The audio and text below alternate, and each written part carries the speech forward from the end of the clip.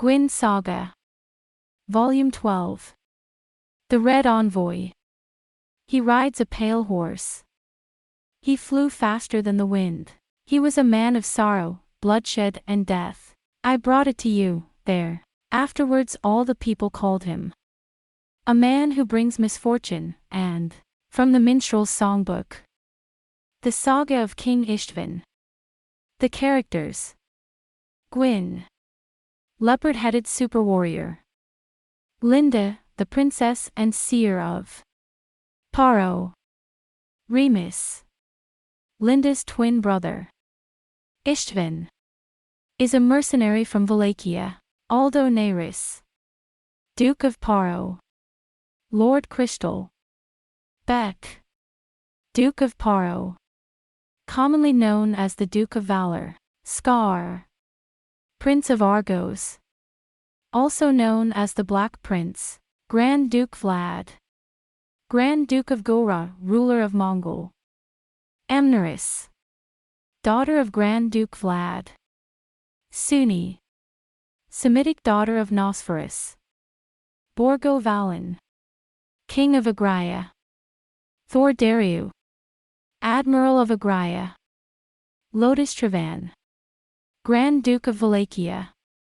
Ollie Travan, Lord Brother of Wallachia. Cameron, Admiral of Wallachia. Andonis, Chairman of the Review of Rigor. Chapter 1. The Valan Conference, 1. The Dora is sounding. It has been ringing incessantly for some time now, after a pause of several minutes. It means that the ship is leaving or arriving at the port. This was Varin, the capital of the Primorsky territory Power Agolis. Varin is a port city. As the name, Primorsky Krai, suggests, all the capitals of these maritime countries have a port. Not only the free trade city of Rhaegar, but also the capital city of Wallachia, Leiden and Rontier in Africia, and Dard, the center of the autonomous region of Thrace. In these countries and towns on the Sea of Lent, every morning and evening the foghorns are blown loudly, and the draughts are heard through the masts of sailing ships in the misty harbor. The famous Dryden lights, which are put up all night for ships arriving and departing in the middle of the night, are extinguished with the first whistle, and then the harbor town comes alive again for the rest of the day. The air smelled of the tide. When the fishing boats came back to land, the whole town smelled of fish. But now, O King! Borgo Valan, King of Aglaia, heard a muffled voice behind him, and turned round. Tor Daliu, the admiral of the agrarian navy, was coming up the stairs to the balcony of the palace where the king stood overlooking the harbor of Dryden, aboard the agrarian flagship Salia. Oh, Dariu! You're up early this morning, your majesty. The morning breeze is so refreshing. Where's Dora now? From Wallachia, Lord Lotus Travan himself, on board the Orneus II, at Dora. Wallachia. Even though it is a tropical country, the morning breeze in Agraia, facing the sea, is cold. Borgo Valan drew back his cloak from his shoulders. Wallachia. Corvinus, governor of Ephraia, Orlok, count of Thrace, Io Alona, queen of Rontier, Hasrik Kendall, chief of the sea peoples, is there one more who will not come? At the Andonish chair in Rhaegar, Thor Daliu makes a subtle face. All that remains is for Dagon Wolf to return. Dagon Wolf, Chancellor of Aglaia and President of the Primorsky Krai, had left Aglaia 2 months before to attend the wedding of Princess Amneris of Mongol to Audiobook, Duke of Crystal of Paro. Immediately after the tragic wedding, he left Danine and made his way home by water from Longard down the Argo, but even though the Argo is a swift river, its middle plain is not very deep, and yesterday he received word that he had reached the Sea of Lent from Arkand, at the mouth of the river. Favored by favorable winds, we hurried the rowers as hard as we could, and if we could reach Varin tomorrow or the day after, we should be very well. For a wind-driven sailing boat, it is not easy to calculate how many days it will take, because of the distance. In any case, tonight is a welcome party. Make sure Karsbal is well prepared to entertain us. I'm sorry. However, the gray-haired admiral, his white hair blowing in the strong sea breeze, I hope you will not be present at this meeting of the Primorsky Krai, Mr. Andonis. I don't want that to happen. The ship is late. If we don't go to the Primorsky Krai conference, the Primorsky Krai won't survive. You're late, but the Queen of Rentier has already arrived first. Don't say it. Borgo Valin raised an eyebrow. Primorsky Krai is a chain of small states bordering on the Lent Sea. From the east, Rentier, Rhaegar, Thrace, Aglaia, Ifrakia, Wallachia, and the old towns of Magadha and Amrash, where the Sea peoples, a kind of free settlers, do not belong to any country. In the west of the town is the village of Miroku. To the west is the Miroku town of Yaga, but the Primorsky Krai is usually limited to Amrash. The topography of the region is very complicated, with numerous ports and harbors, but the Ratnarens, which are connected to the Willan Mountains, the Highlands and the Yules, which are known as the backbone of the world, are all close to the coastline. The Highlands and the Ur Mountains, the backbone of the world, with their steep mountains, their barren land, and their constant sea breezes, are the poorest of all the coastal provinces, and the least productive. Therefore, living by the sea was the only way for these coastal nations to prosper. It is not only a fishery. It is also the center of the world's trade, especially in Rhaegar and Valen, and most of the trade on the steppes and the middle plains, separated from it by the Danine marshes and the Willan Mountains, comes from this coastal province. The most important of these is the western passage via the port of Ross at the mouth of the river Kess, the Argo passage via Arkand at the mouth of the river Argo, the southern passage to Landargia and Friantia, the Chironian passage from the Sea of Norn to the ports of Anten and Hela in Chironia, threatened by the Tartan Vikings, and the eastern passage to Kitai and Hela, and the eastward passage to Kitai, all of which are important long-distance routes carrying products and processes from all over the world. As Primorsky Krai developed its sea routes and became the artery of the world, there were many conflicts and battles over the rights to its important ports.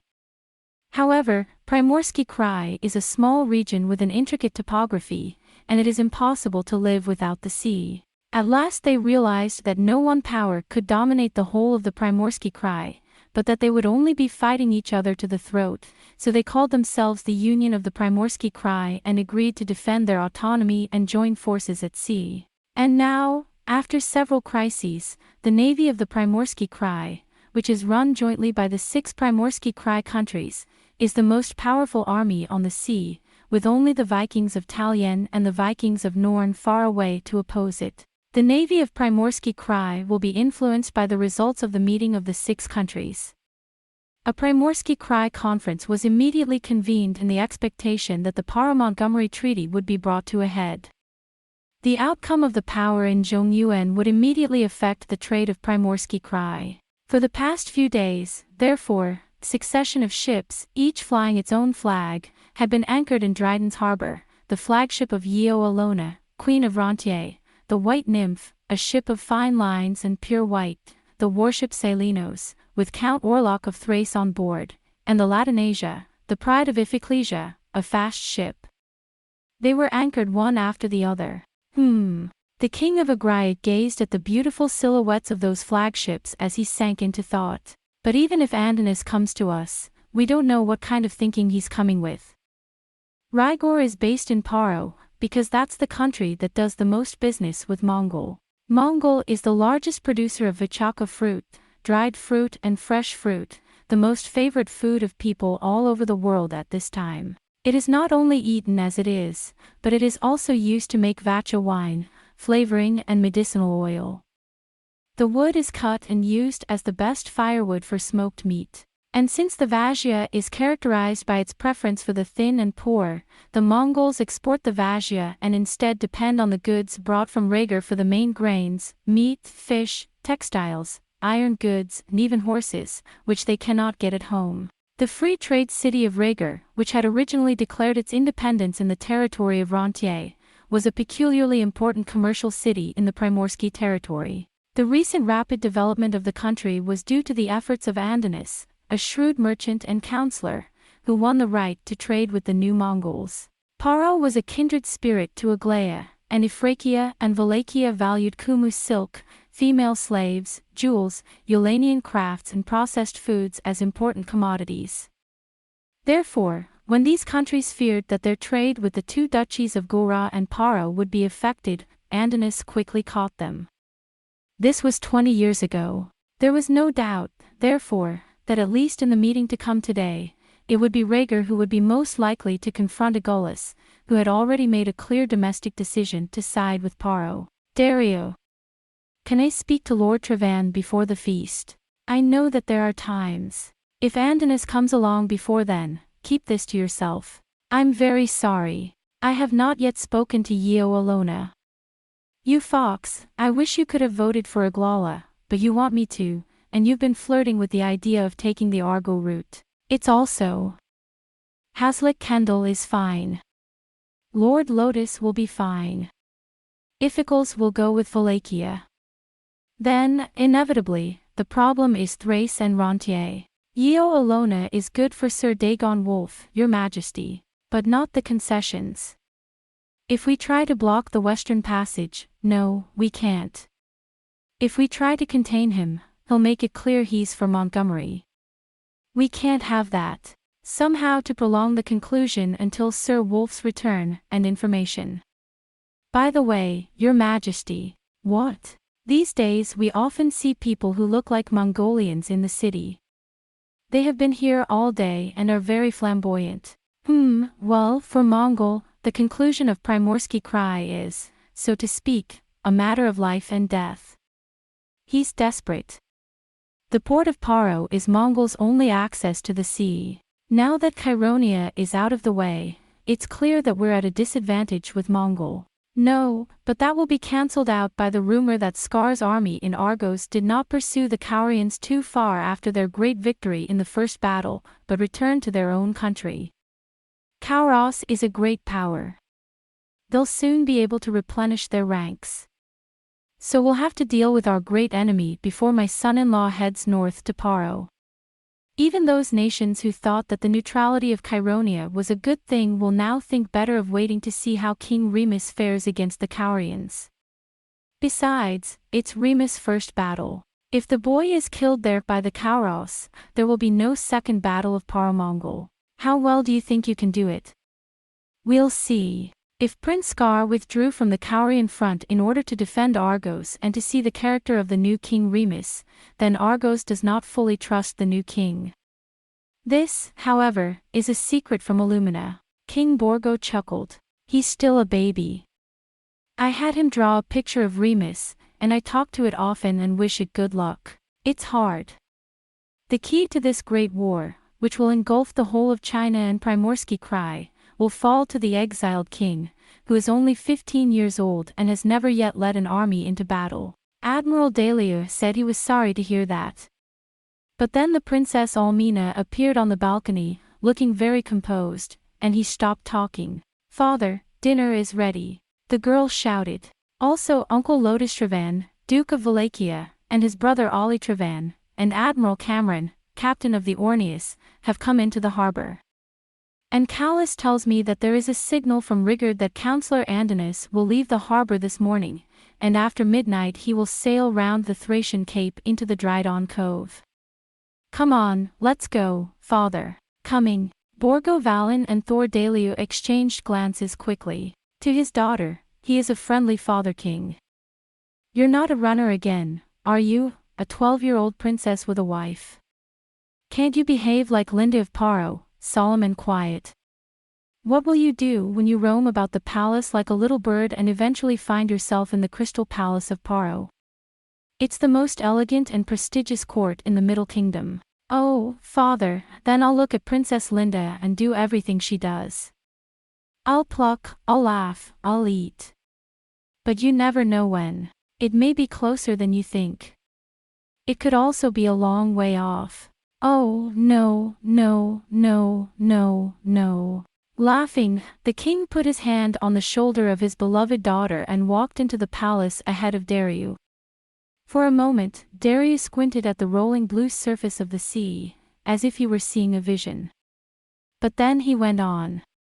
Sooner or later the famous Reginmeru, with Andinus, the hero of Rygor, will round the Cape of Thrace, with a huge dragon on her bow and all her sides covered with spiked spears of steel. Before that, there is still much to be done. The bustle in the harbor when the ships come in and the crews come ashore one after the other is most spectacular. The crew will spend the night on board to cleanse themselves and, after a ceremony of thanksgiving and the blessing of the moth, they will be fully clothed and board the barge. Hail Wallachia! All the best, Lord Lotus. The best of Primorsky cry. The people, who cannot enter the port, cling to the fence, wave their hands or wave the flags of Wallachia and Agraia. In it. Welcome to my home. It was Lotus Trevan, Duke of Wallachia, or Trevan, who was greeted by the Minister of the Interior, Carisbar, and who first jumped from the barge onto the pier unaided. He is not very old. He was probably 5 or 6 years younger than Borgo Valen. He has the black hair, dark eyes, and sallow skin of a Wallachian, and his firm body is clothed in the simple clothes and cloak of a sailor, with a dark beard. He was followed by his brother Ollie Trevan, who, with an unhealthy swollen complexion and a grim, sullen look on his face, gave a hand to a soldier on the pier and lumbered ashore. Following him, a slender man in his 40s or 50s, a typical Wallachian sailor, with a gentle but surprisingly strong presence, jumped agilely onto the pier. His long black hair was held tightly in a copper band, and his cloak fluttered in the wind.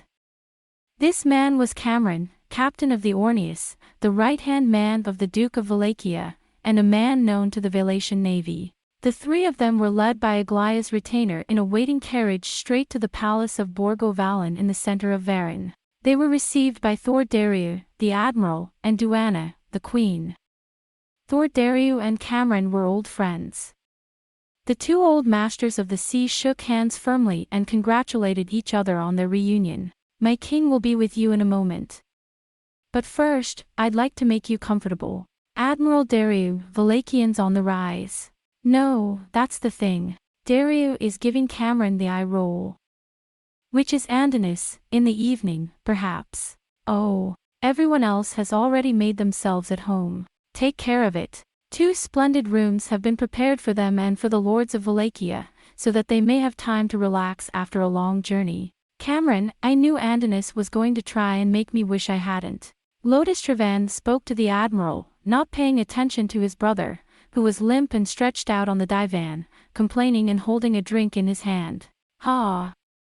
It would seem so. Either we take the principle of non-interference or we take the principle of faith with Mongol. But Cameron stood up and walked slowly around the room. In any case, there is no such thing as a withdrawal from the Primorsky Territory Union. And the Rigor Navy is not so powerful. The question is whether or not to allow the Shikoku Allied Navy to go to war. It's been a bit tense between Rhaegar and Aglaia and Rhaegar and Rentier recently. Suddenly, Cameron's expression changed and he made a quick gesture with his left hand to control his lord and brother. At the same time he draws his sword. Who are you? He gave a stern shove and ran out onto the seafront terrace. Do you know him as Lord Lotus Trevan of Wallachia? The assassin. With a slender sword, he thrusts it towards the thicket of Rosalia. And Master Lotus Trevan, Duke of Wallachia. There was a voice in the bushes, whispering. Who are you? Get out. The pursuit of Cameron is becoming more and more difficult. There was a rustling sound and a man stood up from the bushes. He was an ordinary man, with the appearance of a common Aguilarian fisherman. His blonde hair, however, was not of the dark color common in Agulhas, but of a more northern whitish color, and his face was also slightly unlike that of the Primorsky territory. Please forgive me for my rudeness. The man crawled on to the stone floor of the terrace. I beg you to read this secret letter from my master in public. A secret messenger. Cameron raises his eyebrows in disgust. Say. What's your name? Paro or Mongol? In Mongol. The man's voice became so low that it was inaudible. On behalf of Archduke Vlad the Impaler, I am Wix of the Order of the Yellow. What is it, Cameron? Slowly, the Lotus Trevan comes to a standstill. Public. Cameron restrained him and went quickly by the lord. This is for me. If word should reach Aglas that there had been any contact between Mongols' envoys and the Duke of Wallachia before the meeting, he'll know nothing about it. I'll take care of it, please. Lodistrevan has absolute confidence in his admiral. He nodded, went back to his room and closed the curtains tightly. Come here. Cameron made the Mongols go under the cover of the Rosalia bush. Which is the secret book? Wix hesitated a little. That, by the direct order of the Grand Duke, Lord Lotus, you shall see to it that it is read in due time. You don't trust me? Cameron grinned. I am Lord Lodistrevan's right-hand man, Admiral Cameron, captain of the Orneus. He trusts my word more than his brothers. Admiral Cameron. Wix seems to have had an epiphany. Oh, I'm sorry. But by all means, soon and my husband's. I'll give it to you. I wish I could have been there. Stingy. So, here it is. Wix gently opened the front of his clothes and took a letter from inside his leather jacket, which was clinging tightly to his chest. Let me see. I'm the Lord Protector, I can't have any poison in my letters. Never such a. Snatching up the letter, Cameron untied and unfolded it carelessly. As he skimmed down the page, there was a glint in Cameron's eye. Very well, he said quietly. Certainly. Then I suggest you give it to my lord in due course. If I take it away, you'll be wondering if it's really in public hands. There. He rolled it up and held it in his left hand and held it out to Wix. A Mongol reaches out a hand to take it. A moment. Ugh! A low moan of despair escaped from the mouth of the Mongol. The sailor's knife on Cameron's hip gouged the Mongol's left breast with uncanny rapidity. Oh, oh. How dare you! Wix, in great agony, tries to reach for the sword at his waist. With his reversing blade Cameron slashed the man's throat and leaped away from the blood. Like a lithe black wolf, he looked down on the fallen Mongol man, his breath unsteady. I went into the room with the secret book in my hand. Already, Borgo Valan, king of Agraya, and Thor Dariu were in secret talks with the Lord of the Lotus. What's the matter, Captain Cameron? You've made a mess of your garden, your majesty. Cameron knelt down in a formal bow. The rats of Mongol have already spotted it. They have snuck in and brought this to my lord. Oh. Dariu took it, opened it and read it. That sounds like something Vlad would think of. Spit it out.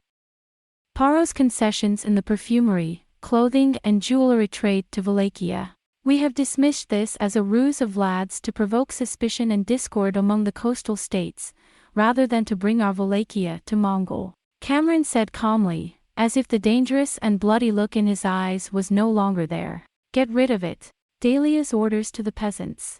It seems that Mongol agents have been penetrating into Primorsky Krai more than ever recently, and we believe that they are in a great hurry. Borgo Valan smiled at the Lodistrevan. But the Primorsky Krai will not be swayed by such tricks, Borgo Valan. Oh. I hope so. A peasant comes to tell them that the welcome banquet is ready. The two lords stand up at the same time and nod to each other meaningfully. Apparently. Looking on from behind him, Cameron whispered softly to Thor Dariu. It seems that you and I have reached an understanding. That's right. Aglas and Wallachians are brothers of the sea. We mustn't fight each other with our fleets. And I, Cameron, will not fight with you. Me too. The god of trust and friendship. Cameron and the old admiral followed the three lords down the corridor.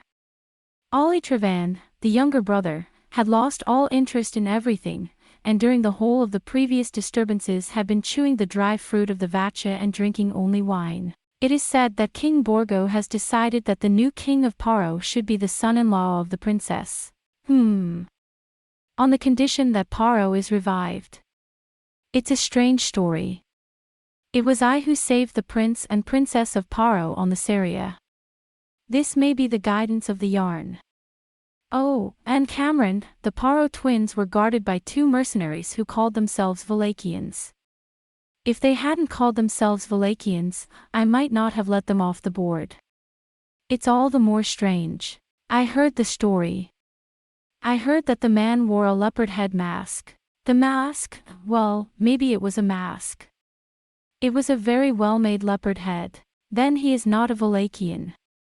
The reason is simple, there is no such thing as a leopard in Wallachia, not with the blue jewel of Drydawn. By the way, on a different note, Cameron, are you still as single as ever? What's this all of a sudden? Cameron chuckled. Old Thor, are you still in the habit of giving me wives? Whose wife is it this time? It's mine. Thor Dahlia is dressed to the nines. My older daughter came home after her husband died. She's still young. Old enough to have the son you've always wanted. And I'm very fond of you, Cameron. The ties between Aglaia and Wallachia will not be broken for long. It's nice of you to say so, but I'm not old enough to take a young girl as my wife. Cameron's hawk-like eyes suddenly blurred as he looked away. Besides, I have been waiting and waiting for 5 years now. I swore to Drydawn that I would succeed him, but he had a quarrel with his brother and disappeared from Wallachia. There have been rumors for many years as to his whereabouts, but I swore that as long as he lived I would not want a son of my own. He was a reckless boy, but there was something about him that made him a godsend. We shall meet again one day. You're still talking like a boy, aren't you? The old admiral shook his head. Poor girl. My daughter is very fond of you. I'm too old for this, Cameron muttered to himself. But despite his words, his eyes, gazing into the air as if in deep thought, were filled with the glow of a man who waits and waits for a dream. On the evening of the same day, the living symbol of the free city of Lygord, the counselor Andinus, arrived in Drydawn harbor on the dragon god Maru. Now all the rulers of the 6 Primorsky Krai countries were in Varin. The people of the harbor town were not unfamiliar with the ships of all countries, as many of them came and went from Dryden every day. However, a summit meeting at a time when the world is in the midst of a war and the world is in a state of flux would be a different matter. Andinus, on the pretext that it was his custom for many years, refused to be a guest in Borgo Valen's palace, and took the Reginmer at anchor off the coast as his lodging. The Agulis under Borgo Valen were secretly annoyed, and also a little puzzled, as it was very easy for them to hold secret talks with envoys from all parts of the world when they were anchored off the coast, but they could not do anything about it, for Andinus was certainly famous for his custom. Lately, Rhaegar's grown a bit too much. Unable to argue with him face to face, Borgo Valen, the convener, secretly spilled the beans to Thor Dariu. There may come a time when we have to do something. Well, that's the thing, it's our prime minister who's the biggest problem at the moment. Tomorrow we'll have to start anyway. The return of the Ugraja prime minister, Dagon Wolf, has been delayed. And when the representatives of the 6 nations are gathered together, they will make a great feast for a night, and they will spend the day as a day of rest and relaxation. There was no excuse to stretch it any further. The meeting will be held tomorrow morning from the 4th foghorn in the great hall of Borgo Valen's palace. It was not until the following evening, when all the delegates were present, that the prime minister gave up his presence, and King Borgo sent a messenger. Dagon Wolf comes from an old family in Primorsky Krai, of course a loyal vassal of Borgo Valen, but he is also related to both Yeo Alona of Rontier and Count Orlok of Thrace, and his influence in Primorsky Krai surpasses even that of King Aglaia. He is the only one who, together with the Prime Minister of Aglaia, is also the president of the Primorsky Council, and the only one who listens to Andinus, who is the next in line for this position. Aglaia's hopes that the conference would be held before the end of the night were frustrated, for the Dagon Wolf did not appear until the end of the night, and the Varin conference was finally about to begin. Andinus, on the pretext that he had come too late and had kept others waiting, urged him to start early. You're trying to turn the story in Rhaegar's favor while Dagon Wolf is away. Borgo Valen was secretly indignant. And this is the story of Cameron, who went back to the Orneus, but late last night an unlighted barge sailed to the Ryujin Maru, not from Drydawn harbor, but from Little Nymph harbor, and never returned. I knew it was coming anyway. In the meantime, preparations were being made for the event and the doors of the hall were finally opened. First, the convener and mover of the motion, Borgo Valen, sits down in the formal dress of the King of Aglaia, with Admiral Torderiu on his left and Minister of the Interior Kars Bar on his right. Queen Yeo Olona of Rentier, her huge, obese body wrapped in an azure gown with dragon trim, sits comfortably on the west seat with her second son, Eilenbaum, who calls himself regent, and Tannhausen, a general in the navy of Rents. She was once called the Swan of Rentier and the Flower of Primorsky territory, and now the representative of Thrace, Count Orlok. This is a man with a reddish-brown, expressionless face, a strong, sea-smelling physique, and eyes the color of the sea, who looks like a fisherman's long man himself. He is a descendant of an old and distinguished family of this autonomous region, which is rich in agriculture and fishing rather than in trade. Count Orlok sat down with his wife Elysia, the Countess of Orlok, who was known as the Nymph, and his young son Orlos. Lodistrevan, Duke of Wallachia, a brave warrior with a familiar face, takes his place in the east, accompanied by Ollie Trevan, who looks as sleepy as ever, and Admiral Cameron, who looks as nimble as ever. Corvinus, the governor of Iphiclesia, entered with Gandrus, the deputy governor, and Guy Sind, the priest of Miroku. Iphraia, as it is commonly called, was an autonomous province of Wallachia, and Corvinus was a native of Iphraia, who was appointed governor by the Duke of Wallachia. The mayor of Amrash and chief of the Sea Peoples, Hasrik Kendall, is a descendant of the Tarchuan Vikings, who long ago drifted to the South Sea and founded a village there. The big man with the fuzzy red hair and bright blue eyes sits in the north seat with his cousin Cain Kendall, the equally big but rotund lord of Magoda. They are not much interested in this war. They do not trade much, but fish in small boats, and go down to the sea to gather shellfish and seaweed. Rhaegar also claims neutrality and calls his mighty navy only a protection of commercial rights. Therefore, the navy of Primorsky Krai is in fact only a coalition of the four kingdoms of Agulhas, Wallachia, Iphrakia, and Thrace. It is joined by the so-called Lent navy of Rentier. Again, the only seat left was that of Andonis, president of the Council of Rhaegar. Just as the delegates began to rustle slightly, without a word of apology for the delay, Andonis appeared. The living city of Rhaegar itself, the actual emperor of Rhaegar, the great merchant who is even said to be the reincarnation of Miguel, the god of commerce, the counselor Andonis, must have been a very impressive figure indeed. He is a large man of imposing physique. He is now 50 years of age. His hair is thin, his nose is Andonis, and he has a huge, red nose and fat lips, which have become synonymous with a large nose. But his eyes were always half-lidded, and from beneath them gushed an intense, hypnotic light, like that of a snake. He was an ugly man, but there was no doubt in anyone's mind at once that he was a man who would always be above others. As if to emphasize the neutrality of Rhaegar, the city of peace, he wore a loose, soft toga with no dagger at his waist, its long hem draped over his left arm, and on his breast a huge, richly jeweled ornament representing the wealth of Rhaegar. It was made of pure gold, and inlaid with 2 lines of prayer in the runes of the jewels, peace to the voyage and prosperity to Rhaegar. One can see at a glance that it is expensive enough to warrant a small kingdom. On his shiny, reddish-black head he wore a headgear in the shape of a crown of Lunarian leaves, also of pure gold, to signify that he was a counselor. He was sweating incessantly, even though the maidservant who accompanied him constantly blew air through a large fan. Some called him the ugliest ruler in Primorsky Krai, or the Frog of Rhaegar, but Corwin, one of the 10 leading men of Rhaegar and an arms dealer, who sat on his left, was as handsome as Allure, though older than he, but not half as handsome as Andonis. But he was not half as good-looking as Andonis, or even 1/10 as good-looking. Andonis had a kind of magnetism that attracted the viewer, whether repulsive or favorable, and from the moment he appeared, wherever he was the star of the show.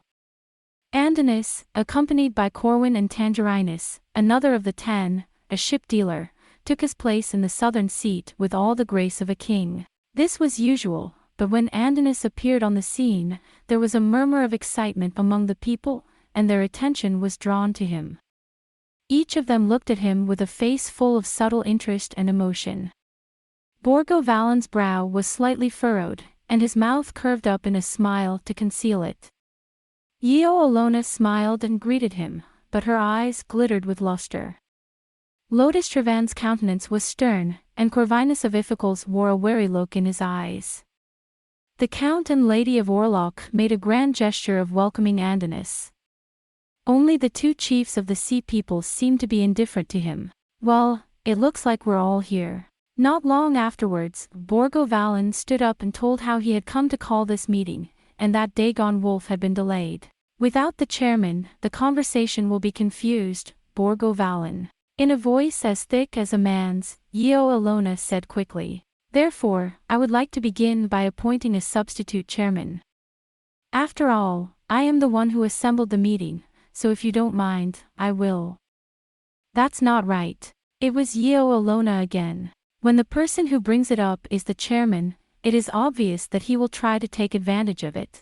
Then, disgusted, King Aglaia said, "It looks like we're in trouble from the start. Can someone?" "Not me." Quickly, Yeo Alona said. "Rontier is going to watch from the sidelines as the deal with Aglaia is not going well." The eyes of Thor Dario and Cameron collide quickly. Then, the Thracians, the Ephraeans and the Sea Peoples, aware of their lower position in Primorsky Cry, did not dare to say anything and kept their eyes closed. "If there is no one else, I will." Slowly, Lotus Trevan was getting up. "I'll do it." Andonis sat down, laced his fingers together over his fat belly, and opened his mouth for the first time with his eyes half-lidded. "That is, of course, not what I wanted, but Rigor. Rigor is neutral in all wars and non-interference in all conflicts," Andonis said with great gravity, the first of the three principles of Rhaegar, as if he were chanting. "Besides, as chairman of the Council of Rigor, I have always been accustomed to the same duties. If there are no objections, I will take the lead here." "Of course." It was again Yeo Alona who said quickly, "I am not going to be a fool. I can't think of anyone more deserving. I am honored." "My beautiful queen," Andonis said seriously, tapping his jade-ringed finger 3 times slowly on the table. "But once again, Thor Dario and Cameron have an eye fight. Before we begin, I'd just like to say a few words. At your service, Lord Andonis. It's about this meeting. His Majesty, Borgo Valan, says that the situation in the Central Plains is so desperate that he must make an urgent decision about the future of our Primorsky territory. But, I wonder, is it really necessary to make that decision?" "What do you mean?" "I mean..." Andonis had a low voice, which never grew louder, yet it rang out so loudly that not a single word was heard.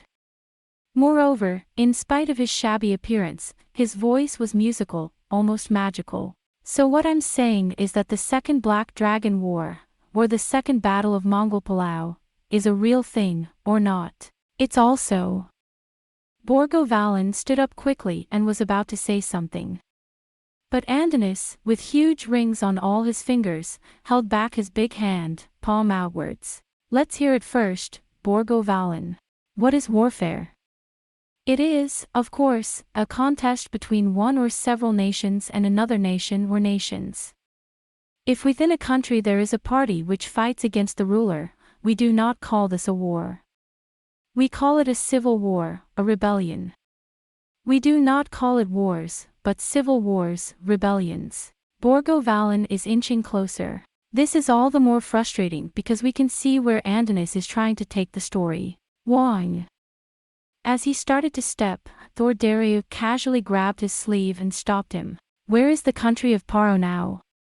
"It's nowhere. There is only the Paro region of Mongol territory. How can a country that does not exist on Earth wage war? It can never do so. There are no clouds of war or tempests in a country that does not exist. There is only civil war. And it is unbecoming of a nation to stick its beak into another nation's civil war." A while. Finally, Borgo Valan had no choice but to forcefully intervene. "That's called polemics. Paro exists. It is only a year since Paro came under the rule of Mongol, but although Mongol's army is stationed in the Crystal Palace, there is still no Mongol governorship in all the provinces of Paro, and as we know, only a month ago, the Dauphin of Paro and, as we know, only a month before he had arrived in Argos, the Crown Prince of Paro, Remus Aldros, had proclaimed himself King of Paro in the presence of the King of Argos, and had then raised an army to retake Paro and marched on it with all his might. I don't mean to be rude to the future son-in-law of Aglala. Andonis is not in a hurry. Any fool can call himself a king, if he only calls himself a king. I could call myself the new king of Agraia right now. But who will declare him the new king of Agraia? He may claim to be the new king without a kingdom, without a people, under the cover of a borrowed army, but he will not be accepted by us. In particular, on the main route from Argos to Paro, Kauros, an ally of Mongol, is waiting for us. It is unlikely that Kauros would be a match for a boy of 15 or so, who has never won a single famous battle. It is said that Lord Crystal, one of the two pillars of the armies of Paro, was killed by a knight of Mongol, who may have been madly in love with him or an assassin of the Grand Duke, and Lord Beck, the other pillar, was killed in battle with Kauros. I have heard that he was killed in a battle with Kauros. Do we still dare to say that the country of Paro exists and that the battle of Paro-Mongol is imminent? If so, this Andonis would like to know the reason why Borgo Valan says so. Also, if the new king of Paro were to be defeated in a battle against the Kauris without any luck, what would be the position of Primorsky Krai towards Mongol and the Kauris? Even if the new king of Paro fights well against the mighty Kauros, how many years will it take for him to reach Paro and overthrow Mongol? A year at the earliest.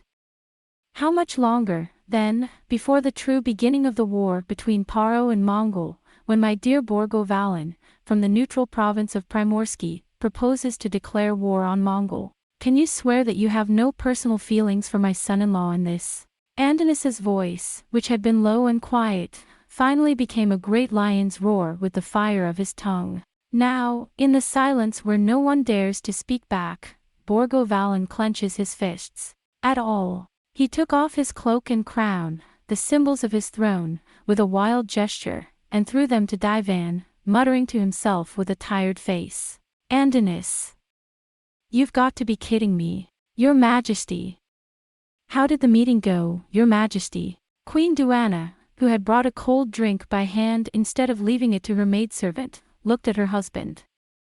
On the whole, the air in the coastal countries is much freer and more relaxed than in the central plains. It is not uncommon for a king or a grand duke to go to the market himself to examine the fish which have just been landed. Her hair was tied up in a bun round her neck, and over it was draped a net of gold thread, fastened with pearl pins, and she wore a loose-fitting Aglala-style gown, and anxiously took Borgo Valan's hand. You look very tired, sir. You must be tired. I'm trying hard not to let a monster like Andonis get the better of me, but the result is... It's not a matter of getting results.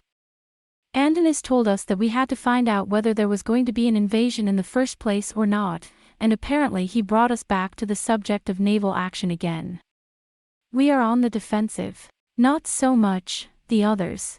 Lord Lotus is all right, but the others... King Borgo clucked his tongue and gulped down the honey wine. Indeed, Andonis is a good speaker. The Kendall brothers are simple-minded, Yeo Alona has a strong stomach, and Orlok, if not the Count, then his wife. And Corvinus, well, I'm not surprised that he had the ambition to take over from Lord Lotus. But as long as the Trevans are in power, a small country like Iphicles can't do much about it. The fox and the raccoon, as they say. And I'm a little worried. And Dariu, tonight in the court. Call me. Yes, sir. The queen went out, and after a while Thor Dariu came in. At your service. I'm sorry you've had such a rest. In fact, I want to double the guard at Lord Lotus lodgings. I know, sir. Assassination. Exactly. It's because of Lord Lotus that Valachian is the strongest ally of Agrippa. He only cares about the secret messenger, but if Lord Valachian doesn't agree with him, he won't be able to make a last stand. And between you and me, I don't like Ollie Trevan. I don't think I'll like it that much. Dariu chuckled. Yes, sir. I'll put another company on the line. But I know a man named Cameron. I'm sure Lord Lotus will be safe as long as Cameron keeps close to him. Be careful what you wish for. No brother of the Duke of Wallachia is to be harmed in our country, right now. Besides, Daria chuckled again. I'm afraid the same care must be taken in the bedchamber of my king. Me? Don't worry about me. I can take care of myself. No, that's not it. Lord Lotus is important, but Borgo Valan, king of Agraia, is more important to us. We can't have a single Kaitai assassin in our midst. You are like a 3-year-old child. If the Kithians were coming, I'd tell them to turn around and swim out to sea, to Rijinmaru, and... The squire laughed in unison. I'm sure Andonis will have some trouble sleeping tonight. It would save him a great deal of trouble if he were dead in the morning. Borgo Valan sighed and threw himself on the divan. Despite his laughter, the king's weary face showed that he was fed up with the difficulties of the negotiations ahead. It was around the same time. Cameron. It was Lodistrevan, Duke of Wallachia, who rose from his bed and called out plaintively. Cameron, aren't you here? The admiral has returned to the ship. A farmer came in with a light and answered. On a boat. The neat face of Lord Lotus has been tightened. Did you have business on the Orneus? I don't know, sir. He went away on a whim. He said he'd be back in the morning. You're a specimen, aren't you? I thought we could discuss and decide on Wallachian's final attitude by tomorrow morning. Sake. I'm home. It's not just Borgo Valan's. Lotus Trevern is also having a hard night's sleep. And Ollie, His Royal Highness, the Duke, has also gone. What is it, a night out? Your brother, Lord, preceded the Admiralty. That guy. Lord Lotus puckered his lips. But he soon changed his mind. Well, okay. You, come here and give me some air. I'm having a hard time sleeping. Yes. The Lord lay down again, letting his son fan him with a large fan. But the sticky, salty night air of the harbor seemed to stick to his skin, and perhaps that was why sleep never seemed to come to him. Admiral Cameron and Ollie Trevan did not seem to be coming back. Night has fallen. The nights in Valen are not extremely lively. The port of Drydawn is a military port. Because of this, there are peddlers and food vendors open all night for the late-night arrivals and departures, but there are not many places for drinking and partying, and it is rather quiet and deserted compared to the areas near the port in Lower Wallachia. Nevertheless, in the vicinity of the food shops, drunken sailors of the lower ranks, whippersnappers, and their sleeve-tugging playmates can be seen here and there. In the midst of this important meeting, which could decide the fate of Primorsky Krai, there are more guards on patrol than usual, walking back and forth with lights in their hands. Every time they do so, the drunkards and prostitutes disappear like torques from a fire, and when they have passed, they appear from nowhere. And they continue to roll the dope, to draw the customers, to sell them flowers, food, information. It is also close to the port of Drydawn, known as Sea God Street. Oh, my God, he's so handsome. As the sailor passed by with the hood of his cloak down, a prostitute, sticky-cheeked and scantily clad, approached him and tugged at his sleeve. I'm not playing, Captain. Hey, Captain, let's go for 10 runs. It's for tonight. My bed is clean. Sorry, pretty lady. I'm in a hurry. Oh, dear, what's more urgent than playing with a girl? I'll just stay here. I'm out of work tonight. She was a little drunk and, as I said, had no customers. She persisted in latching on to the sailor's arm. Hey, yo, there's nothing I can do. Come on, have a drink. Go away. The man puts the money into the woman's jacket.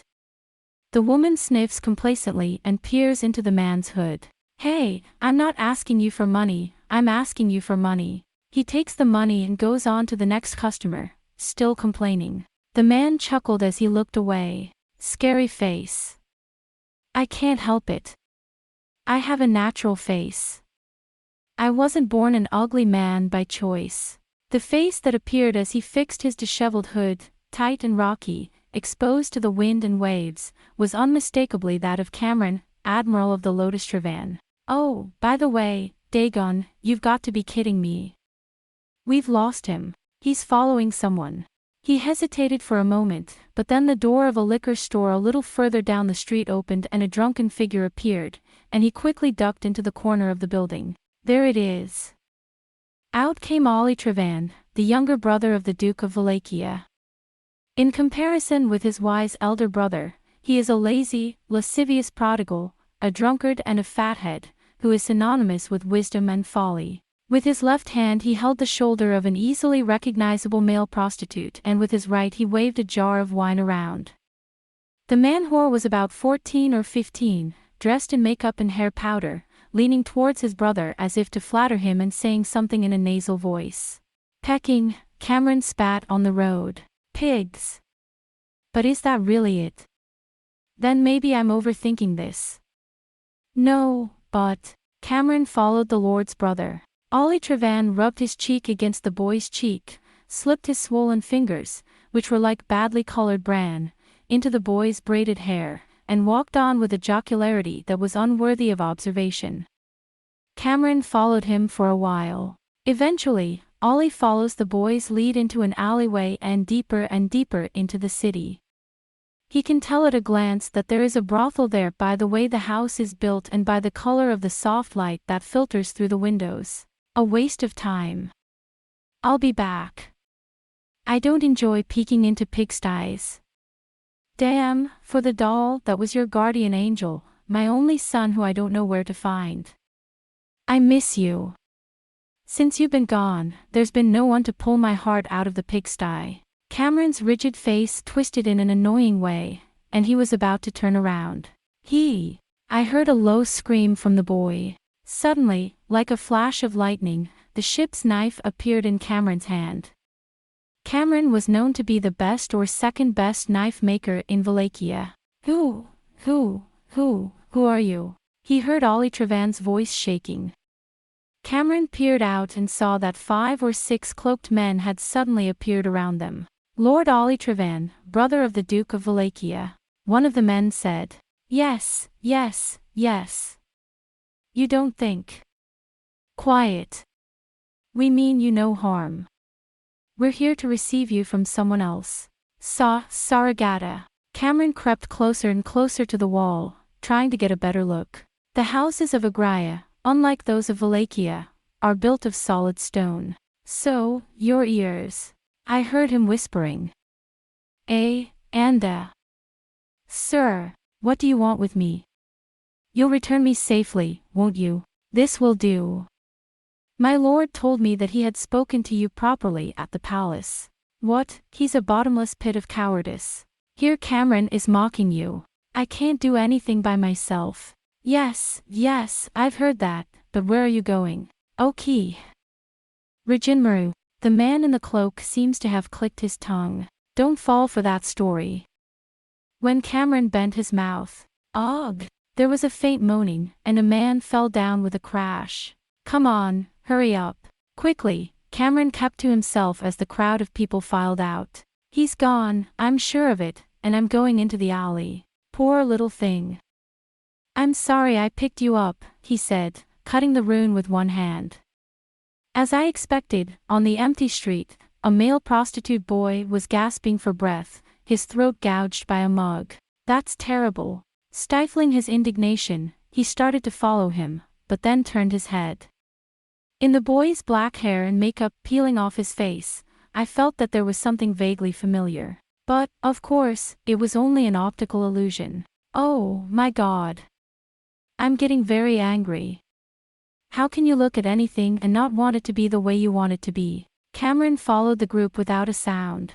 "The others are already here, sir." "Others? Is there anyone else?" "Go there and you'll see what I mean." There was a small boat tied to the waterfront. "To this little, are you okay?" "I'm heavier than most people. And, oh, I can't swim." "Don't worry." With Ollie Trevan and the men in cloaks on board. Out at sea, the black figure of the Ryujin Maru, the main ship of Rigor, is well known. It's Dagon. Cameron thought for a moment. Then he took off his cloak, untied the strings of it, and tied his hair behind his back. Then he strips off his loose-sleeved Valachian sailor's jacket and waistcoat, and, with his body as lean and flabby as a whip, and covered with old scars, he carries on his back by a string only his great knife, and underneath he wears only a pair of trousers without sandals, and wraps his clothes in his cloak and hides them under a nearby abandoned ship. This one is Dagon, protect him. Andonis is indeed a cautious old raccoon, but we must at least see the faces. Put on the blue beard of Dryadon and defend Wallachia at, muttering in his mouth, Cameron plunged noiselessly into the waves. In the meantime, the boat moves quietly towards the mother ship. Soon afterwards, a naval ladder was lowered from the side of the Ryujin Maru not visible from the harbor, and a boat was pulled in. Cameron swam like a fish beneath the surface of the water and approached the Ryujin Maru, occasionally lifting his head to see what was going on. Born and bred in the seafaring city of Wallachia, he was the best of seafaring men, in charge of the Ornius II, the most famous ship in Wallachia. He can move more easily in the water than on land. But, once we were close to the ship, the rest was not as easy as it had been. Throughout the night, the wary Andonis has set up a number of torches on the port side of the Ryujin Maru, to make the surface of the sea shine brightly. Moreover, a number of watchmen are constantly patrolling the area. After swimming around the boat several times, Cameron finally found a spot where he was out of sight of any torches. The Ryujin Maru, like most of the ships of this period in the Primorsky territory, was rowed and sailed together. From each of the windows of the hold, a great number of paddles stick out, now quietly swaying on the water. Above them are the windows of the cabins, and above them the lancets of the port side. An ostentatious ship. My little girl wouldn't have planted such a shabby spear, but she'd sink 5 or 10 of these ships with one. A ship is not equipment. It's speed and the unity of the crew. The captain of the Ornius snickered. There is a great pride, confidence and love for his ship, as there is for all coastal sailors. But thank goodness, is easier to sneak into after all. Thanks to the lancet, you can't see it from above. Grasping the end of a thick pike in a blind spot from the torch, I pull it a couple of times with care. There is no response. Thinking that the rowers were sound asleep, Cameron climbed up the pike, trying not to make a sound. He puts his hand on the iron ring that holds the cage together, and with a flick of his wrist he pulls himself up with agility. Cameron is now in his mid-40s, but his body, which he has worked out for many years, is not flabby, and he is far more enduring and lithe than most young men. It has been Cameron's opinion for a long time that a captain must be able to command, climb masts, walk poles, swim, fish, handle knives, and do everything better than his crew, in order to be able to control the rough men of the sea. The day I get off the boat is the day I won't be able to climb the mast with one hand. Oops, that was close. In the meantime, the ship's captain, who had almost fallen into the water, pulled her up and gently placed her on the other side of the ship. The Cameron, with the help of a small iron ring, began to move slowly against the wall of the Ryujin Maru. As he climbed up, he could just see into the cabin window. Taking a knife from behind his back and gently poking it against the joint between the planks as a clue, Cameron dexterously moved halfway up the ship's belly. His body twitches and stops moving. A little further on a window is open. Through that window. So now we're all here. The voice of Andonis, the unmistakable critic of Rhaegar, was heard. There it is. Finally, with great care, Cameron crept into the room. Welcome, Ollie Trevan, to the Ryujin Maru. What do you drink? The muffled voice of his brother.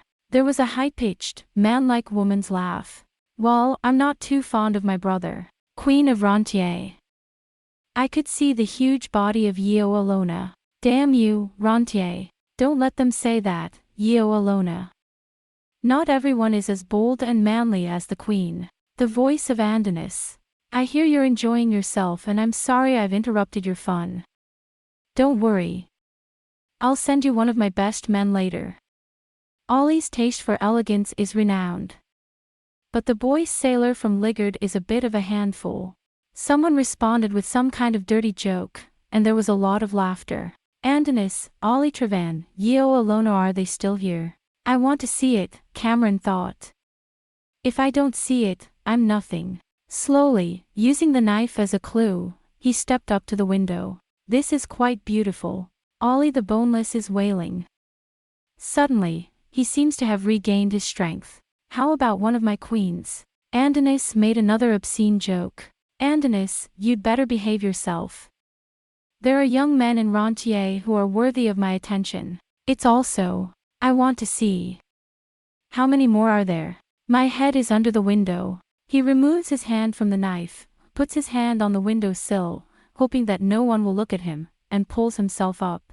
I see you. What I saw was a huge white back and a huge round back head on top of it. Hard fat in 2 layers on the back of the neck. Andonis fat ass, not yet. Get out of the way. Cameron ducked slightly. I saw Yeo Alona. She's dressed to the nines. A gown of jewels, bright sea blue trimmings. Her flesh, white and rich, is overflowing. She's a doll, she's a woman. Andonis.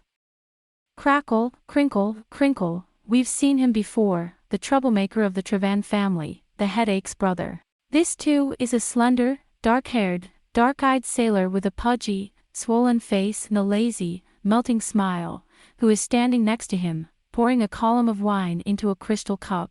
Oh, no, not again. If you don't, I'll be sick. When I see a dark-haired kid of 15 or 16, I wish I'd seen him.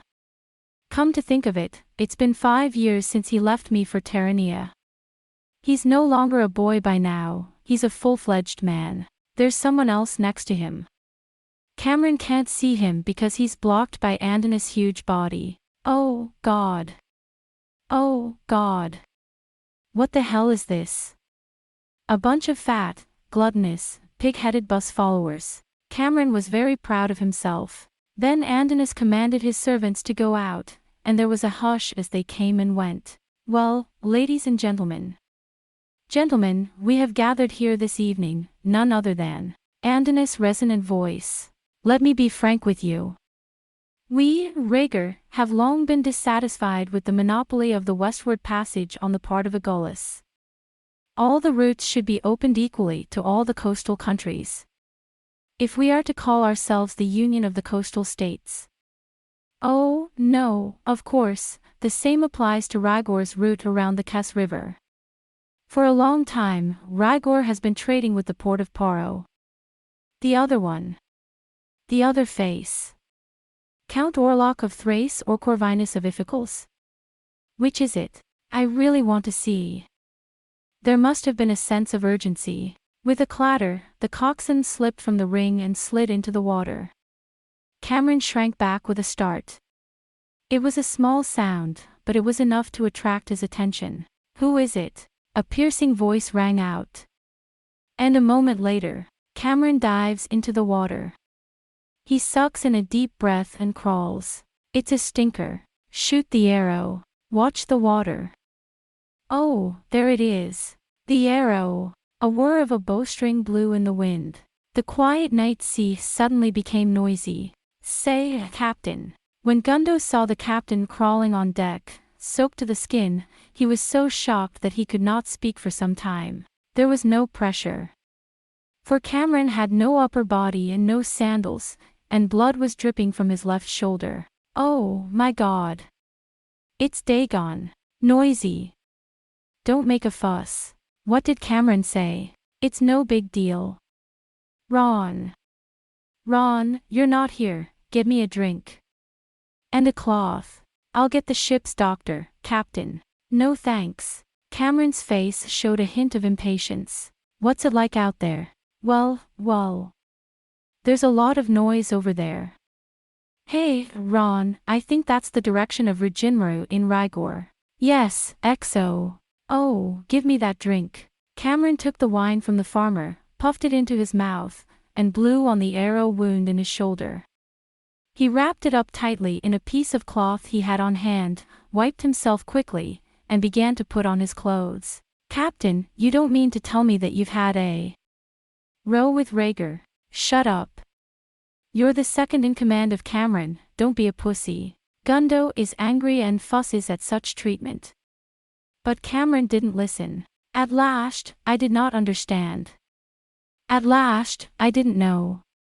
I'm all alone, I'm all alone, I'm all alone. Damn you, silly Ollie, you've been given the title of Duke of Wallachia. He'll have to sleep on board the Orneus tomorrow. But there's another.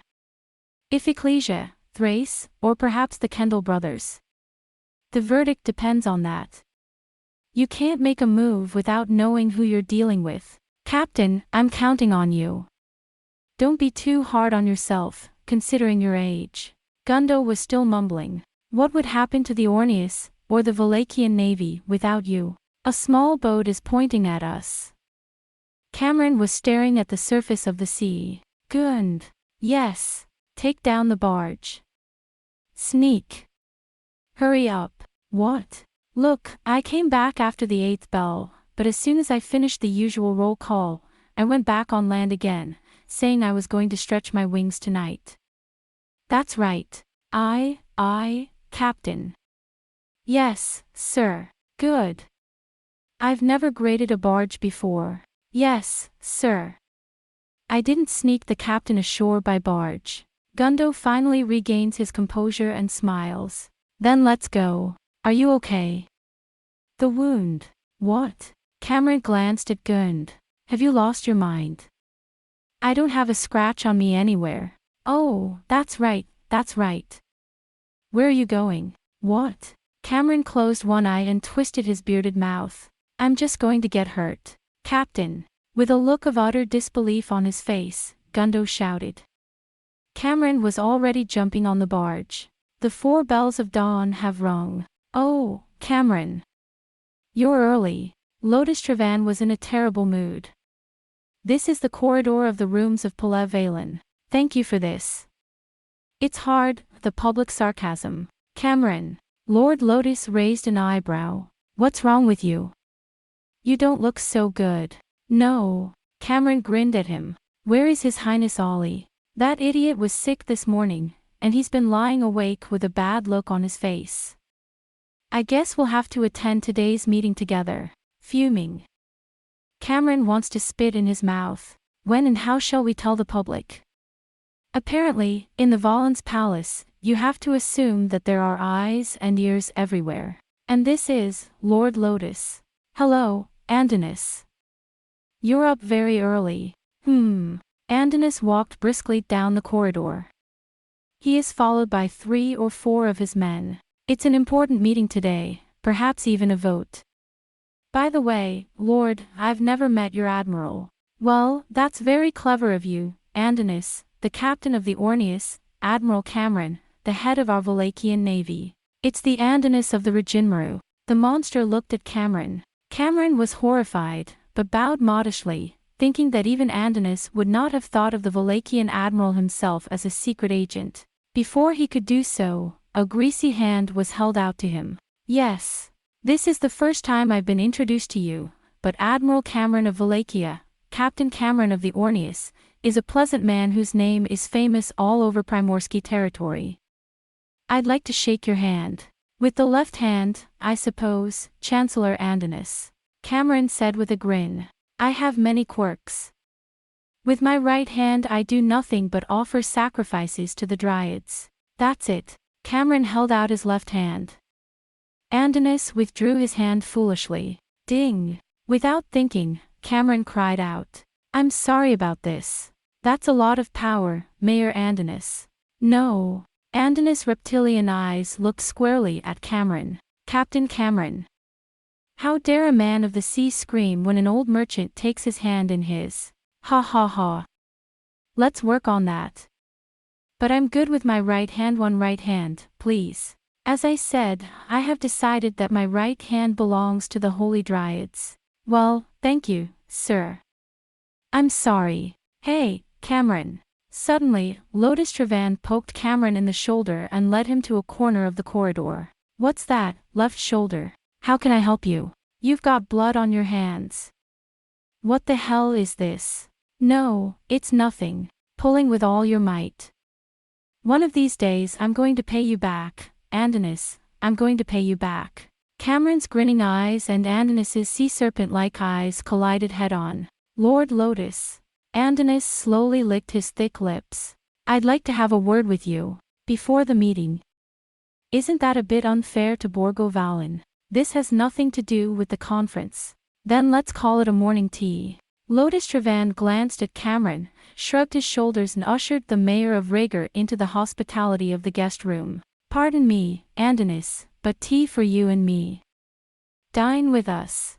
I'm on a boat.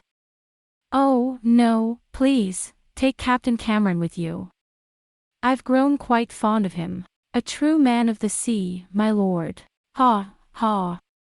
This man is supposed to be a man among men in Wallachia. Lotus Trevan was no ordinary man. He was quick to see that there was more to this act than meets the eye, and his manner with Andonis was smooth and unobtrusive. If you could spare him, I'd be happy to give him a ship in my fleet. And now, my lord, will you listen to me? Anything you want. As a matter of fact, yesterday I had an assassin on my ship. What will they say? Don't be afraid, said he, and don't trouble yourself. The guards found out and shot arrows at him, and they did hit him, and there was blood in the water, so he is probably somewhere in the sea. Suddenly a look of dismay crossed Lotus Trevan's face, and he glanced quickly between Andonis and Cameron. The blood on Cameron's left shoulder, now the size of the palm of his hand, was beginning to seep out. Lord Lotus looked at Cameron with a look of surprise. Cameron deliberately looked away. Well, that's not really the point. There's another story. Lord, is there any member of your household who may have left something behind? I'm sure it's a Wallachian sailor's garment. Andonis gave the signal. One of his retainers graciously presented him with a package. It was wrapped in a black cloak. Unwrapping it, he found inside sandals, a broad-sleeved shirt and a black silk robe. This, I believe, is the uniform of the Wallachian fleet. You'd be in trouble without it. And it's a very fine one. None of it belongs to a lowly sailor. It must have been left behind by some drunken freak on the beach at night, but I thought it would be a shame to throw it away, so I brought it to you. What a fine thing to do. Did you take the beach? Cameron smiled devilishly inwardly. But it saved me from losing my favorite sandals. That's very kind of you to look after. Lotus Trevan looks at Cameron and Andonis as if he can't make up his mind what to do. Cameron closed one eye and gave the signal. Lord. I don't care what you do, you can question me. If you don't, Andonis will be even more suspicious. I don't know if the attention got through. Cameron. Lotus Trevan shouted. I've left your men in your care. Ha! Cameron said briskly. None of my men are so foolish as to disobey orders or forget things. Well, I'll leave it with you, and when I find the owner, I'll send him back to you. Stubborn. Andonis' narrow eyes grew slightly larger. Captain Cameron. A low, muffled voice with something unpleasant in it. Ha! What happened to your shoulder, sir? Well, I'm afraid I've found you a trifle. Cameron clutched his shoulders exaggeratedly. I'm ashamed to say, sir, that my men are very good at what they do, but the best rascal on board is the captain. He got a little carried away last night. Cameron. Have you forgotten that we're in the middle of an important meeting? The stern voice of Lord Lotus. Keep it up. I'm too old to be embarrassed. How can I help you? Even Cameron felt as if Andonis's ugly face had grown to a huge size and filled the whole room. You monster. No, it's just, we had a bit of a fight in the bar. And your shoulder. That's not good. Fortunately I have good medicine. Show me the wound. I'll give you medicine. No, that would be too frightening. Don't be shy. Or. When Andonis stood still, the room seemed to become smaller. Is there something that prevents me from showing you the wound? I don't think I should bother you with such an unsightly thing. No, he's very dear to me, Lord Lotus. I'm a very good doctor, by the way. Now, don't be shy. Cameron. Lord Lotus squeezed his chin. Cameron shrugged his shoulders. Well, sir, it's my duty. I beg your pardon. Cameron took off his jacket and shirt. A white bandage, soaked with blood, wraps around his chest and covers his shoulders. You are indeed a man of fine physique. Andonis muttered with half-lidded eyes. I'm so embarrassed. Cameron took off the bandage carelessly. When he removed the cloth, even he raised an eyebrow, but he did not make a sound. Oh. Lord Lotus looks away in distress. This is terrible. It's awful. I wish I could do it, but I can't. I did a foolish thing. I was beaten with a lamp in a tavern, Cameron said with a sober face. It was a bit of a rush to get the pieces out. Andonis's eyes seemed to loom over me again, and I felt a sense of urgency. How painful this must be. And yet you will not substitute a guard for your lord. He is the mirror of a vassal. I wish I had a right-hand man like him. Here's some medicine for you. It may sting a little, but it will do you good. I'm sorry you had to grab it. Andonis's fingers, smeared with grease, gouged mercilessly at Cameron's wounds. The blood drained from Cameron's cheek, but he still grinned. He knew that his adversary was taking advantage of this to pick at the arrow wound. Remember me, you fat devil. I'll never forget what you did to me. And you'd never know it if I'd cut you open with a piece of lamp and lost you to an arrow wound. Andonis withdrew his hand, as if to express his disappointment. Don't be a fool, Cameron. Lord Lotus, his pale lips pursed, hurriedly applied a handful of cloth and rewrapped the bandage.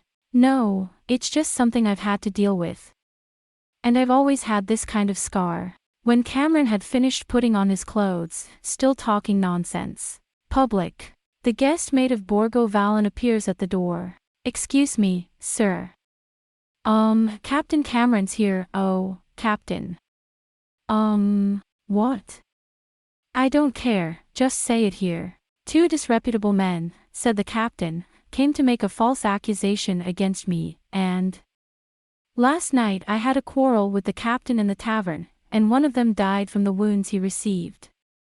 I'll tell you what they say, they want you to drop it. What's with all the noise? Cameron said cheerfully. I've been hurt too. Tell him I'd like to see him again. No, wait. I'll get it.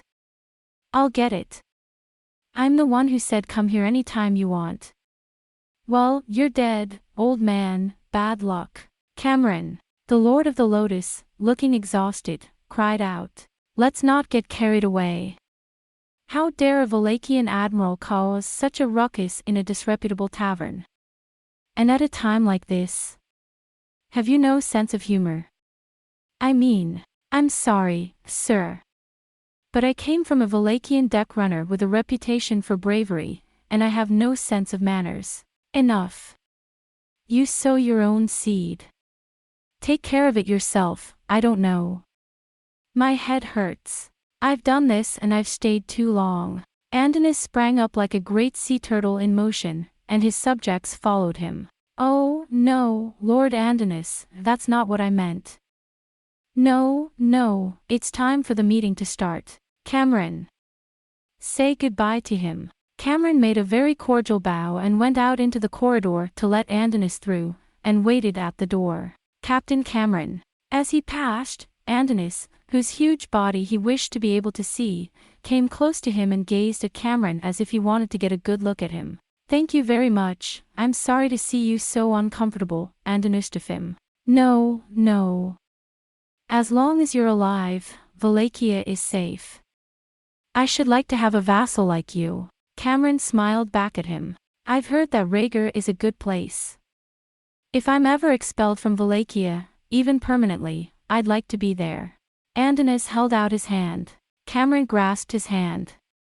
Andonis puts his hand firmly on it, and then goes out in a leisurely manner, like a giant whale going through the waves. Andonis.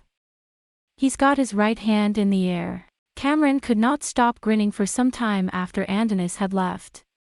His shoulder was still throbbing with a pain that threatened to spread to his brain. Cameron. Oh, Lord.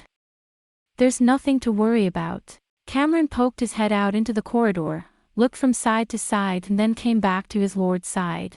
Public. What the hell is this? I don't know. It was an interesting scene, but I think the fat man enjoyed it more than I did. The white, glowing horn of the sacred unicorn, Halcorn, who is said to be in neither the east nor the west. Forget it, what do you mean? I trust you more than I trust myself anyway, and we're about to start today's meeting. Public. Maybe today's vote will be. The teasing, sarcastic color in Cameron's eyes disappeared. As he listened to Cameron's words, Lotus Trevan's face became increasingly somber. 4 people. In a muffled voice the Lord said. Then, Aglaia, you must inform King Borgo at. Please wait. Don't make any rash moves in a situation like this. Especially, and I hate to say this, when Prince Ali is involved in the plot. Ali, that idiot. What on earth could be short of a brother to betray his own? Because the Lord is too good for anything. But the question is what comes next. If. Cameron's voice was drowned out by the hustle and bustle of the opening bell and the gongs. It was like a wave of noise in the palace. Cameron, let's go and have a look. The joke of a surprise attack by Rhaegar was cut short. When the door is opened, the cry of the messenger is clearly audible over the shouts of the crowd. It's Shishiamru. Welcome back, Chancellor Dagon Wolf. It was obvious that it sounded like that. Chapter 2. The Valen Conference, 2.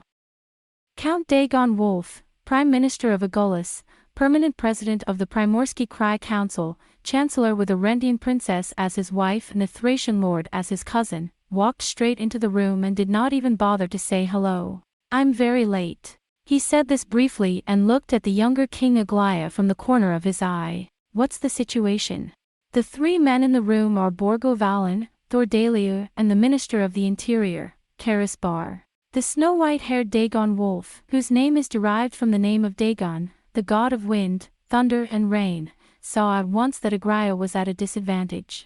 Dagon Wolf is 70 years old, but there is still no sign of the decline that comes with age, except for his snow-white hair. He was extremely tall and thin as a crane, and his face looked as if it were merely a piece of skin stretched over his skull. Most striking of all were his eyes.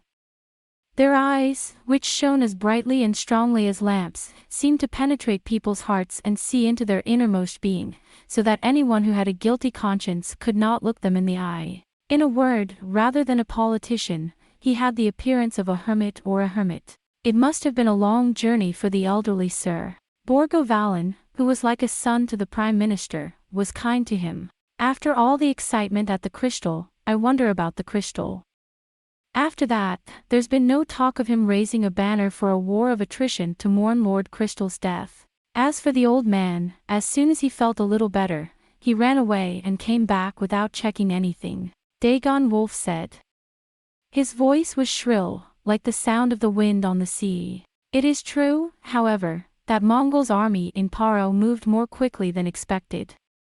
The citizens and subjects of Paro would not have been able to raise their troops as they wished, because they would have been preoccupied by the martial law of Mongol's army. In fact, it was too early. What do you mean? After all, I can't help thinking that Mongol's army had planned for Lord Crystal's death from the beginning. Even so, there are a couple of things that don't add up. In my opinion, Mongol probably found out about the survival of the new King Remus just before the wedding, or so, if Remus declares King Paro legitimate, Mongol will look to him rather than to Aldonairis. But even if not, Mongol will tie his own hands if he enters into a marriage with Lord Crystal when the rightful king is present. Is there anything else you'd like to tell us? Not that I don't want to, but we'll talk about it in due course. For now, I'm more interested in what's going on at the conference. That's it. Borgo Valen, the king of Agulhas, the largest country in Primorsky Krai, has been praised for his wisdom and magnanimity. In fact, however, he knows better than most that he is neither a fool nor a weakling, and that he is not the kind of man who should be called a hero or a great ruler. He has the ambition, the courage and the generosity of a king who is loved and respected by his people, but he has only ever ruled Aglaia, the richest, largest and most populous city in Primorsky Krai, the best he could do, having inherited it from his father.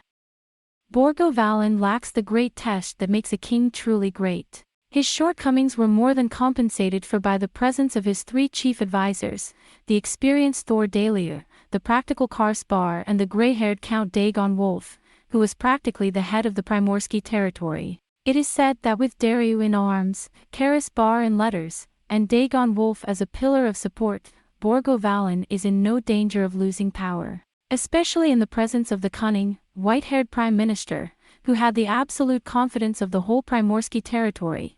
All the people knew that Borgo Valan and Agraia were the result of Dagon Wolf. Dagon Wolf, who is related to both Yeo Alona and the Counts of Orlok, is also related to the royal family of Agraia. To the old vizier, the 40-year-old Borgo Valan is like a son to him. Rhaegar, but that, of course, was to be expected. The vizier's long, white eyebrows did not move as he listened to the three men tell him of their unhappy meeting. But, O king, you were too quick to make your banner too clear to that young man of Paro. It must be Illumina. That's what Dalius says. But think about it. Scar of Argos is too old and Prince Mirhol is dead. I'm not going to give the lovely Illumina to that nasty fat man. Ollie Trevan, and I'm not thinking of the mysterious Hynam, Kitai, either. Then it's inevitable that it'll happen. And there are 3 more of my daughters. And with the king of Paro, there's no better match. Andonis will be displeased. Rigard is a free city, a city of merchants, and it has always been hostile to alliances and blood ties between the royal families. But I have met Remus Aldros, Borgo Valan said. He looked a bit like a spoiled child. Don't you believe my eye for a man? Have it your way. But I fear that at 14 or 5 you have not yet formed your true character. Good young man. He's lively but not boisterous. Quiet but not meek. Dignified but not formal. I wish Lord Crystal were still alive. Old Wolf said slowly. I've had several meetings with the prince, and I've found him to be an excellent prime minister when he wants to be. He was too beautiful for my taste, but the last time I saw him before the wedding, he said something very interesting. I wonder why he did not take possession of the coastline from Paro to the Count of Talia before turning his attention inland. If I were the Grand Duke of Mongol, I would leave Paro in the interior behind me and take control of Paro, Talia and the 2 ports, and improve relations with Primorai. No matter how rich Paro is, as a commercial and economic center, it is a landlocked country without a single port, dependent on the merchant ships of the Primorsky territory for its imports and exports. In this respect it is inferior to Chironia and Gora. If I had full authority over the national policy of Paro, the first thing I would do would be to extend my dominions to Corsair, Lent, Norn and other good ports on the seas. Is that what Lord Crystal told you? The time has come for the sea, the king said with amusement. Ho! Or else. Wolf continued as if nothing had happened. His eyes flashed slightly. What on earth did Lord Crystal mean when he said that? Crazy. From now on, it is the age of those who control the seas. Otherwise, the winner will be the one who opens up new ways of transporting goods and services, such as flying like a bird, or being able to move himself anywhere in an instant. And, what nonsense! Borgo Valan burst into laughter. Dariu and Val could not help smiling. Fly like a bird, or go away in an instant? That's what Paro calls witchcraft. Even we unbelieving seafaring people know that the way of magic has too many restrictions and limitations to become a legitimate power in this world today, and that is why it has never been able to become a huge force that can rule the world. Well, there was once a time, long ago, in prehistoric times, there was a great magician with quite a mysterious power, but that is only a legend. In this busy world of ours, it's a shame that the famous Crystal should be indulging in such dreamy notions. No, your majesty. Something in Dagon Wolf's voice stopped Borgo Valan's loud laughter. The prime minister, with his deep eyes, gazed into the distance and thought about something. I don't know about that. Have you forgotten? You forget the twins of Paro, who vanished from the palace of war, and suddenly appeared on the Sea of Lent. And the Crystal Lord does not seem to me to be a fanciful poet or a scheming little genius. There is something about him that makes me think that if he said that, there could be something quite new about him. Or maybe it's already. Speak nonsense, Valen said, feeling unsettled. If such a thing existed, why was Paro defeated by Mongol? If such a powerful sorcery is put into practice, the world will become a dark mythical age of sorcerers again. Not only that, but Primorsky Cry, which is so powerful thanks to its trade and navy, would lose all its value. Well, but at any rate, I don't think you'll have to worry about that for the time being. Count Dagon Wolf, still staring into the distance, muttered. Lord Crystal was killed by the blade and never returned. What a strange young man he was. What he thought, what he saw, what he knew, what he was going to do. As in the story of the new machine, what he saw, what he knew, what he was going to do. I have said that he is not a poet who indulges in fancy, but if he does not indulge in fancy, he dreams. Perhaps he was dreaming a strange dream.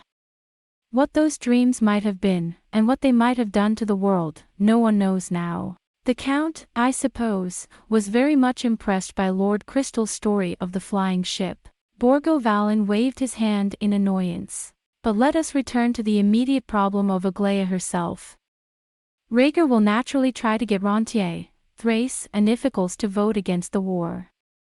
Even if Valachian and the Sea Peoples vote for us, we're still one vote short.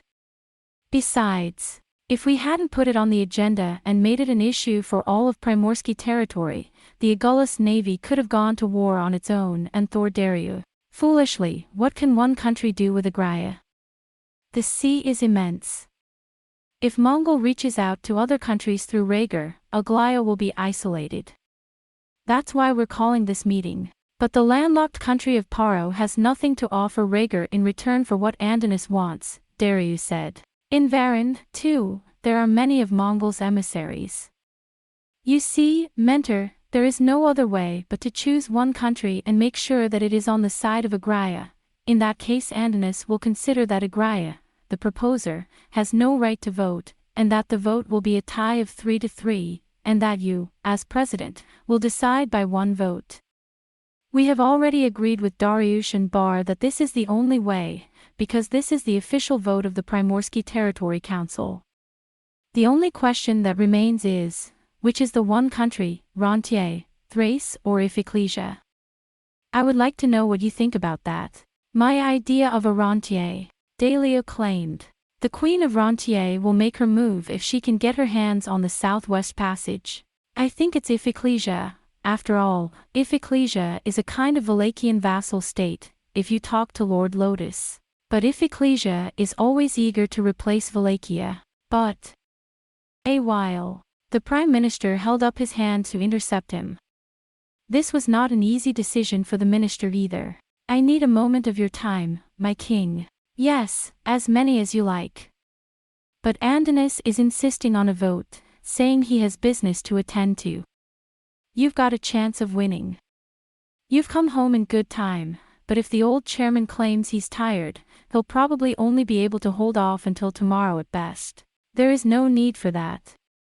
If we are to go to war, we must do so as soon as possible, as is evident from the situation in the 4 surrounding provinces, and the situation in Aglaia is no different from that of Andonis. On the contrary, as soon as it becomes clear that one of the countries is in favor of Aglaia, Andonis will immediately take measures to stall. Therefore, you may resume the meeting this evening. I'll give you 2 more minutes to think it over and then make a decision. I'll leave everything to you, sir. Borgo Valen nodded, relieved. But you know what? I've been thinking for some time now, if Agullus continues in this way, there may come a time when he and Liger will have to fight it out. I'm not so sure about that. Dagon Wolf murmured and shook his head gently, his hair white and full. Whatever he is doing, Rhaegar has declared that he is doing everything only by commerce, not by force. No attack of any kind will be met with force, he said. Andonis is a man who has been tainted to the bone by business dealings. Either way, there are times when he will go to war to Rhaegar's detriment.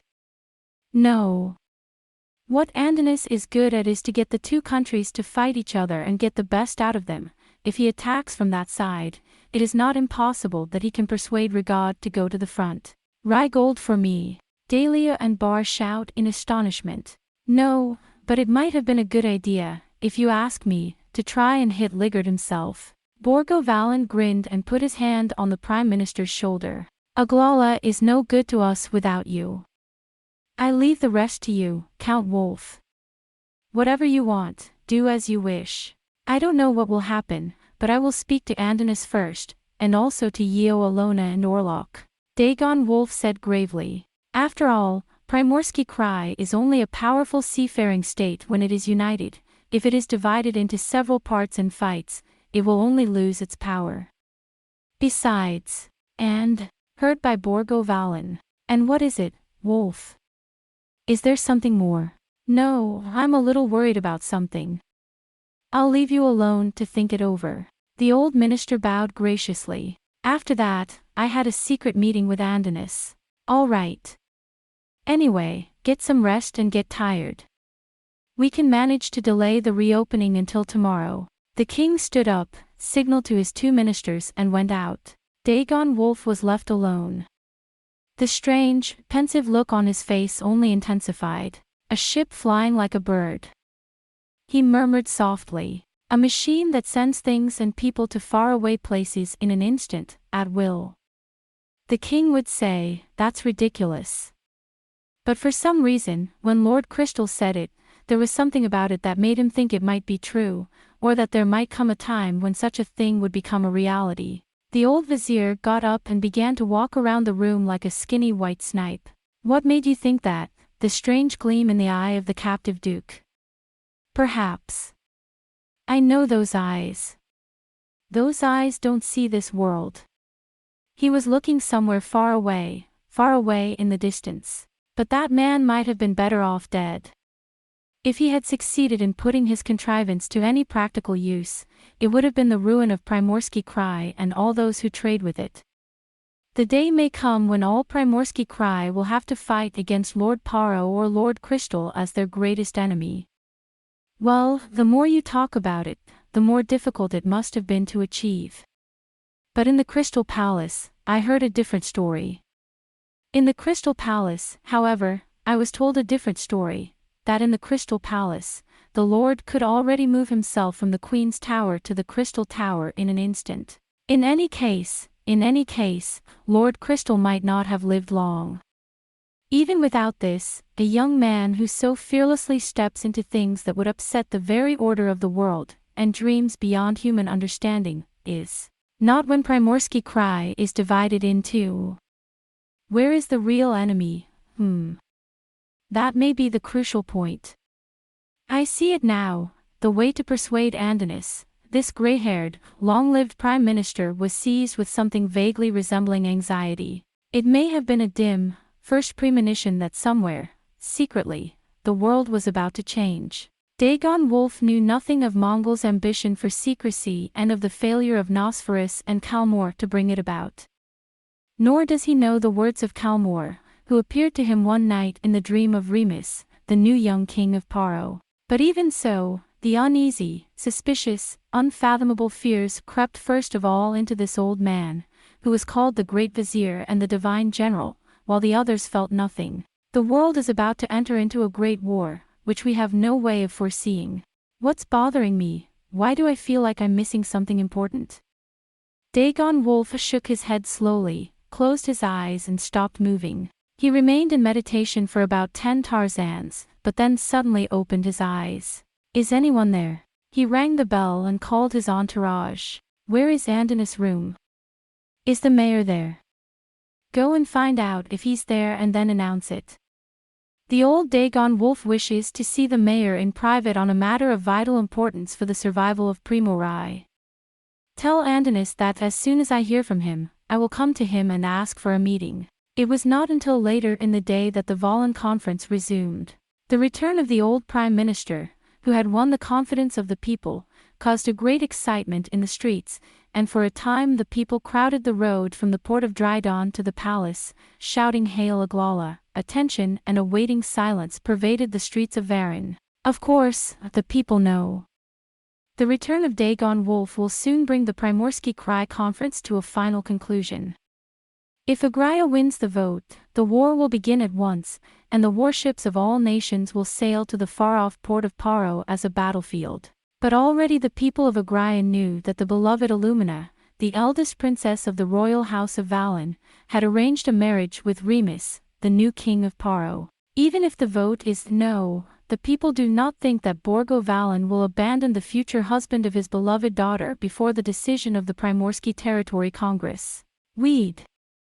We're going to war soon, one way or the other. Come, if you will, to Rigad, whose naval strength, if not trade, is not even a third of that of Agraia. We don't need the help of other countries, Agulhas alone is enough. Save Paro and free the beautiful Paro from the hands of the savage Gora. This is the ship of Aglaia. There was an uncontrollable excitement in the town, and people were gathering in front of the shops and on the corners of the streets, secretly discussing what to expect. But, of course, it is not only those who are in a heroic exuberance to save Paro and martyr the royal house of Agraia. There are those who are opposed to the idea that the maritime provinces have any right to interfere in a dispute between inland nations. There are those who condemn the personal feelings of the king for embarking on a war which he cannot win and which Paro cannot win. And there are those who are simply saddened by the fact that their lovers, their sons and their husbands are exposed to danger by going to sea.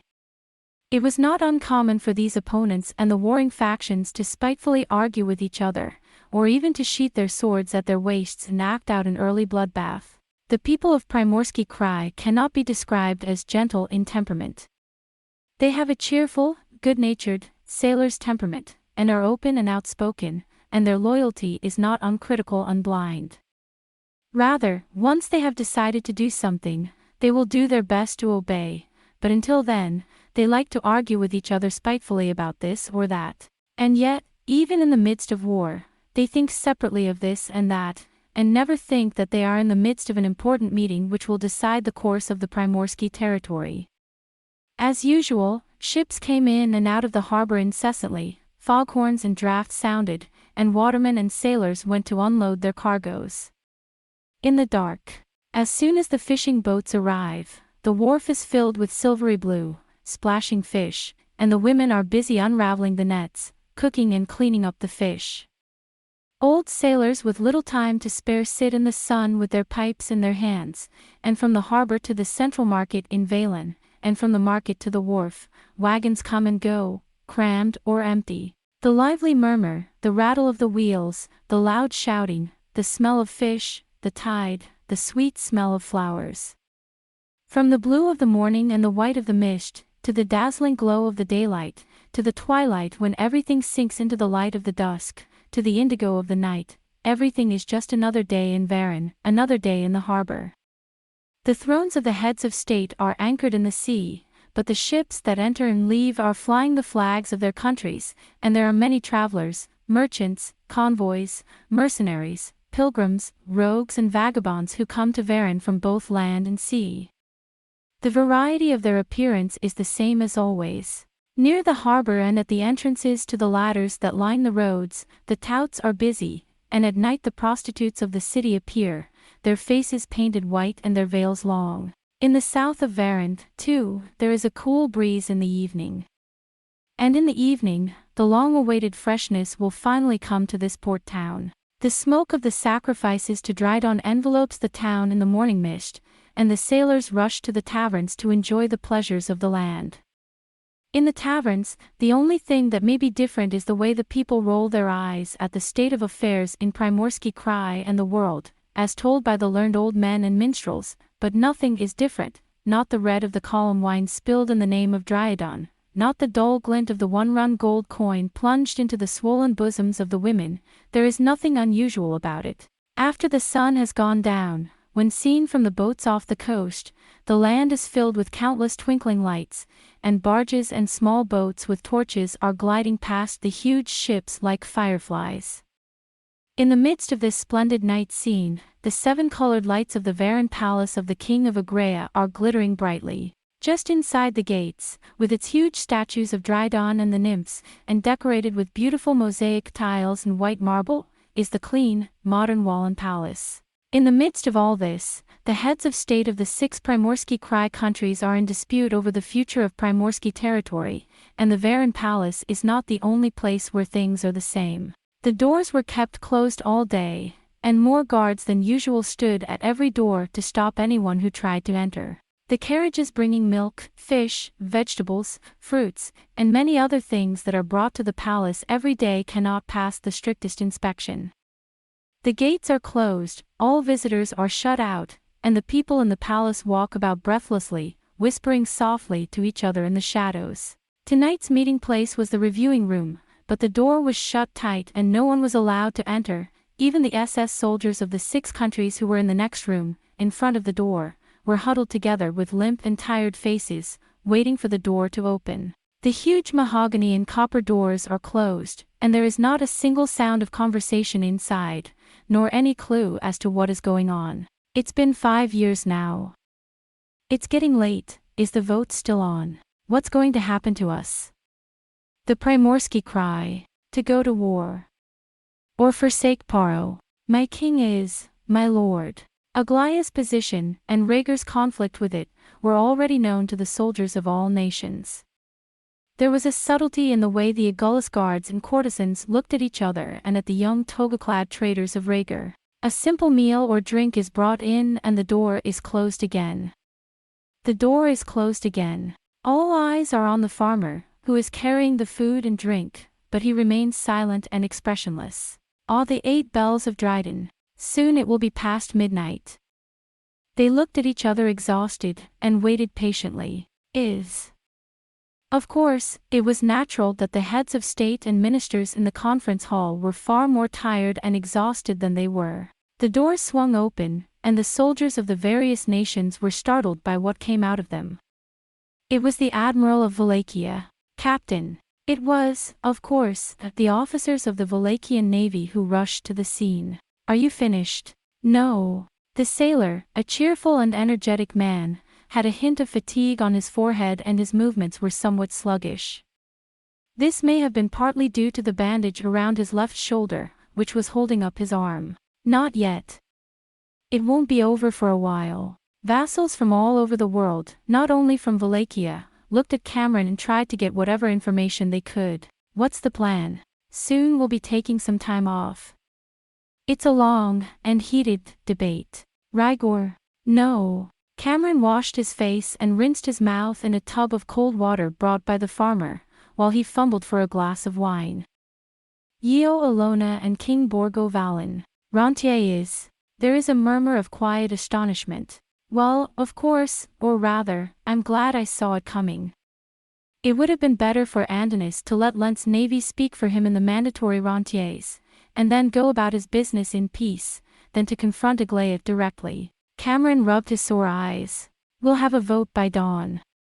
The aged Chancellor Wolf is very tired. But Joao Alona and King Borgo will not be deterred. What else? Cameron laughed, stretched out his back and turned to go back to the hall. You're dozing off. The Kendall brothers, and Mayor Andonis. Again, the door was closed tightly around him. The murmur of the people did not cease. There was no sign of anyone else coming out to take a breather, and the long wait continued. If there were a man with the eyes of a yarn, who could see everything, even through walls, and who could look through 2 doors into the censorious room, what he would see would be, so to speak, a miniature of the world itself. If he could see through the 2 doors, what he would have seen would have been, so to speak, a miniature of the world itself, or perhaps a caricature of it, a tired and disgusted group of people, perhaps comical, but also perhaps suspicious and complicated, all in one scene. The delegates and assistants who sat there, some 6 countries, 12 or 3, were disgusted, and seemed to have no desire for anything but a comfortable bed, a drink, and fresh air. Even the course of the Primorsky Krai conference seems to have lost much of its interest for most of them. The mayor of Rhaegar, as Cameron calls him, stretches his huge, obese body long over his chair, his head hanging over his chest, and dozes restlessly. Or at least he pretends to be. The Kendall brothers, Haslick and Kane, were sleeping more openly. Their red, fuzzy hair and bushy beards were in disarray. In any case, the seafaring people of Magadha Amrash, to whom the Kendall clan belonged, did not have a navy and had little to do with the war effort, so they did not take much interest in the subject. Count Orlok of Thrace leans back in his chair with a languid look on his face, while his wife listens with some disgust to the words of the Queen of Rontier and the King of Aglaia. Corvinus of Iphicles is doodling on a piece of paper, and Lotus Trevan is busily plucking his beard. His brother Ollie is limp and breathing through his mouth. The elderly Dagon Wolf, sitting with his back straight in the chair, is the most respectable and decent of all. He is the most dignified and respectable of all the men. But, as might be expected, he had just returned from a long journey that year and had not had time to rest, and his thin, helmet-like face could not hide his deep fatigue. Borgo Valand, too, was getting tired of Yeo Alona's persistent insistence, although he was able to keep up with her. Only the Queen of Rontier was more enthusiastic than ever at this late hour of the night. Yeo Alona's argument was limited to the point that Iglalja's private affairs were not inappropriate to invite the hostility of Mongols, and by extension Gora, Kyronia and Kalos, to the whole of Primorsky territory, and that the question of Paro and Mongols should be settled by them. She was not as persuasive and powerful as Andonis, but she had the patience and stamina to repeat the same arguments hundreds of times, and to shut her opponents up with her unflagging perseverance. Even when others looked at him with wry eyes and whispered to each other in secret, he did not know that his momentum would ever fade. As I have said many times before, Yeo Alona. But Borgo Valand was also in no position to back down on his claims, whatever they might be. I do not mean by this that the new king of Paro is my daughter's betrothed. Even if King Remus had already taken a wife, I would have made exactly the same proposal. Because this is not a matter for me of helping my daughter-in-law, Yeo Alona. If you like, you may swear it to Drydan, and if you think that will satisfy you, you may withdraw your engagement to Illumina and Remus at once, and postpone it till after the conclusion of the war. That is a matter for Aglaia, not for me, Borgo Valand. As the night falls, the monster is not weakened, but becomes more and more alive. It's not personal is a very strong word. If it's not personal, then what is it? We, the Primorsky territory, should go to the Battle of Paramountgol. I say. I tell you, I wish I had the right to do it, Yeo Alona. Mongol has conquered Paro by despicable means and taken the country for himself. From the outside it is clear who is to blame, Mongol or Paro. If there is justice in the heavens, I will do it, and why should there be any other reason? This is another interesting thing to hear in the world.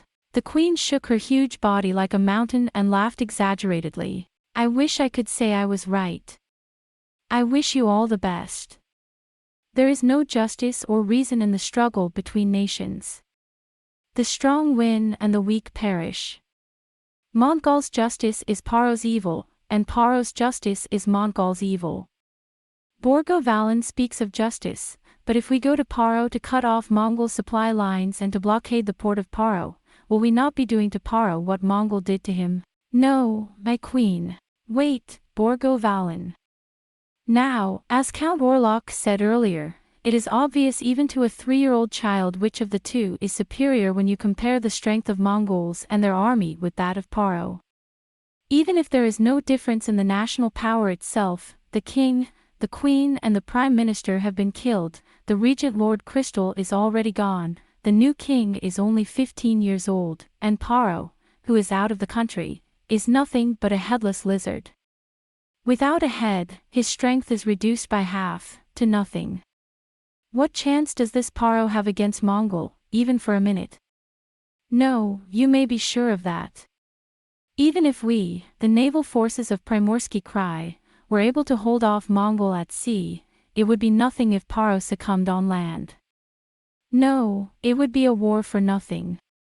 In vain, the peace between Mongol and Primorsky Krai, which is now in a very good condition, will be jeopardized, and all that will be gained in return will be the destruction of Paro. Wait for me, Borgo Valan was so incensed that he jumped up and down and seemed to have fallen asleep.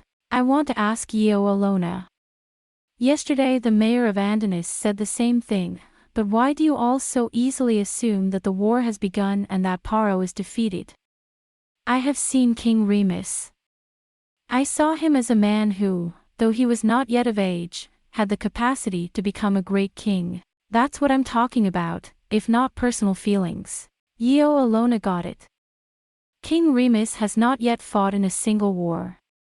His army is on loan from Argos and he is only 15 years old.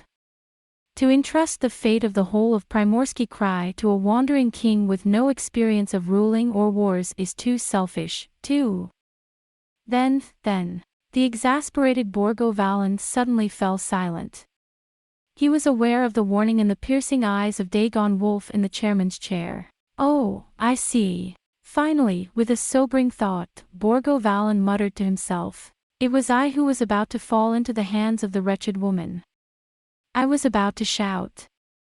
If it is so, let us see the first battle of Remus against Kauros, and if he wins, let us go to war. There is no telling how long the war with Kauros will last.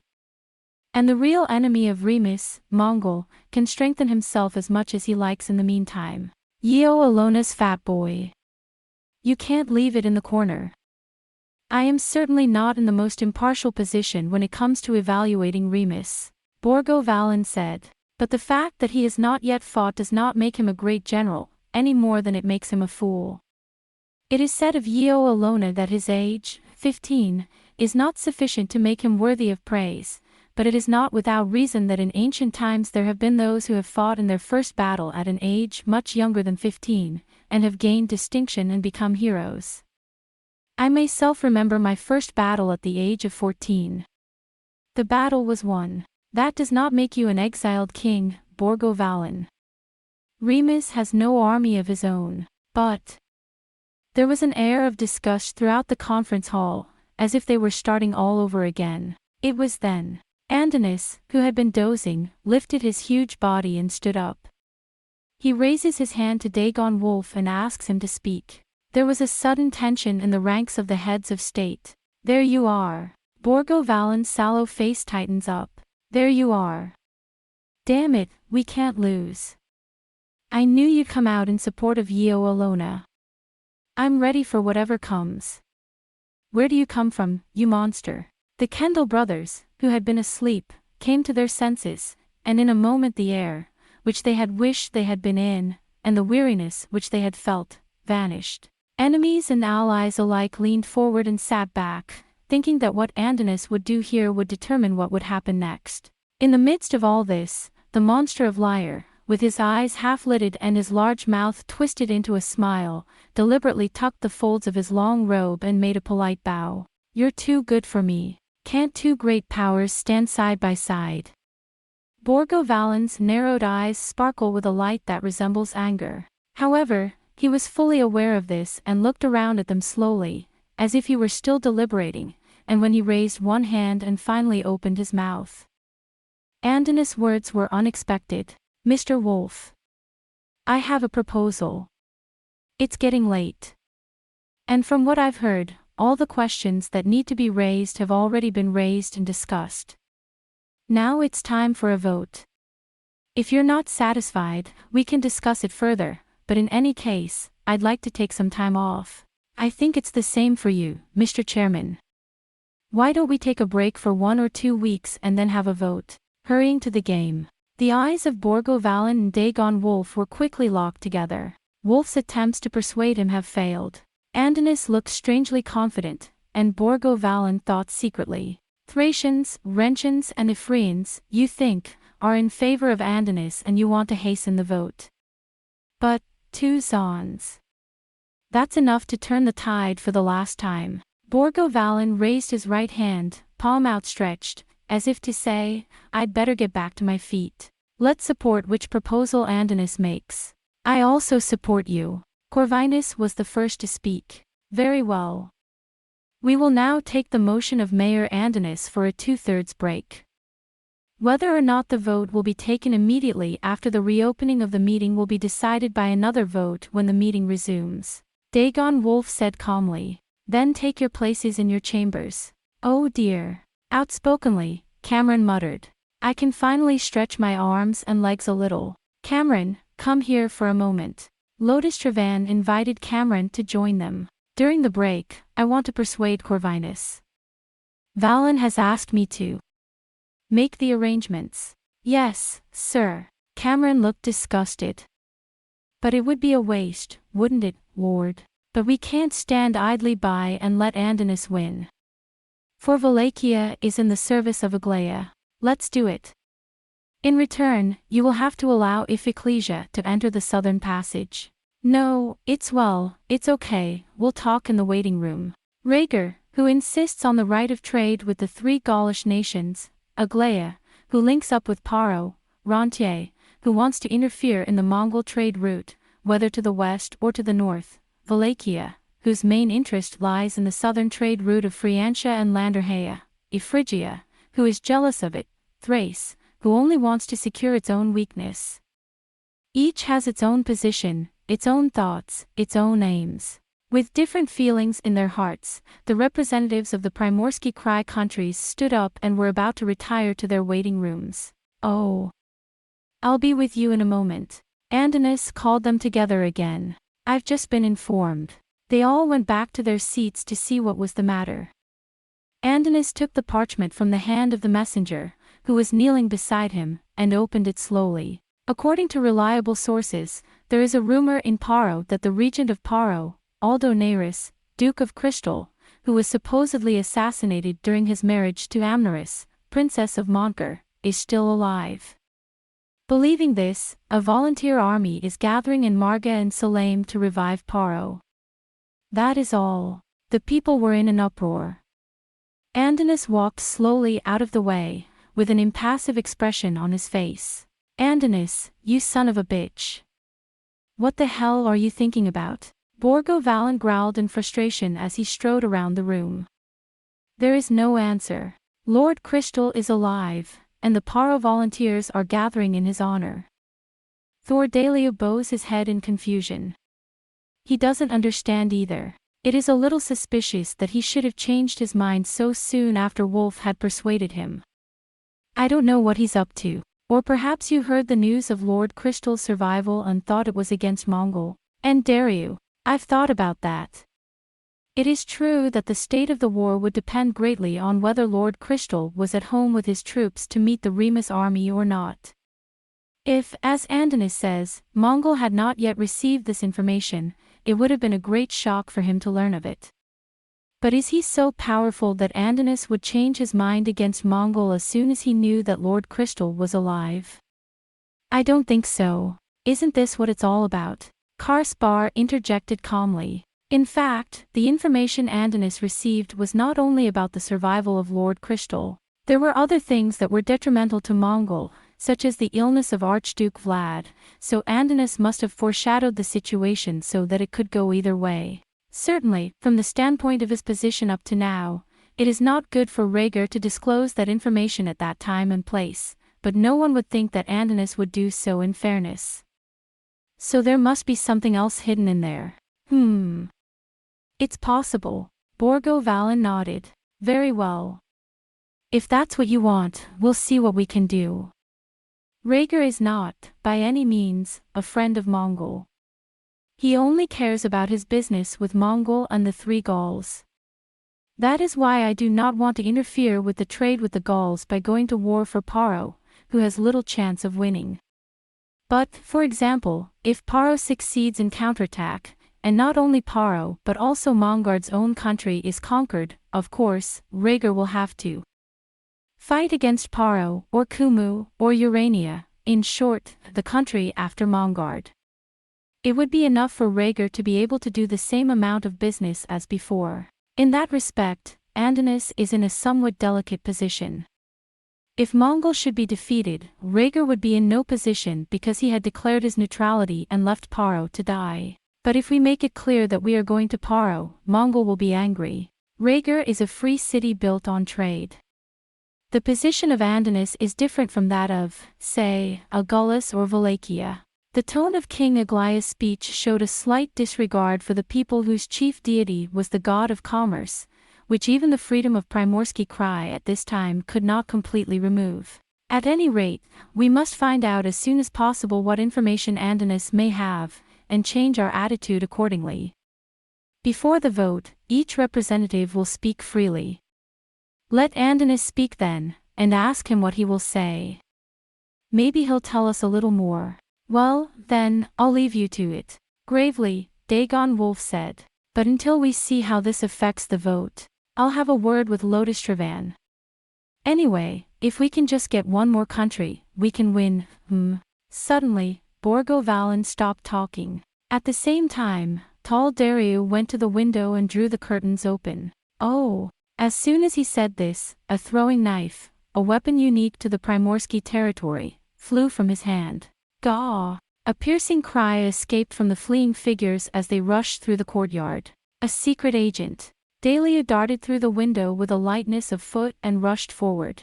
As they waited nervously, Thor Dario returned, but with a sullen look on his face. They got away.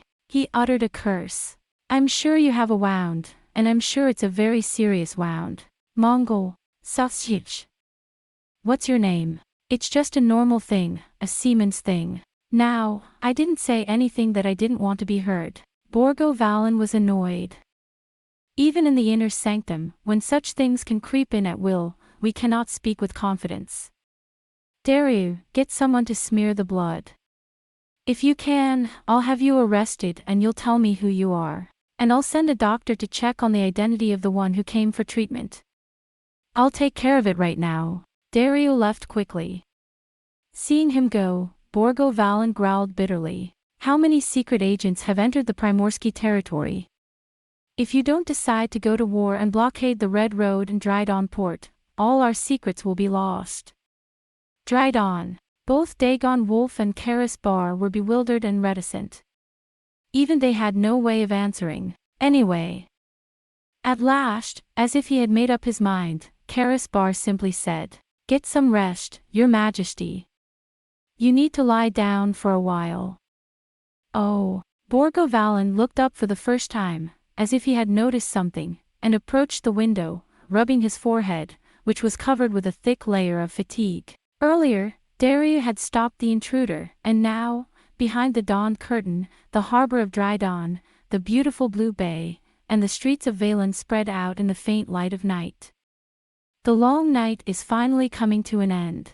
At the dawn of that same long night, it is located in the Elisa Street, south of the Palace of Varan, close to the harbor. A man was staggering along a narrow, deserted street at dawn. He was dressed in a very common seaman's attire of unknown nationality, his seaman's cap pulled down to cover half of his face, and his hand wrapped in a short cloak and placed on his stomach as if he were holding something important. The hat and the pre-dawn gloom prevented a clear view of his face. But that he was neither too young nor too old, and that he had shining, unflinching eyes and a firm, agile body, was plainly visible even in the dim light. There is a wonderful view of Drydawn Harbor at dawn. The harbor of Drydawn, where the ships of the heads of state were in port for the Varan conference, was more crowded than ever, and the ships and their escorting warships were lit all night with torches, which beautifully showed the outlines of the ships on the surface of the sea. As the lights are finally extinguished one by one, the flag is raised and flown on the mast, and the dew that surrounds the area evaporates into a mist, like a thin skin. This port city wakes up. It was a wonderfully beautiful and stirring sight that he never tired of looking at, but instead of being moved by it, he only looked around to make sure that no one was following him, or that he hadn't caught someone's eye dangerously unawares. The only time he looked around was to make sure that someone was not following him and that he was not attracting attention in a dangerous way.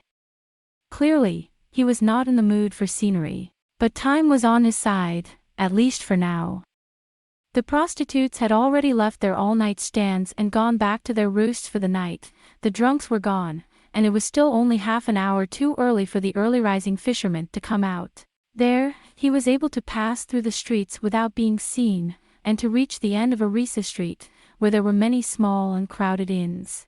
Most of them are wooden lodgings with a bed and a communal dining room serving simple meals, but there are also private rooms, rooms for 2 or 3 people, rooms for 1 or 2 years, lodgings that double as boarding houses, and some with better rooms. The man crept stealthily into one of those inns for seamen which, though not very fine, were somewhat better than the dozens of fur-covered bunks in the hall. The man, however, as if someone was chasing him, went all the way to the back door, made sure that no one was around, and then quickly ran into the building. It seems that all the guests and the innkeepers are still asleep. In the corridor, only the light of a small lamp casts a flickering circle of light. Coo! Suddenly, the man, feeling relieved, staggered and braced himself against the wall. "Damn you, old man. You'll remember." From their mouths come shouts of abuse, as if they were trying to hold back a sore throat. With his arm pressed against his abdomen and his right hand on the wall, he reached the far end of the room and opened the door. All the ordinary buildings of this period and in this neighborhood are of stone with wooden doors. It was usual not to lock the door, and to do so meant that the lodge was a poor one and that the traveler had to protect himself from the innkeeper rather than from other guests or thieves.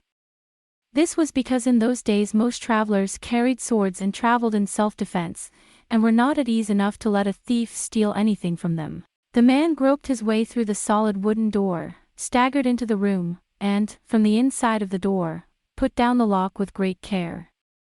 The lock was a very simple one with a string attached to it, but at last, as if relieved, he took a bottle of water from the urn on his table and drank it as if he were devouring it. This room was a shared room for 3 people, but the bunk in the middle was empty.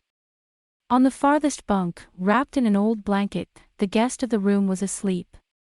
A small leather bag was placed tightly under his pillow and he was breathing softly. For a moment, the man watches him with pensive eyes, as if to make sure that his behavior is not upsetting the guest. When he saw that they were all right, he breathed a sigh of relief, took off his hat, and gently removed the cloak which had been wrapped round his arms, frowning. The room was filled with the foul smell of blood. The man had been wounded. Stifling a groan, the man took some medicine from his skin bag, which was under his bed, and set to work. The wound was on the upper part of his arm, near his left shoulder, and was not very tender. Having rubbed in the medicine, disinfected and bandaged the wound, he was struggling to bind his arm as if it were hanging, when he was suddenly startled by something thrust near his face, which nearly caused him to spill it. It was a strong drink in a cup. "Naw, naw, naw. Drink up," a deep voice said. The guest, who seemed to be asleep in his bunk at the back of the room, was actually awake and watching the whole affair. So he got up like a cat, without making a sound, and took the cup from behind him and offered it to him. "Have a drink. It'll make you feel better," he kept repeating. "Oh." The wounded man was very much alarmed, but the pain was almost too much for him to bear. He groaned and, without further ado, took the cup in his right hand and drank it with a shudder. So shaken was he, and so drunk was he, that he spilled half the wine on his breast, and groaned again. The other man, sitting with his knees up on the middle bunk, watched the scene with amusement. "But I'll get you a doctor." After a while, he said in the same amused tone. His voice was still young. "Yes, no. No, no, no, no, you're hurt real bad. No, it's not that bad. Just leave me alone. If you want me to leave you alone, I'll leave you alone." The young traveler had already seen his perplexity, but he was evidently curious, and there were other circumstances. What those were, he soon made clear to himself. "But I've got a hunch it's gonna be good." "I don't know what you're talking about." "You're being hunted." Fuck. The wounded man groaned and fumbled for his dagger. "Oops." The young man jumped up and down and sat on his bed. "Don't lose your temper. Movement's bad for your scar. What do you think you're doing with me? Before you say anything else, it's no use coming at me with that scar you've got. I'm 10 times faster with a knife than you are. First of all, I'm not trying to sell you out. I gave you a drink and I said I'd get you a doctor. We're roommates. Hey, brother of the sea, I'm sorry to have to tell you this, but I don't need a doctor. The wounded man feebly tried to recover himself. It's not that bad an injury. Besides, I swore to Dryden I'd never see a doctor for a year, no matter what. It's not what you think, it's not what you think. I'm sorry, but leave me alone and let me sleep. Then I'll buy you dinner later. You're making fun of me. The young man mumbled in his mouth. On the surface, however, he seemed unconcerned, and placed his left ankle on his right knee, grasping it with both hands and shaking his body in a mischievous gesture. What are you, a sailor? Oh, yes. We're on the Nordia. The Nordia, are you from the Countess of Talia? Oh, I hear Talia's a nice place. Oh, that's nice. I'm looking for a good job. I'll pay for the boat, but you have to take me to Talia. Think and do. The other party says, trying hard to make trouble for him. I'm on leave. If the captain finds out that I've been injured in a riot at the wharf, he'll have me thrown out. So. I know, brother. There was a distinct sneer in his tone. Then he went on. By the way, where are you from? Ha! The Thalians gasped. Eulania. Come. Or is it Mongol? That's why I'm Talia. It's true that he's dressed to look like a Thalian sailor. He is calm, chewing the dried fruit of the vatcha out of the bag. But I don't know about the rest of you, and you'd better not pull the wool over my eyes. You don't have a Thalian accent, and you're not a sailor. No, not according to my patron, Dryden. The young man, still holding the vachaka, sniffed deliberately at the man who was staring at him. You've got the smell of the sea in you. First of all, no matter where you come from, a sailor who is called a brother of the sea always replies, brother, not because it's polite but because it's ingrained in him. You won't find a sailor on any of the 12 seas who doesn't call you brother when he's called. And your accent, well hidden, but it's the accent of the Midlands, the frontier region. Hey. The young man snatched away the man who was about to lunge at him, and suddenly took the cover of the lamp, so that the room was lighted up. Be quiet. It's time for the others to wake up. The young man, who stood slenderly by the bed, looked 22 or 23 years old. But the black, mischievous eyes suggest that he may be much younger. His dark hair, which had begun to grow a little long, was held back at the back of his neck by a silver braid, and he wore a ring of copper braid on his forehead. His leather coat and trousers, which had already become tired from the long journey, and his cloak, which he wore underneath as a blanket. He was a young man. However, the reason why the young man does not give an impression of neatness is that he exudes a strange imbalance, childishness and meekness, nobility and vulgarity, mischievousness, sarcasm and a certain softness of soul. I think it was the mixture of these elements that created a kind of peculiar, almost disintegrating charm. In age as well as in spirit, it was clear to all that he was at the most uncertain and unsettled stage of his life, on the border between manhood and childhood. But these features did little to reassure the wounded man. Rather, they all led him to believe that he had fallen for a more unpleasant opponent than a grown-up, clearly defined villain of rank and purpose.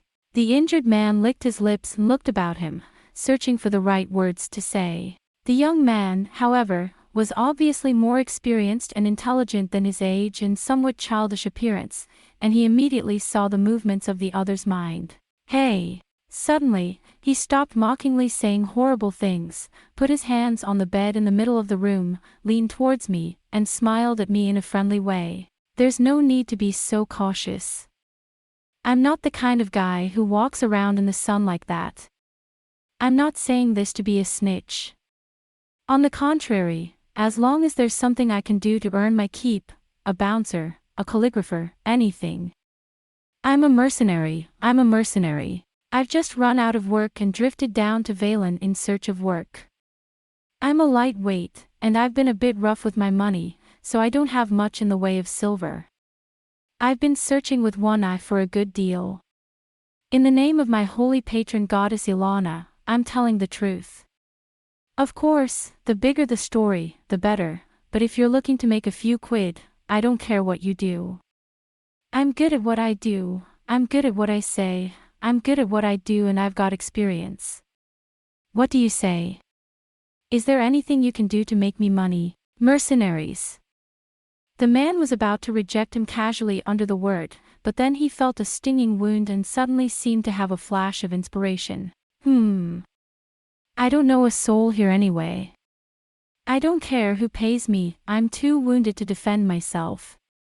I've known from the moment I accepted this job that I wouldn't have a life, but I want to do my part. In his mouth, he murmured, but still hesitated a little. And look. So, you see, it's not that I don't care about you right away. I'm just saying, if you ever need a sword for anything, hire me, and I'll be there for you. The young man gave a light push. But the man was still hesitant. A trap. No, but he hasn't turned tail so far. He's only just done that, and he's been a customer of mine for 5 or 6 days now, so it can't be a trap. Moo moo. He groaned, as if he could not bear the pain of his wounds and both. But hesitantly. You're really good at this, aren't you? Do you want to try? He grins at you.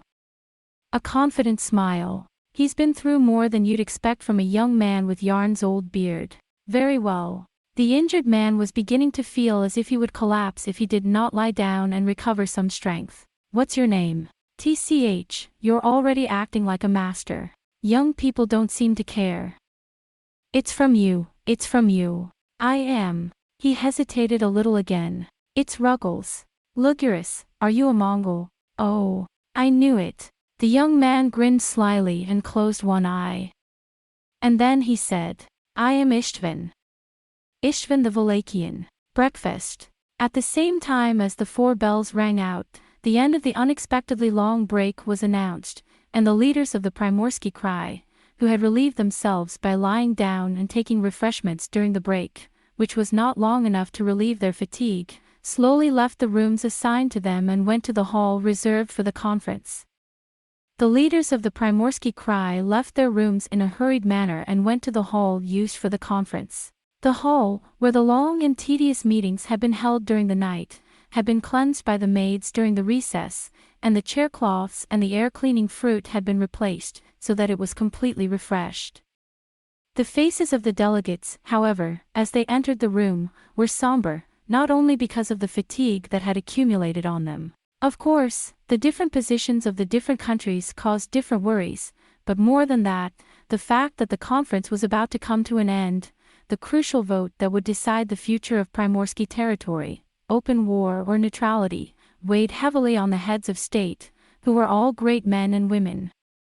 Whether it would be open war or neutrality, this was a heavy burden on the heads of state, who were all great men and great women. Andonis was the only one to enter the hall at the end of the day, looking tired, but still with the same blank expression, the same unsettled, unhurried manner that gave no indication of his inner feelings. Borgo Valan glanced at him with a mixture of disgust, alarm, repulsion and awe. King Aglala had shaved his beard, changed his clothes, washed his face, and looked neat and tidy, but the dark circles under his eyes and the haunting light in his eyes showed a different state of mind from his usual one. Dagon Wolf, after a short pause, puts on his long chancellor's mantle and walks gravely up to the chair. For a moment there was a small murmur, but it ceased as soon as Wolf raised his right hand gently. Then he cleared his throat, adjusted the folds of his cloak, and slowly, from beneath his long white eyebrows, looked round at the representatives of each country with eyes that seemed to penetrate to the depths of their hearts. Borgo Valan, King of Agraya. Lotus Travan, Duke of Wallachia and Ali Travan. The Kendall brothers, chief of the Sea Peoples and descendants of the Vikings. Queen of Rontier, Yeo Alona. Corvinus, governor of Iphiclesia. Lords of Thrace, Count and Countess of Orlok. Andonis, mayor and councillor of the free trade city of Rhaegar, and a great merchant. These are the countries that make up the Primorsky Krai, and the people who live there are the heads, rulers and lords of these 7 countries. Well. Dagon Wolf held up the staff of Dryden, the sign of the chancellor, and opened his mouth. I hope that you have had time to rest and to think to make up your minds, and I therefore call the meeting to order. However, from the discussions we have had so far, I believe that you have already said what you wanted to say, both on the side of the troops and on the side of neutrality, and at the same time you have listened to what the other side has to say. Therefore, to argue further would only be to repeat one's own point of view over and over again. In the end, therefore, we shall allow each of you to say only what you have left out, and only what you are desirous of saying, and then we shall vote for or against the decision to go to war or not. I hope you have no objection. No, I don't. Me too. The delegates responded by raising their hands in the air. Wolf nodded. Very well. Now, if there is anything you would like to say in closing. For a moment the hall was silent, and they looked at each other. Mr. Speaker. Borgo Valenti. What do you have to say? I am. King Aglaia stood up and went out from his seat into the middle of the hall. I am not going to say much. Nor do I now have any strong arguments to use against my opponents. Because I believe that you are the rulers of a beautiful and peaceful country, a proud Primorsky territory, and that you are noble people with wise and just hearts. I trust that you will judge correctly and behave properly. So, in conclusion, I would like to draw your attention to this. It is nothing else. I would like you to think about the history of the Battle of Black Dragon. It began with an utterly unilateral disregard and surprise of the peace and equilibrium which had been barely maintained, though sometimes threatened, in the middle field for many years. Paro was not expecting war, the marshal, the protector of the country, was traveling, and the betrayal of Salonia was, of course, completely unexpected, as it would be for a people who trust in their own hearts. Mongol, of course, would have his own reasons. If he hadn't done it, it would have been done to him. The feud between Paro and Mongol had to be settled one day, but no matter how you put it, the unreasonableness and tyranny of Mongol, who invaded Paro in his peaceful slumber and took his heart by surprise, and once such tyranny has been committed, it can never be eradicated. And no one can believe that a country which has committed such a tyranny will behave with the utmost courtesy only towards other countries. That is why I, Borgo Valin, King of Aglaia, appeal to you, out of my personal feelings for the new king of Paro. Mongol must not be left alone. It may seem to be only a fire on the other shore now, but it will surely come to our shore sooner or later. Once a country has learned to enjoy the delicacies of its prosperous and peaceful neighbors, it will surely want to enjoy the same delicacies again. And the more he degrades a country, the greater will be the power of Mongol and the greater will be his confidence in injustice and tyranny. I would like to warn my seafaring brothers and sisters. Here in Primorsky Krai, as far as I know, is the most civilized region in the whole world, where peace and tranquility have long been maintained. The Central Plains are rich and are called the center of the world, but the nations there do not do things by consensus and vote as they do here in Primorsky Krai. Everything is done only by force of arms and intrigue. What if this bloody and barbaric wind were to blow against our Primorsky territory? When I think of it, I cannot help shuddering. That is why I say that we must strike Mongol, not until he has annexed Paro and the steppe countries and has become so powerful that all the Primorsky Krai would be unable to stand up to him. Now is the time to strike. Therefore, I believe that the threat of Mongol must be eliminated in the bud. I hope that you will understand. Borgo Valin politely bowed to him. That's all I have to say. Even after King Aglaia had returned to his seat, a kind of languid, strange silence enveloped the room. Yeo Olona did not seem to have any objection to Borgo Valin. Andonis did not move a muscle. Rather, a weariness, an exhaustion that wanted to sleep no matter what, seemed to have taken hold of them. Who else wishes to speak? Dagon Wolf said. Again they looked at each other. Mr. Speaker. It was Corvinus, the governor of Iphicles, who raised his hand. No one had expected him to say this, and people looked at each other in surprise, but Corvinus stood up excitedly in his seat. Wow,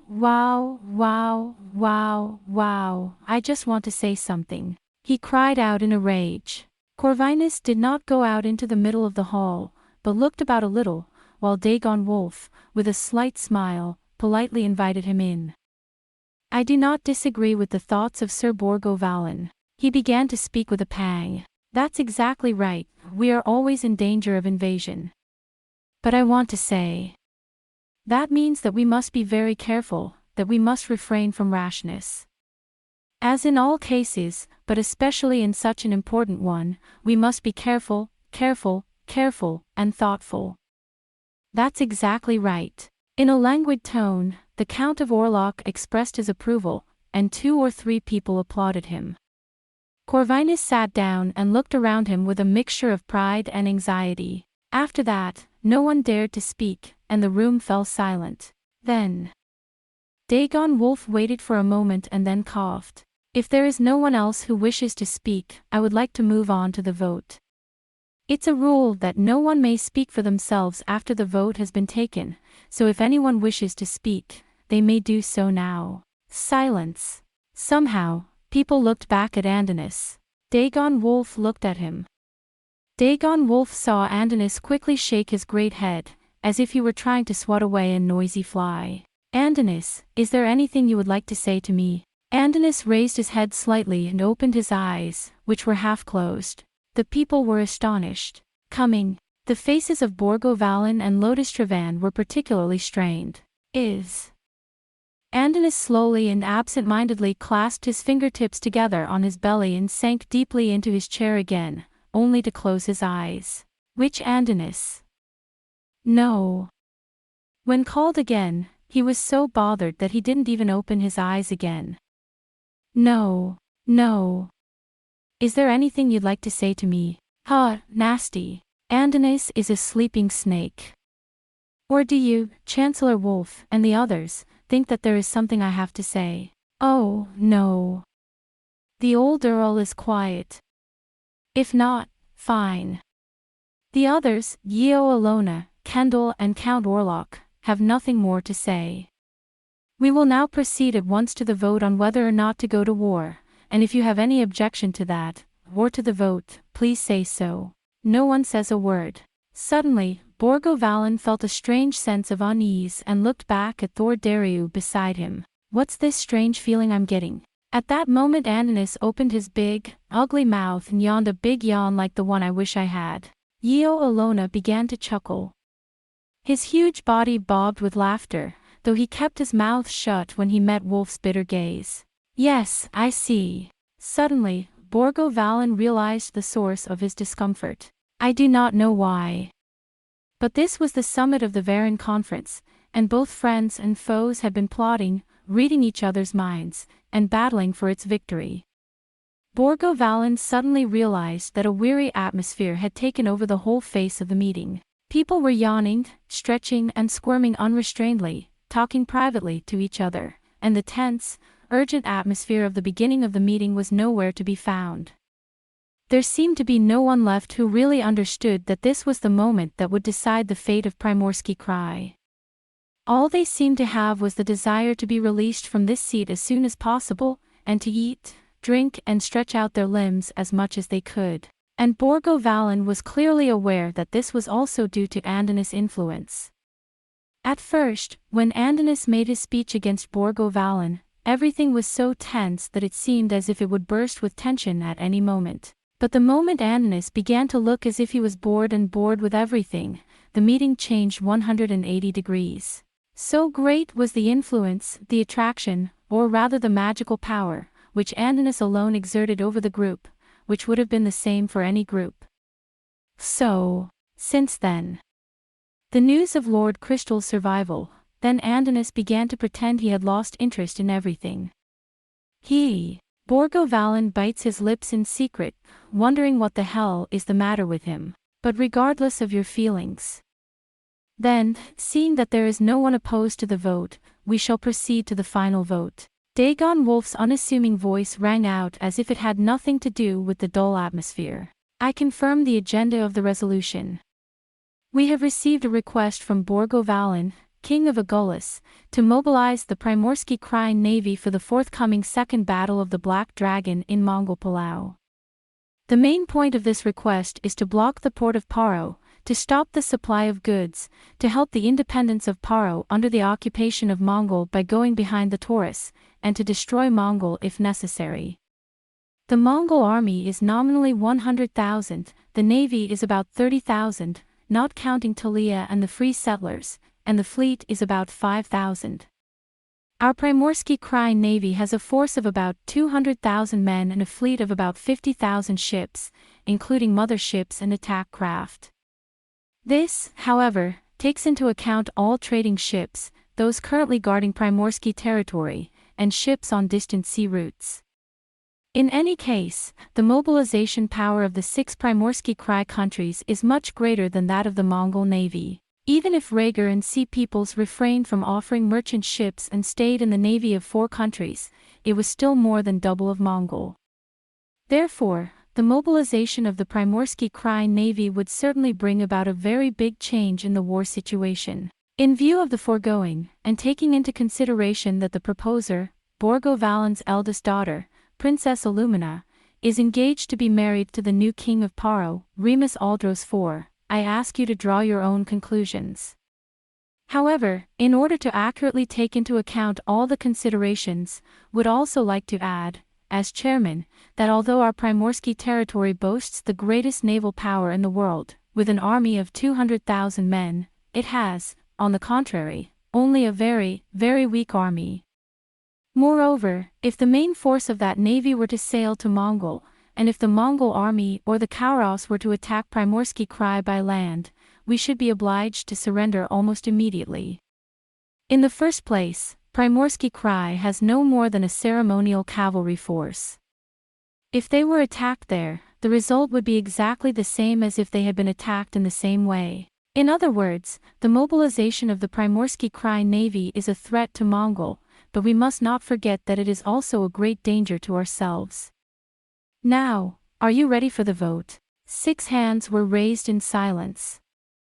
The proposer, Borgo Valen, was not entitled to vote. Which Lodistrevan, Duke of Wallachia? Lord Wallachian did not hesitate for a moment. I am in favor of going to war. Good. Haslik Kendall, Chief of the Sea People. I agree. The big red-haired man raised his right hand gravely. So far, so good, thought Borgo Valen. The problem is, Queen Yeo Alona of Rentier. We don't serve the Lenten navy, she said. But, well, if the navies of the 4 countries wish to go to war, they may do so.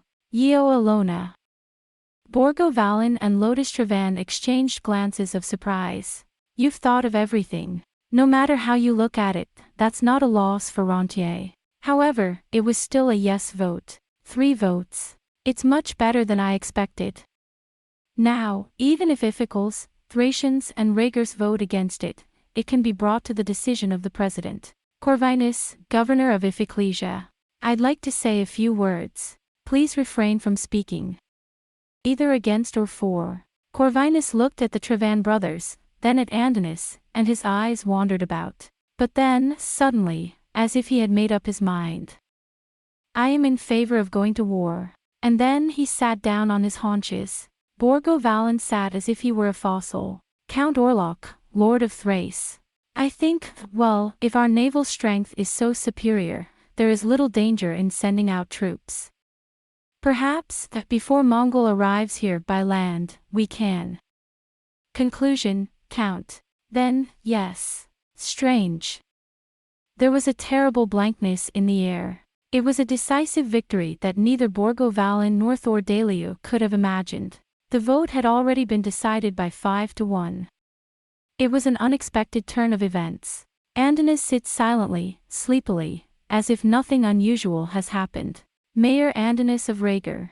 Andonis lazily looked into his eyes and licked his lips. Now it's no use for me to speak out against it alone.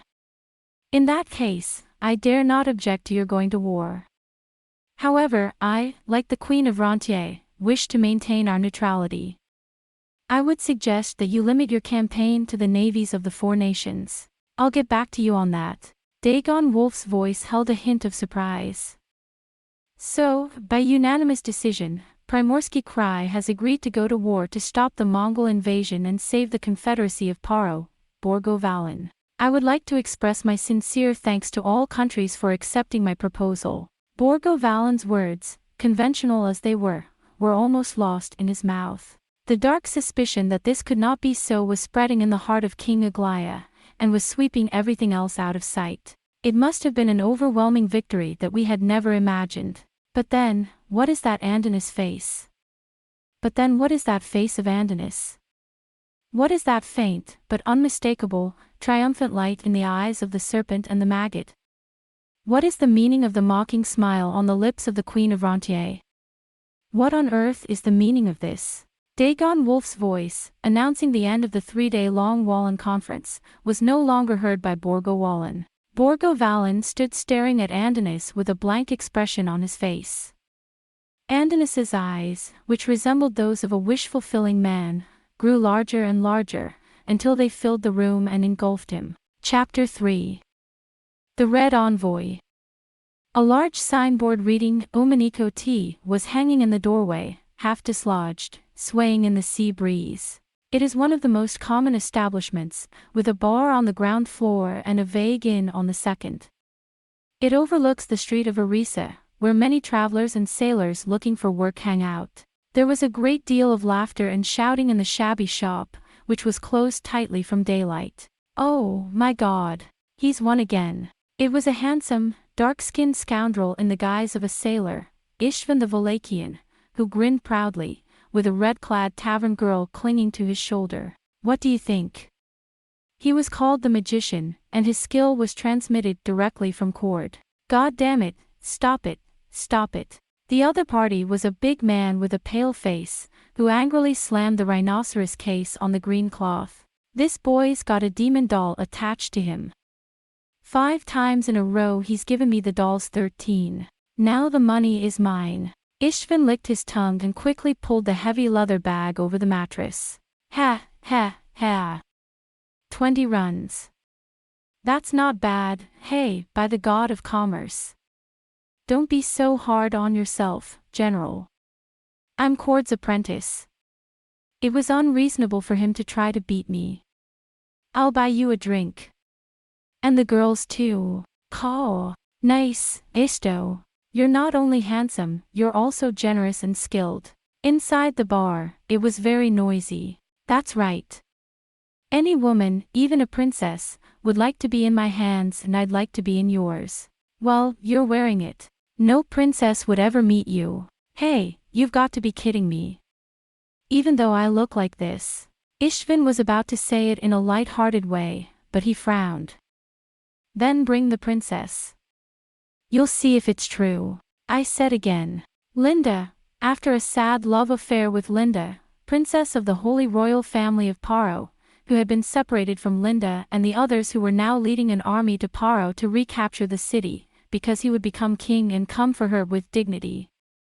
They also separated from Guin, the leopard-headed warrior who had been with them all the way. It was only a month ago that I drifted to the war-torn Primorsky territory in search of an unchallenged throne and the adventure of glory. But that short time was enough to wipe out from the heart of this helpless, optimistic, ambitious young man the sweet memory of his sad first love. Surrounded by the tavern girls and with his nose in the air, seemed to be in a state of unconsciousness. He, who had so auspiciously pledged his future to Linda, who had touched her lips with a tremble, begging her to wait for him for 3 years, who had given her a tuft of his hair and gone off to seek a kingdom of his own, far away from the one he had yet to see. He did not want to medicate himself with the vestiges of Istvan's saintly innocence.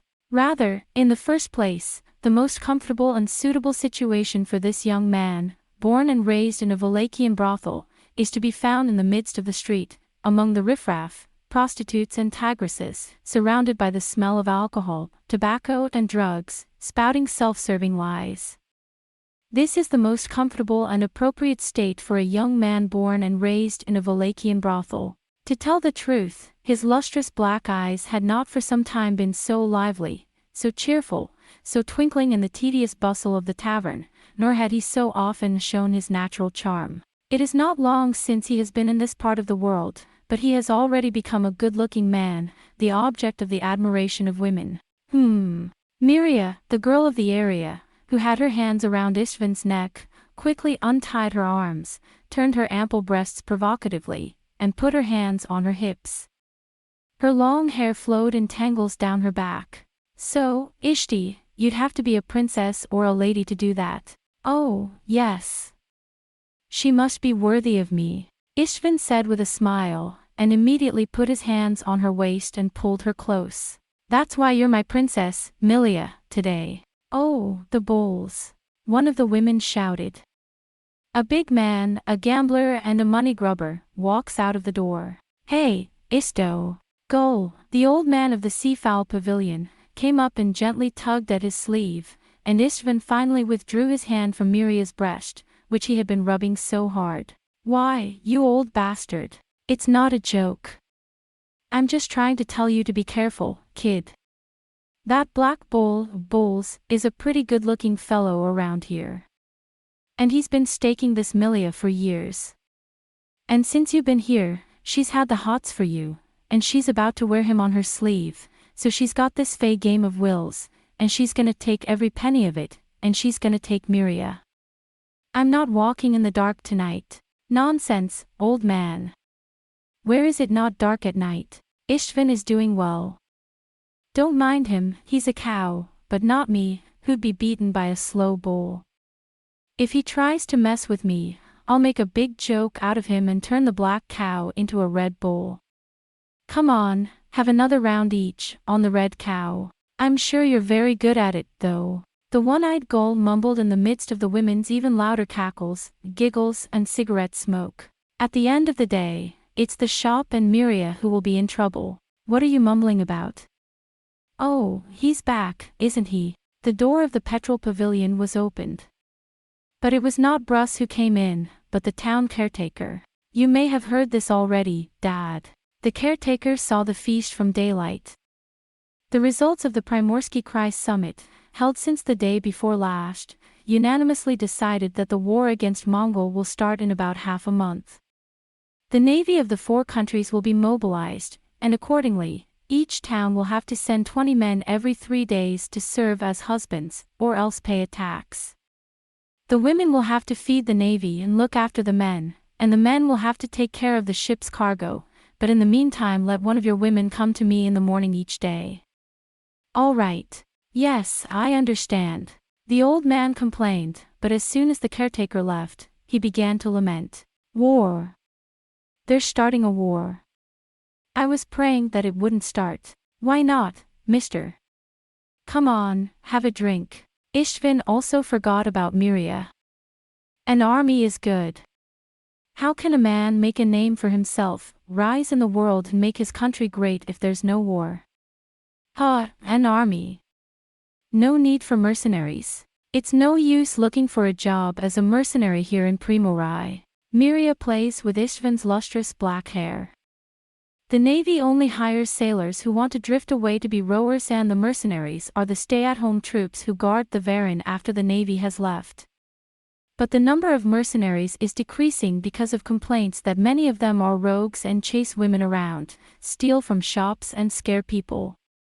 I'm sure they're all like you. Hey, that's a terrible thing to say. Istvan smiles. What's the matter with me? I'm a good warrior, you know. Father Gull didn't listen to any of this. When the war begins, there will be no men left in the town. The harbor is blocked, fish and wine are rationed. The boys will be out of customers, the shops will be deserted, the sons will be sick or injured, and nothing good will come of it. The king of Valen is a good man, but why is he getting involved in wars in other lands? Oh, my God, it's not just me. Camilla, a small, dark-haired girl, shouted, in the tone of an ardent patriot. I've heard that this other country, Mongol, is like a country possessed by a doll, and that it has suddenly attacked the peaceful Paro and done many terrible things to him. If we let it go on like this, Primorsky Krai might fall into his clutches. That's why we're going to fight him and crush him while we can. I'm for the war. We'll beat them so badly they'll never be able to do anything bad to anyone else again. Oh, say what you like. The bird that makes the best of you will soon grow a coccyx. Father Gull mumbled, strolled over to the kitchen table, sat down and began to lament. Here, however, the women, their hearts in their mouths, were in a frenzy. A woman called Flo from a village of sea folk, with firm flesh and lean red hair, said, "Oh, you're such a softie." "That's not what I'm talking about. You see, the king of Valen wants the Prince of Paro to be the son-in-law of Princess Illumina. So even if it doesn't matter, Aglaya wants to send troops. I don't know if Mongol is really such a bad country or not. I think the Prince of Paro is suspicious." "Is he really the prince? Isn't it strange that he just wanders in here and asks for help?" "Well, isn't it true that he's not the Prince of Paro, but already the king, and now he's fighting a war in the steppe? It must be real. And Camilla, then you're on your own. Why do you want to bring the peaceful people of the sea into your war?" "My best men are on a ship. I can't go on a warpath, not if it's to protect Aglala. So, this is also the way to protect Aglala. The women of the seaside are cheerful, hot-tempered and strong-willed. In this age of swords and power, a woman who was too quiet to say what she wanted to say would not have survived, unless she was a princess of a noble family. But the women of Primorsky Krai, who are always taking care of the country in the absence of the men who are often at sea, are as strong-willed as the men. And because they were usually very talkative, they were soon divided into two groups, one with Camilla and the other with Flo, and a great argument broke out between them. "Oh, shut up." Miria was the only one who did not join in the cries of the roosters, frowning and brushing her hair. "What do you think, Ishto?" "Me? I'm not really interested in that." Ishvan was suddenly reminded directly of the girl he had fallen in love with, the young King Paro, with his gentle but fair face, his dark purple eyes, and his faraway look, as if he wondered whether his words had offended her, and whether the adventures they had shared had been true, or whether they had all been an evening dream. But, well, in any case, I don't think I'll ever get to know any of those great and noble men, kings and princesses. I don't care who the bad guys are. At most, we servants and insects should be careful not to get into trouble with what the big people do, and keep an eye out so that we can get a good deal." "Yes, I know. I think so too." Muriel looked at Istvan and licked her lips with an inviting look that clearly revealed her innermost thoughts. "It's so noisy in here," she whispered. "I'm not going upstairs." "No problem." Istvan, taking advantage of the opportunity, snatched up the bottle of wine, put his hand round Miria's waist and slipped into the back door leading to the stairs. As he closes the door, he hears the shrill voices of the women arguing. "It's ridiculous, I don't know how I could get so carried away with such a thing," Miria murmured. "It'll only make you hotter. You're not interested, Milia. You're not a patriot." "Well, I guess I'm not a patriot." Looking at her closely, Ishvan noticed that the face of the most successful tavern girl had a hint of sadness and sorrow that was different from that of the other girls. "And you're right. We're nothing but worms. We'll be hounded and crushed and swept away by kings and generals. Such kings you'll never know, but you'll die or be killed because of someone you don't know. That's weird." "Oh, but that's not very interesting, is it?" "Come on, Ishto, this is my room." It was a very common prostitute's room, but it was neat and tidy. "I'll open the window." "Oh. No, not yet. Let's have a drink. The cup is here." "See you, Ishto." "Oh. I've been thinking about you since the first time I saw you." "I thought you were." "Yes." Istvan grinned a little wistfully. "You're a man, aren't you?" "That's what they say." "I'm appalled." Miria chuckled, but then turned serious again. "Yes, that's true. No, I don't mean that. You're a strange person. Mysterious." "Where?" "It's because you're always so upbeat, talking and joking and having a good time, and then you happen to look so sad and lonely. Like a person who has been through something very sad. But it's not that they're just pretending to be happy, they're very much alive, and they fit in with us and with this street and with the seaside town, and then, somehow, they're not. It's a very far away look in your eyes. You're still so young." "I am," Istvan said with a certain amount of enthusiasm. "There's nothing to be sad about." "You're thinking too much, Miria." Maybe. Then it's okay. Whatever, I like you, Ishto. You knew that, didn't you? Yeah, I knew that. From the beginning. From the beginning. Wherever I go, I'm always in love with a woman and she's always in love with me. You're so conceited. For your sake, I'm sure you do well to get a scratch or two on that handsome villain's face. Miria burst out laughing, raised her hand and easily took off her light clothes. Come on, Ishto. Miria. Ishvin undressed with a conceited, proud look on his face that would have made any woman who was not infatuated with him want to slap him. Did not somewhere in his mind the face of a beautiful, slender girl, with sad, reproachful, violet eyes and silvery moonlight hair, come to mind? The room was enveloped in a misty evening gloom as Miliev pulled on the string that pulled down the window blinds. No. It was about a year later. Ishto, is that your real name? You're a funny one, Miriam. Of course, that's my real name. My name is Ishtvan. Ishtvan. Miria repeated her song. Ishtvan. What? No. I just wanted to call you. Hey, Ishto, do you have a girl you like? Ha! Ishtvan's eyes fluttered as if he had been caught off guard. I know you're there. The tavern girl said in a voice like a breath. Tell me. Why did you leave me here? What kind of girl? A pretty girl. A princess of a good family. Why are you wandering around here all alone? I live like this and I know more than most women. Well, the truth is, you don't deserve such a sad face. You look like you've been through something sad that doesn't suit you and it's changed you a bit, and that's probably why I care about you. Because I, too, was once said to be the most cheerful girl in the Valine, and the least sad-looking of all. What's happened to you, Milia? Ishtvan was intrigued and asked. If it's you. Miria murmured. My good man promised to make me his wife when he came back from his next voyage, and he went away and sank into the sea. Somewhere, in the far South Sea. The South Sea route. Yes. I was born here in Valen, but I had dark hair like you and dark, sunburnt skin like you. That was 2 years ago. I've forgotten. Miria lay on her back with her generous breast swinging. So tell me, too, Ishtvan, do you have a girl you like? Yes, there was. Ishtvan ran his fingers over Miria's breasts. She's pretty, she's feisty, she's splashy, she's a real joker, and I can't tell you how hard it was to get her to say she loved me. Is he dead? No thanks. Then.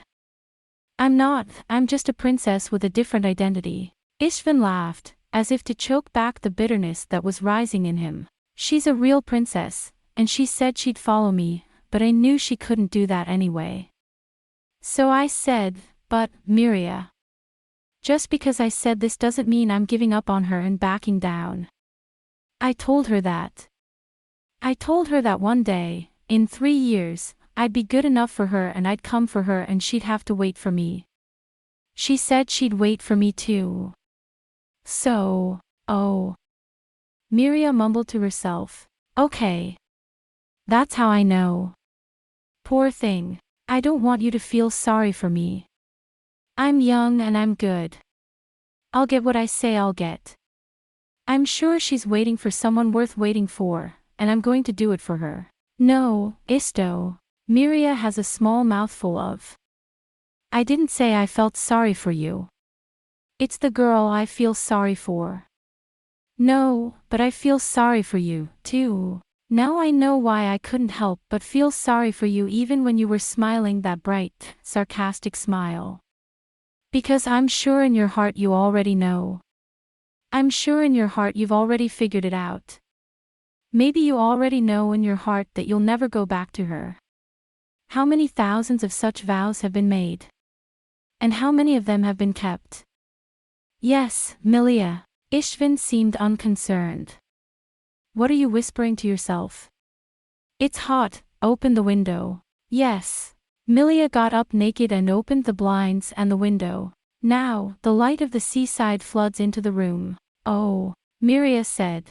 There's something different about the whole town. It's like the whole town's buzzing. I knew it. It's decided to go to war.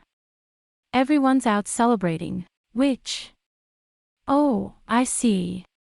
It's all very lively. Istvin, also in his underclothes, came and stood by the side of Miria, lazily passing his jacket through his sleeves. It was almost evening, and the town did not seem to be any different from before. But the air there, the atmosphere, was clearly different from what it had been earlier. There is a tension in the air. People are coming out of their shops and houses, hanging around, talking loudly and excitedly about their impressions and criticisms of the outcome of the meeting. Hey, Isto. Miria runs her fingers down the nape of Istvin's neck. Are you going, too, on this raft? Mercenaries are useless on a ship. I don't know. Please don't go. Miria held Istvin by the waist from behind. You're in love with me. But that's a recipe for disaster. Don't push it. I don't want to. I don't want anyone to go away and never come back, not like this. A man is. As he was about to say this, Istvin's face suddenly tightened, as if he were a different person. It's not like that. Shut up. Istvin's eyes narrowed, and he put his hand on the window sill and looked down. It's Ruggles. Damn you, you stupid, frightened, impatient, where do you think you're going? He mumbled in his mouth. Hey. What's the matter? Milia. I've got some business to attend to. Istvin rushed about, picking up his clothes and putting them on. I'm in a hurry to get out of here. I'll see you later, Milia. You're a good girl. Wait, Isto. He had already put his right hand on the window sill and was about to fling himself out of the second-floor window when Miria said, I'm going to go to the house. Yikes. She turns round and falls to the ground, not looking at Miria, who is shouting at her. Ishto, God, he's gone so fast. Miria, forgetting that she was naked, leaned back against the window and stared out. Their ears are filled with the sound of people's voices, similar to the roar of a rising tide. It was a close call. It was a bit of luck, you know, having the window open there. In the blink of an eye, Miria and the girl who waited for him seemed to have vanished from Istvin's mind. That Lugrus, he's no ordinary rat. He's probably one of Mongol's agents, or assassins, or whatever it is, who's sneaked into Valen on some important mission. This Istvin's eyes are not fools. That I should share a room with such a man in the Great Valen, with the necklace of the lucky Saria, is the sign of a yarn who wants to give me a chance at all costs. Istvin is following Lugrus, mumbling in his mouth, hidden in plain sight. The town was full of excited, buzzing people. Some were celebrating, some were hoisting the national flag on their doorsteps, some were running from place to place. In the midst of all this, Lugrus walks briskly towards the harbor, his left arm pinned up in a black cloth, looking as if he had some business to attend to. War is coming. If Primorsky Krai had declared war on Mongol, if his task was only to be a scout or to persuade the nations to side with Mongol, as soon as he heard the news, his task would have been over and his failure would have been obvious. He would have left Valen at once for his native land before the ports and the entrances to the roads were blocked. But he didn't show any sign of being in a hurry last night or this morning, and he didn't have any luggage. That means, pondering this and that, Istvin made his way through the crowds to the harbor, taking care not to lose sight of Lugers. Be careful, Isto. I'm confident of my nose. This, my friend, is not just a fishy smell. It's the smell of luck, the luck of Janus, the jackpot of lures. I won't miss it, because in 3 years I'll have a foothold on the throne of my country. A young man of 21, full of blood and ambition. For such a young man, nothing, not fear, not hesitation, not even love, seems to have the power to hold him back. With his smooth, beastly gait he weaved his way through the crowd of people. Anyway, this war will be the first of its kind to involve the whole of Zhongyuan, or even the whole world, and I'll put my neck on the line for it. That's why I can't miss this opportunity. No matter what it takes, I've got to get my hands on it. No matter what. Istvin was about to round the crooked corner of Luglus's horn, when he said, I must find out somehow what Luglus's hidden task is. Hey! Suddenly there was a muffled voice. At the same time, Ishvan jumped out of his skin. The knife is already drawn in his hand. I knew it, it's you, he said, mockingly. Standing there was a black bull named Bulls. He had a different grin on his face than before, and he was accompanied by 5 or 6 others. You gave me a hell of a time back there, didn't you? Bluth said. Yes, lad. You're a stranger, a greenhorn, with a big face, messing with the girl I love, taking her purse, doing whatever you want. But, you know, I won't let you keep that big face forever. Fuck you, you stupid cow. Istvan spat on him. Originally, it was a fair game, and you challenged me to it out of frustration at being dumped by the lovely Milia. And now you've lost, and you're asking for numbers to make up for it. You're making me laugh. Well, that's what the boy wants to hear. A big man with a stick of bulls said, looking at Istvan with a grin. You're in a good mood, thinking you've won the favor of Milia of the Seagull Pavilion, aren't you? Shall I strip you naked, shave off your prized hair, and tie you to the sign of the Umaniko Pavilion? I'm sure even Miria would love to see you in such a disgusting state. If you're one of the slow cows, you're probably a fat, stupid cow too. Do you think a bunch of old cows can handle one big, strong wolf? Istvan is a powerful man. Oh dear, you're even more of a fool than I thought, Bluth. What? The bulls poured out their full blushes. You're the mouthy son of a dole. A good beating won't do him any good, so, boys, hold him down, gouge out his eyes, shave off his nose, cut his lashes into sores, turn him into something he'll never see again, and sell him to the slavers of Landurgia. Oh, cut off Toto's arrows for messing with Miria. Ha, if you can do it, you can do it. Istvan's face suddenly tightened as he flicked his knife from right to left. Oh, dear. I'd forgotten all about Ruggles. In a panic, he leapt over the shoulders of Bluth and his partner and tried to look, but Rough Russ had already disappeared in the crowd. Hey, you fools. You've really pissed me off, haven't you? You've interfered with someone's important business and now you'll all get more than just a few injuries. In a fit of rage, Istvan spat out a particularly vile curse. Oh, you cheeky little bastard. I'll beat you to death, make you hold a stone and sink you in the harbor. Do it. The bulls came running at him with all their noise. Whoa, you idiot. I'll take your hand. Istvan, in desperation, flashed his knife, dodged quickly and jumped from here to the chest of Bruss. Immediately, the knife of Bulls and the knife of Istvan collided and made a sharp sound. Caw! It's a fight. Murderer! With a shout, the crowd that had filled the streets suddenly split in two. Dangerous! Don't push me! Help me! Like a wave receding, people are pushing and shoving each other, trying to keep themselves out of the focus of the conflict. The people, too, are already in a state of excitement at the news of the outbreak of war. Immediately, a dangerous and wild tension spreads like ink on a white cloth. Move, move. Somebody, stop. Somebody. It's not fair, it's 1 man against 5. Oh, he's fallen. Don't do it, the child has fallen. When the cries of those around you reach your ears. You bastard. Istvan opened his body and kicked the big man in the stomach with his knee. Then he snaps his body in two, and with the hilt of his knife under the handle, he strikes with all his might at the hollow of the bonnet. Ruro! God damn it, you bastard! The bloodthirsty bulls are determined to meet the same fate, and with nimble footwork, they leap into the air and dive quickly. Before he could do so, an old man who had been thrown out of the fence of the crowd staggered out. Whoa, look out! If you injure innocent civilians, you could be charged with death. Even the reckless Istvan, who had taken the initiative, drew his knife, but was unable to dodge, collided with the old man and staggered. Without a second thought. You bastard!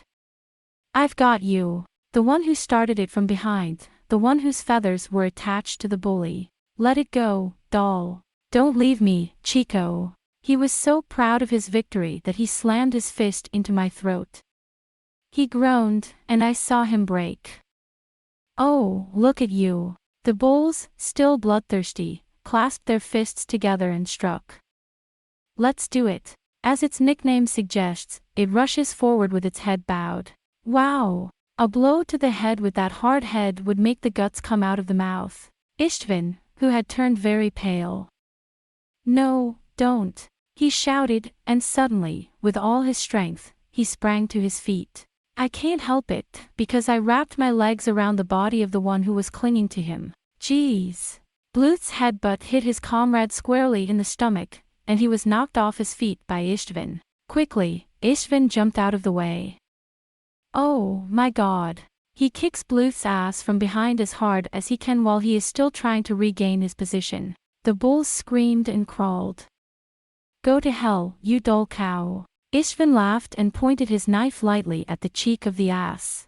Gaw! A loud sneer went up from the crowd when they saw him holding his bleeding bottom with both hands and running away without a second glance, supported by his poor companions. Suck it up. 5 men against 1. He's a black bull, isn't he? Good lad, he's had a bit of a headache recently. Good, young man. I'd rather have a sake in front of a declaration of war. The people were on the side of Istvin at that time. Wow! Run! Here come the guards. There was a shout, and the crowd broke up again. The bureaucrat. Be still, be still. Who's picking a fight? It's the guard. The shouts of the people were mingled with the loud voices of the officials. Istvin's arm was suddenly grabbed by the hand. Oh, Milia! I was afraid this would happen to you. Quick, Isto, don't let the officials catch you. They're all upset because the war is coming. I know. And I don't want to be a bureaucrat. Come on, come on, come on. Miria suddenly took the long shawl she was wearing and put it on Istvin. I don't want the officials to see my face. Come on, come on. Thank you, Milia. He glanced back at Ruggles with his heart in his mouth, but the place was in chaos anyway, with people going left and right. Besides, his luggage is at the inn, so he'll probably come back at least once, and if he has a mission, he won't be in a hurry. Ruggles decides that there's nothing to panic about, so he runs straight into the alleyway, pulled by Milia, through the crowd. Come on, Isto. I slid easily into the door Miria had opened for me, almost simultaneously with the shouts and murmurs of the crowd just outside. Oh! A piercing, low cry was drowned out in the tumult. Istvarn. A sharp-eyed, whip-like, skinny, middle-aged man with an injured left arm hanging from his shoulder by a cloth. He was Cameron, captain of the ship Orneus of Wallachia. Just now, I caught a glimpse of his profile in the crowd. Cameron was so engrossed in his work that he pushed people away with one unsteady hand. Istvin, is that you? Is that you? Cameron's breathing is getting harder and harder. Now those eyes, that unmistakable, ironic laugh. It is now 5 years since we parted at the port of Terrania. Varen, they say that the light doesn't shine as brightly beneath your feet as it does in the war-torn Primorsky territory. It's not surprising that you have ambitions. Hey, don't push me. Watch out. When the people around him shouted in anger, Cameron had no choice but to push them away and stop trying to get as close as possible to him. I have already stretched out, and for a moment it seemed so, but the illusion is gone, and there is no way to tell whether it is true, a dream, or a blind eye. Is that you, Istvin? The only one, a Wallachian delinquent whom he had hoped would eventually be his successor, had a dispute with his brother Ollie Trevan, and was forced to leave Wallachia and his homeland. And then, what kind of life do they lead? There is no way to be sure. Something akin to the sorrow of a dull loss had frightened the heart of this stalwart sailor, and the light had gone out of his eyes. Will I really meet you one day if I wait? My one and only, true son. Cameron stood there, unaware that he was being roughly shoved and shoved aside by the people being chased by the guards. But finally, some of the usual light comes back into his eyes. I'm the dumbest bastard in all of Valyria. Chasing after my beloved's phantasmagoria, I've lost the most important clue of all. Cameron's face contorted and he uttered a vile curse. Oh, God. I looked around, but of course my partner, who had managed to follow me so far without being noticed, had disappeared. Damn it. Thanks to that fight. When one of Andinus of Rigard's confidants left the palace, he saw that only one of the party had separated from the others and was sneaking towards the harbor. On the way, a man dressed like a sailor came out from the side and accompanied the Rigorese. As he walked towards the harbor, he seemed to be going in the same direction as he had been going, and I could have put all my money on the fact that I had been right. It was a chance of a lifetime. I don't think Andinus will be showing his tail much longer. That's why I wanted to keep it here. Fuck. At last, after crossing one street, the confusion of the brawl has disappeared, but it is still full of excited people. An old man in a liquor shop carries a large cask out into the street, and behaves to all and sundry who pass by. I really wanted to know the machinations of Andinus. Cameron thought of the sullen, venomous faces of Lotus Trevan and Borgo Valan, of Thor Dariu and Dagon Wolf at the Dove's Head Council. Damn you, Andinus monster. What the hell is this? Perhaps, as I see it, the time has come to give up on the Primorsky Cry itself, and to take advantage of the absence of the navies of the four countries to attract the allies of Mongol, or do you intend to hold the empty Primorsky territory with the Lent navy and Rigor? In any case, Andinus will not just back down. This is... What, Worf? Speak up. I cannot help but think that it would be safer to send only half the troops against Mongol, instead of the whole army as planned. But what if that's what Andinus is after? But to go to war is to risk the security of our country. Andinus withdrew from the palace without a smile on his face. He said that he had business to return to Rigor immediately. The same was true of Wallachia and the rest of the country. Instead of business, we must return to our country at once and begin preparations for our campaign in half a month's time. Thrace and Ifriqiya had already left Agraia without greeting. The Lotus Trevan will be waiting with bated breath for Captain Cameron to return and sail the Orneus to Wallachia. Damn you, Andinus. The wound on his left shoulder, inflicted by Andinus, throbbed. Agraia, hurrah! Hooray for Primorai! We're celebrating the beginning of the war with a drink. The cries came in like waves. In the midst of all this, Cameron stands still thinking of Istvan, and of the messenger of Rhaegar. A fresh night breeze flows in through the wide open window. It was a night in a seaside port town. But it was markedly different from the Varan of other days. Normally, at least in the uptown area where there are many residences of nobles and officials, most of the lights go out from the fifth bell at nightfall, or at most from the fifth bell. After that, the lights of Drydawn Harbor and the torches of the anchored ships are the only lights that illuminate the night of Varan. But that night, from late afternoon and well into the night, we could hear the popping sound of the fire, the smoke rising into the sky, and the occasional shouts of "Cheers for Primorsky Cry." The noise, the excitement, the heat of the day did not abate until the night, and the people were not at ease, nor would they go into their houses. Here and there torchlight processions were held, and torchbearers, waving their torches in beautiful lines of fire, walked from the mountain to the downtown, from the port to the palace. The lights of the procession, as well as the lights of the boats and houses that are still lit, float on the blackened surface of the sea, creating a scene of unparalleled beauty. Even the daughters and wives of the upper classes, who did not go out after dark, looked out of their second-floor windows at the picturesque, magical scene of darkness and light. Here and there, in the squares and especially around the palace, people with musical instruments and minstrels came out and played the victory song. Our town is beyond the battlefield, our country is under the dead, under the flag of Dryden. No one cared about tomorrow's fishing or sailing. On rare occasions there were fierce disputes between neutralists opposed to the outbreak of war and ardent advocates of it, which led to bloody quarrels, but these were quickly put to rest and were followed by more tumultuous ones.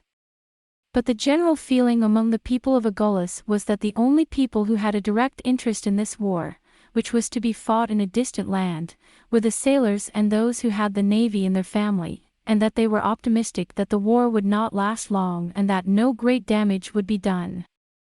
At the time of the war, the Varan were in a festive mood, happy about the start of the war. Istvan went up to the roof of the inn and sat for a while in the cool night air, looking out over the sleepy town of Varan.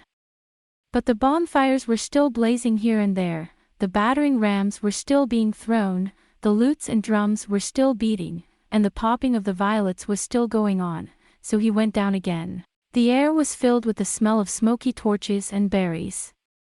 Somehow, tonight Varen seemed to have been painted white with smoke and mist, even in the darkness. Ishvan went to the kitchen and smuggled a jar of fire wine, and then returned to his room and lay down on his bed. The bed next to him was empty, and Lugras had not returned. Ishvan sat up and down on the bed, drinking the fire wine, but there was no sign of Lugras's return. Let's set sail. The harbor is near here. The foghorns are blowing and the drums are blowing. It is said that some ships go out at this hour of the night. From Hiruma, the throne ships of many countries sailed one after another to their home ports after the conference, and it seemed that this was still going on. Hello, old man. Which boat's leaving? Istvan, who had been pondering, suddenly got up and went out, and asked the innkeeper, who was loitering below. The Orneus. That was the last one, was my husband's reply. That must be the flagship of the Duke of Wallachia. The Orneus. For a moment there was a strange, twisted expression on Istvan's sallow face, one that could not be described as either nostalgic or regretful. But he went on, and returned to his room with a very disinterested air. The Orpheus. He tweeted. Of course not the Orpheus of those days. The one I was on, no, I stowed away. The Orpheus I sank, I think, 2 years ago, but the Orpheus of today is no different from its crew and Ruggles. I wonder where he's gone. As if to ward off the thought, Istvan mumbled aloud. If that's the case, you shouldn't have come back to the inn without Miria. There was plenty of time to make her happy one more time. The strong fire wine from Wallachia is soon in his blood, and is beginning to warm him up nicely. Istvan rolled over again and folded his arms under his head, but it soon sprung up again. God damn it, thank you, I can't calm down. Have it your way. Immediately, as if he had made up his mind, Istvan took off his cloak and sandals, which he had left on, and began to prepare himself hurriedly. I'm Istvan the magician. Whenever I am in such a situation, when I have a strange feeling and my mind is not at ease, I always try to obey the commands of my mind, even if they do not apply to me. A strange urgency gripped his mind, and though he wondered if it was not the result of this restless night, it still urged him on. He dressed himself and wandered out again, with nowhere to go. It's long past midnight. However, the lights of the procession were not extinguished yet, and the fireball continued to glitter dreamily at the foot of the mountain. Brothers of the sea. Here's to the start of the war. As soon as I went outside, a drunken man from Agraya grabbed me by the arm and pointed a bottle at me. Okay. Istvan was afraid that it might be one of Bulus's men, or perhaps the official who had come to arrest the man who had caused the trouble earlier, but when he saw that it was only a drunkard, he drank from the bottle which was held to him with a wry smile, and threw off his arm. Where have you gone, Lugras? You're injured and you don't have the strength to wander around so late. From the way he looked and moaned, the experienced Istvan could see that Luglas' wounds were far from light. Anyway, Istvan went in the direction of the harbor, which he had been looking for when he lost sight of Lugras. The fire of the procession, like a bonfire, swells from the foot of the breast of Saria, just behind Varen, to the temple of Saria on the summit, but in the town the people are tired of the noise and the drink, and the number of people is gradually decreasing. On the road there are bottles and jars, scraps of paper, balls of flour, bowls and chairs broken by drunkards, and the blackened dust of torches. In a little over 3 months, this night of frenzy and excitement will be over. Perhaps it is because of this thought that the black horizon seems to have already turned faintly white. There is still a whisper of excitement behind the closed doors, but at last the night in Varen seems to be returning to its normal calm. As Istvan walked towards the harbor, past the smoldering remains of the bonfires and the sleepy-eyed people who were still gathering there, there was a flash of inspiration in the water. Parent. It seemed to be a light on a ship that was either anchored far out to sea or passing by, and that's when Istvan turned his eyes. Again it flashed, and this time it shone on the beach. It was repeated again at the same interval. It was as if the beach and the sea were signaling to each other. Istvin, with little thought, immediately turns himself round and heads towards it. Apparently Istvin's hunch had not been wrong. The signaling light went out and was not repeated.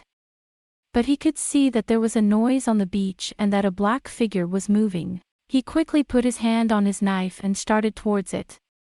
On the beach, a little way from the harbor and separated from the houses, he could clearly see several men struggling with each other, and the knife shone brightly. Istvin clutched a throwing knife between his fingers and crept towards the struggle, hiding himself in the shadows. Whoa! Suddenly there was a piercing, painful cry, and in the midst of the struggling crowd one of the men broke his body in two and fell to the ground. "Don't kill him, take him away and make him tell us what he wants." A low cry was heard. "When you look at it." From Istvin's hand came a series of throwing knives, glittering and flying. "Wow! Who is it?" The assassins are cowering and shouting. "That! Let's do it!" Istvin shouted in different tones, and with all his might he threw away the dustbins and broken pieces of the urn. The sound of rattling and clanging startled many doors open. "This is not good. Pull! Pull over!" Without waiting for the assassins to leave the scene, Istvin sprang forward and picked up the man who was lying in a heap. "Hey, come on! It's rough Russ. You rat." The man groans and tries to open his eyes. "It's quite a fight. Damn the last thing on. Hey, lug Russ. Do you know who I am?" "Istvin. Istvin the mercenary. UA." He clutched his bleeding belly with one hand and held on to Istvin with the other. "Mercenary soldier, the guest next door at the inn. You remember? Well, don't you want me yet? Oh. You dog of a Graya." Ruggles gasped. "I'm dead. If it hadn't been for this wound I wouldn't have lagged behind those sailors. But now that I've got this scar and they've seen my face, there's no way I'll ever get out of this Valen. Hey, don't talk too much.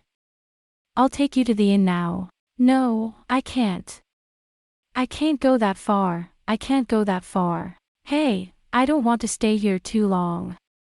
Those assassins from back there, they'll probably be back with their friends. I'm dying." "What did you say?" "Istvin. Istvin and Valakia. Can I ask you something? Will you listen to my last request to Ruggles? I'm a mercenary." Just like that, Istvin was done. "If you're willing to hire me, I'll do anything. I'll hire you. The reward, yes, the reward, will remain peeps." "Okay, it's done." Istvin woke up with Luguris in his arms. "What's my mission?" Give me your hand." There's a pocket, a double-lidded pocket. Inside the bodysuit. Wait, the laces got caught. Okay, that's it. Pockets. Right or left, 00, that's it, isn't it? Among them is a letter on a piece of leather. "I'll give you. This is it. Lugrus, this is it. So.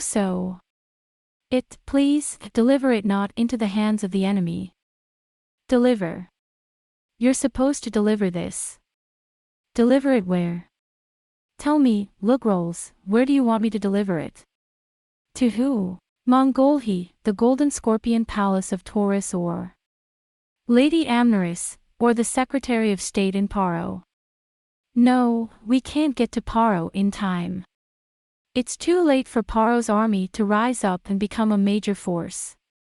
"Yes, I'll send Lady Amneris with this secret book, which cost the life of the White Knight Ruggles."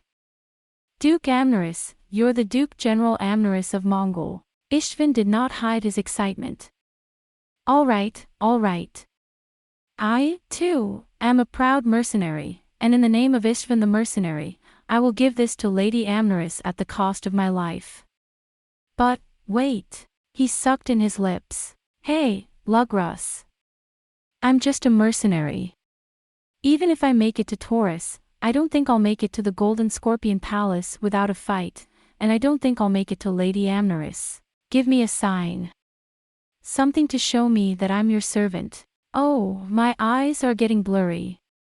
I can't see any better." Ruggles, the White Knight, groped with his bloodied hands for a small medallion which he wore around his neck, and presented it to Istvin. If you show it to me, this is the coat of arms of Mongol, the identity of the secret messenger, which His Royal Highness the Grand Duke will soon grant you.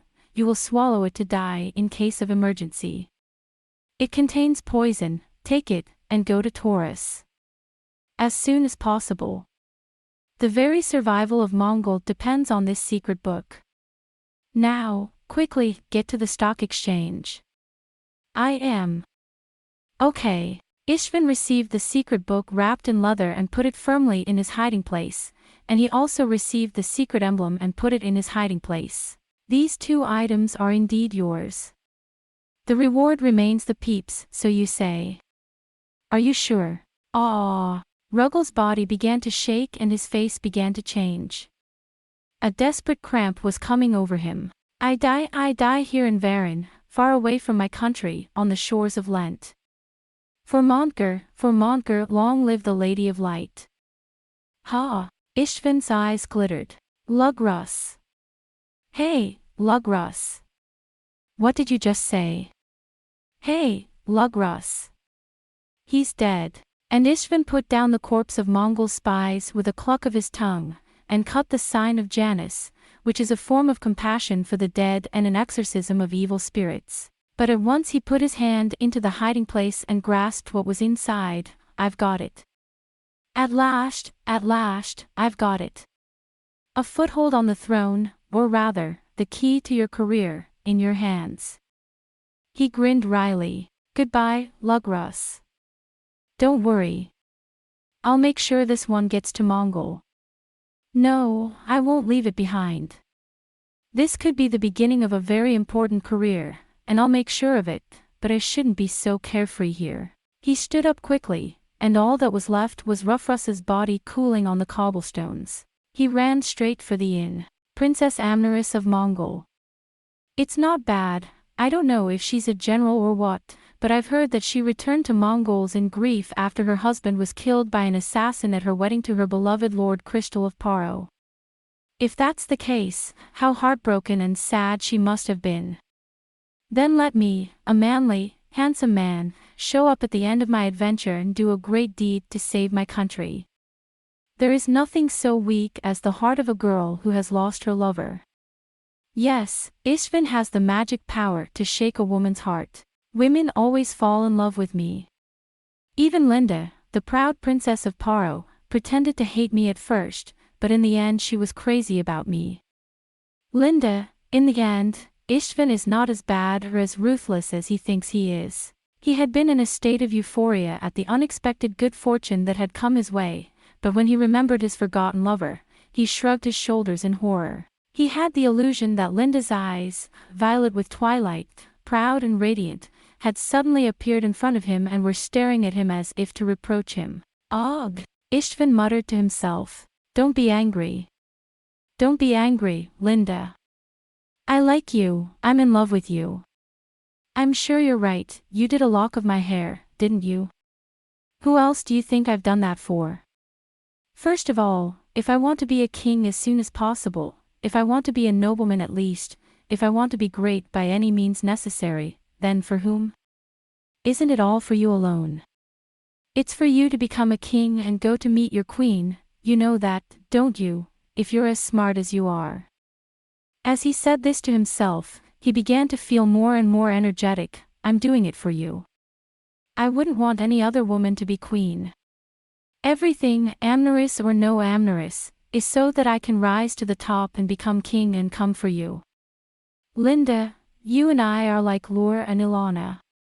There's no one else we'd rather be with.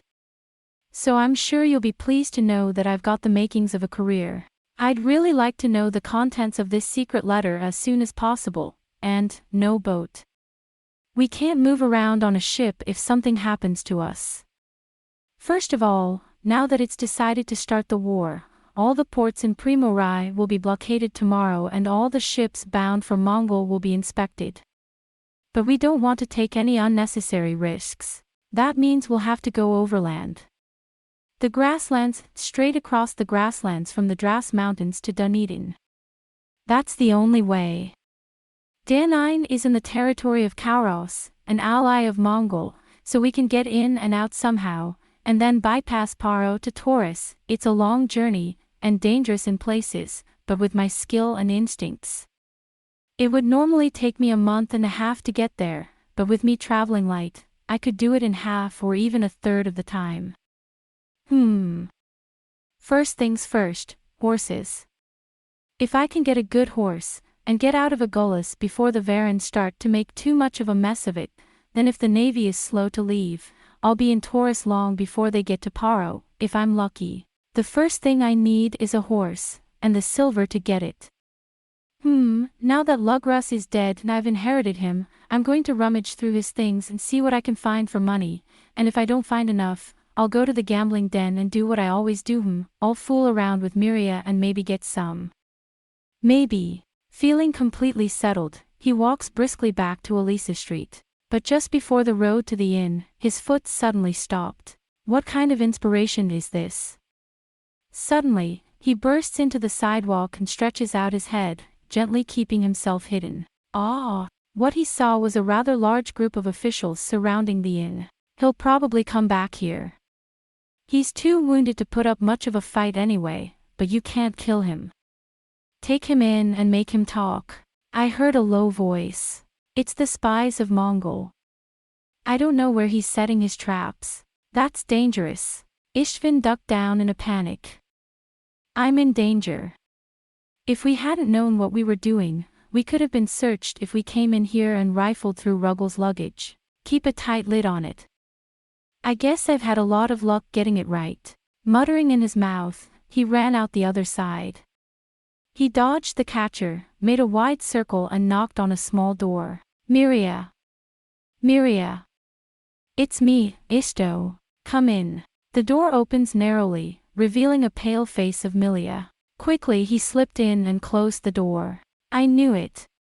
I've been waiting for you to say that. What? There's a lot of noise out there. The officials are out in force. They killed one of the bulls and they're looking for you. No, I'm afraid not. Istvin laughed. There's some kind of a spat going on and they're trying to catch it. I've got nothing to do with it. Well, okay, but there's something upsetting about you. There's something about you that makes me think you're going to do something crazy, and I don't know what it is, but it smells ominous. You'd rather have a smoky, sexy man who smells like salvio. You're a seaside girl, aren't you? Don't be silly. Come and help me out a bit, pretty boy. What is it? Is there anyone you know who can sell me a good, strong, long-distance horse at a reasonable price? The sooner the better. I'll give you a little extra, but it's got to be cheaper than the market. Isht. Miria's voice has changed. I knew you did something. I know you did. Shut up. You're the reason I had to deal with the bulls, bitch. Don't you think it's only fair that we return the favor? I knew it. You've been trying to get Varan to do what you want him to do because of the row with the bulls. Miria touched her fingers to Istvin's arm and was silent for a moment. Suddenly took him by the head and kissed him. What the fuck? I'm sorry, Istvin. It's my fault. I should have told you. That every man who crosses me is unhappy. I've always been that way. But I was hoping you'd be as lively and strong as you are. Oh, come on, you've got to be kidding me. Istvin was surprised inwardly, but did not show it on his face. I don't want no Godaku. Either the horse is there or it's not. I have an idea. Miria took the shawl from the desk and put it on. I'll be right there. I'll ask him. Come on, man. Istvin watched Miria go, and with a startled look in his eyes he said to himself. I'm going to make everyone I touch unhappy. Please. Isn't that what I'm supposed to do? I was a bringer of misfortune myself. Oh, so he was, too. That's why he felt so much like me. No, this is not the time. Yeah, I got to see this. He locked the door through which the woman had left, and, taking a loaf of bread from the desk, he hurriedly took the secret book from its hiding place and, with trembling fingers, removed the leather cloth. What the? As soon as you see the first few lines. The blood drained from Ishvin's cheerful face. He threw away his bread, put it close to the candlelight, and began to read the astonishing contents of the secret book as if he were devouring it. The sound of sizzling tallow is heard at this guy. When he had swallowed the spit, wrapped it up in a leather cloth as before, and stood up, Ishvin's youthful face had turned pale. This is a big deal. What have I got? The very survival of Mongol depends on this secret document. The words of Ruggles, now at the end of his life, come back to my ears. Oh my God. Ishvin also gulped down some fresh spit. That's right.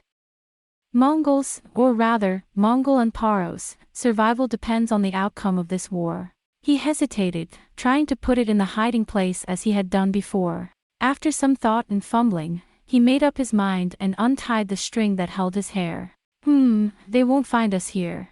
I finished the work and restored it to its original state, but its dark, cheerful eyes were glittering with an unprecedented excitement. The survival of Mongol. Damn, it's true. With this, it wouldn't be strange if I were to approach Lady Amneris and ask her to make me a nobleman of Mongol in exchange for this. Wow, I've finally got the real fortune of a lifetime. No, wait, suddenly. Something pricked his heart. Wait a minute. Oh, Ishtvin of Wallachia. Don't be hasty. He's a good boy, so don't be in a hurry. Out loud, he said. This is the important, crucial part. If you take even one wrong step here, you won't be able to hide. I've got the luck of a lifetime firmly in my hands. So why? What's with the bad feeling, the warning? Think, Ishto, something you've forgotten about your friend. What? Remember. Sarah. And the remembrance of it rang in Ishvin's ears as white sand. Nosferus. The white sands of Nosferus. Suddenly, Ishvin jumped up and down with a cry. So, yes. March. Brave, stalwart blue eyes, glowing blue armor, gray hair. The screams of the pyromaniacs, on the verge of being burnt to a crisp, are music to my ears. Never forget. Mongol will never forget the name of the traitor. El Argon. Argons. You've got to be kidding me. Ishvin sat up with a start, his face pale and his eyes glittering, and grasped his head in his hands. If, by any chance, my name and my description were to remain in Mongol, as the one who brought about the destruction of the Count of Mars and the defeat of Nosferus. Are you kidding me? Really? Mars' army was wiped out, and he, of course, went by the false name of El of Argon. Probably, the name of Ishtvin of Wallachia is not known to anyone. But if even 1 in 10,000 or 1 in 100,000 were known. I'm done. Shaking. You've come to your senses. This one, hey, Ishti, this one, he carelessly came to Mongol, much less to the Lady Amneris, the general of the Nosferus expeditionary force. It might be dangerous for you to show up. There's always a chance, 1,000 chances. It's wise to avoid any danger. No, but it's not like they know my real name, or my face, or that the Mars squad was wiped out, or anything. That was a long time ago. If I were to let such a small, trivial matter as this get in the way of such a great career, then I'd be sorry all the more. But, going to Mongol is. But this secret book is the key to the survival of Mongol. No, but ambition and trepidation, hesitation and indecision, anxiety and conflict. Two conflicting emotions swirled in him. Ishtvin stood up as if at a loss, walked around, sat down again, and stood up again. Though he did not realize it, he had become completely at a loss, like a child at a crossroads, with a helpless expression on his face. More and more, the knocking on the door suddenly rang out, and the young man from Wallachia literally jumped out of his skin. It's me. Open, Isto. It's Milia. What if he snitches? Suddenly a violent fear seized the heart of this cheerful, impudent little rascal. But he puckered his lips and opened the door. Miria slipped in quickly. You're back sooner than I expected, Istvan. I've got a very good offer for you. It's a great bargain. Then she rolls her eyes and stares at him. What's the matter, Ishto? You've got a funny look on your face, you know. You look like a... Hey, Milia. I don't see nobody here. No one. What the fuck are you talking about?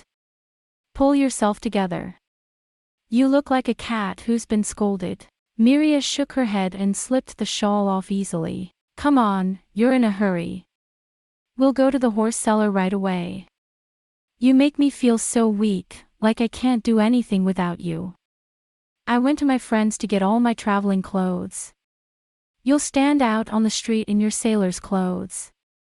I borrowed your clothes and your bills. And lunchboxes, you don't even have any street money. Istvan was hardly listening. His dark, mischievous eyes lost their usual sparkle and life, and he shook his head, unable to make up his mind. I didn't mean to kill Count Mars, they were all Guin's ideas. I'm not a traitor. But there was another voice in his mind, a voice that persisted. You knew. You knew all along that it would end badly, you knew it. And you led Count Mars to the valley of Kaloi, to the fiery grave. You did it. You. Wrong, I wish I had.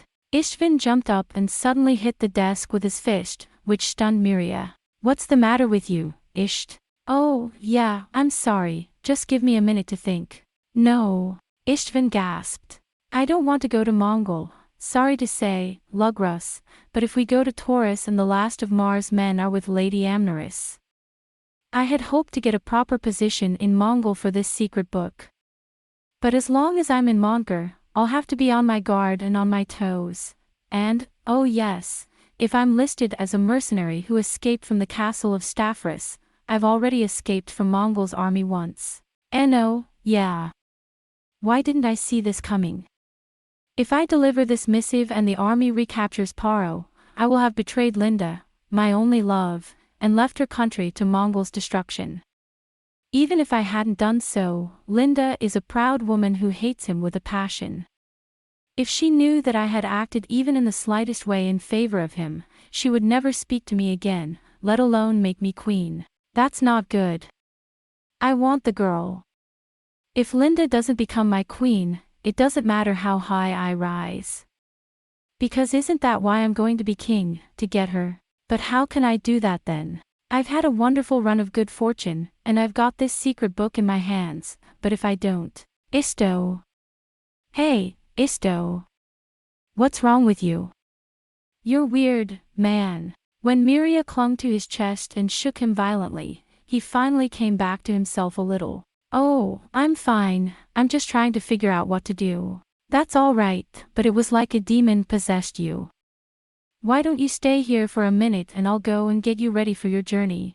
Miria reminded him to stay here for a few moments and then went into the back room. Istvan looked away and pondered. Right.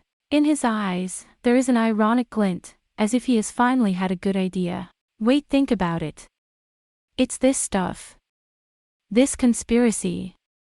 Mongol isn't the only one who's thirsty for this. Wait. The only one who would pay more for this than Mongol is, of course, Mongol's enemy Paro. There's no one else than Paro. Even Aglas and Valachians would pay handsomely for him. But I'm afraid, Mr. King, I'm not going to give him to Primorai. I've given up on the idea that being king won't help me in Primorai and I've run away. And to take the princess of Paro as my wife. A parody. Well, that makes sense, doesn't it? He's a parrot. No.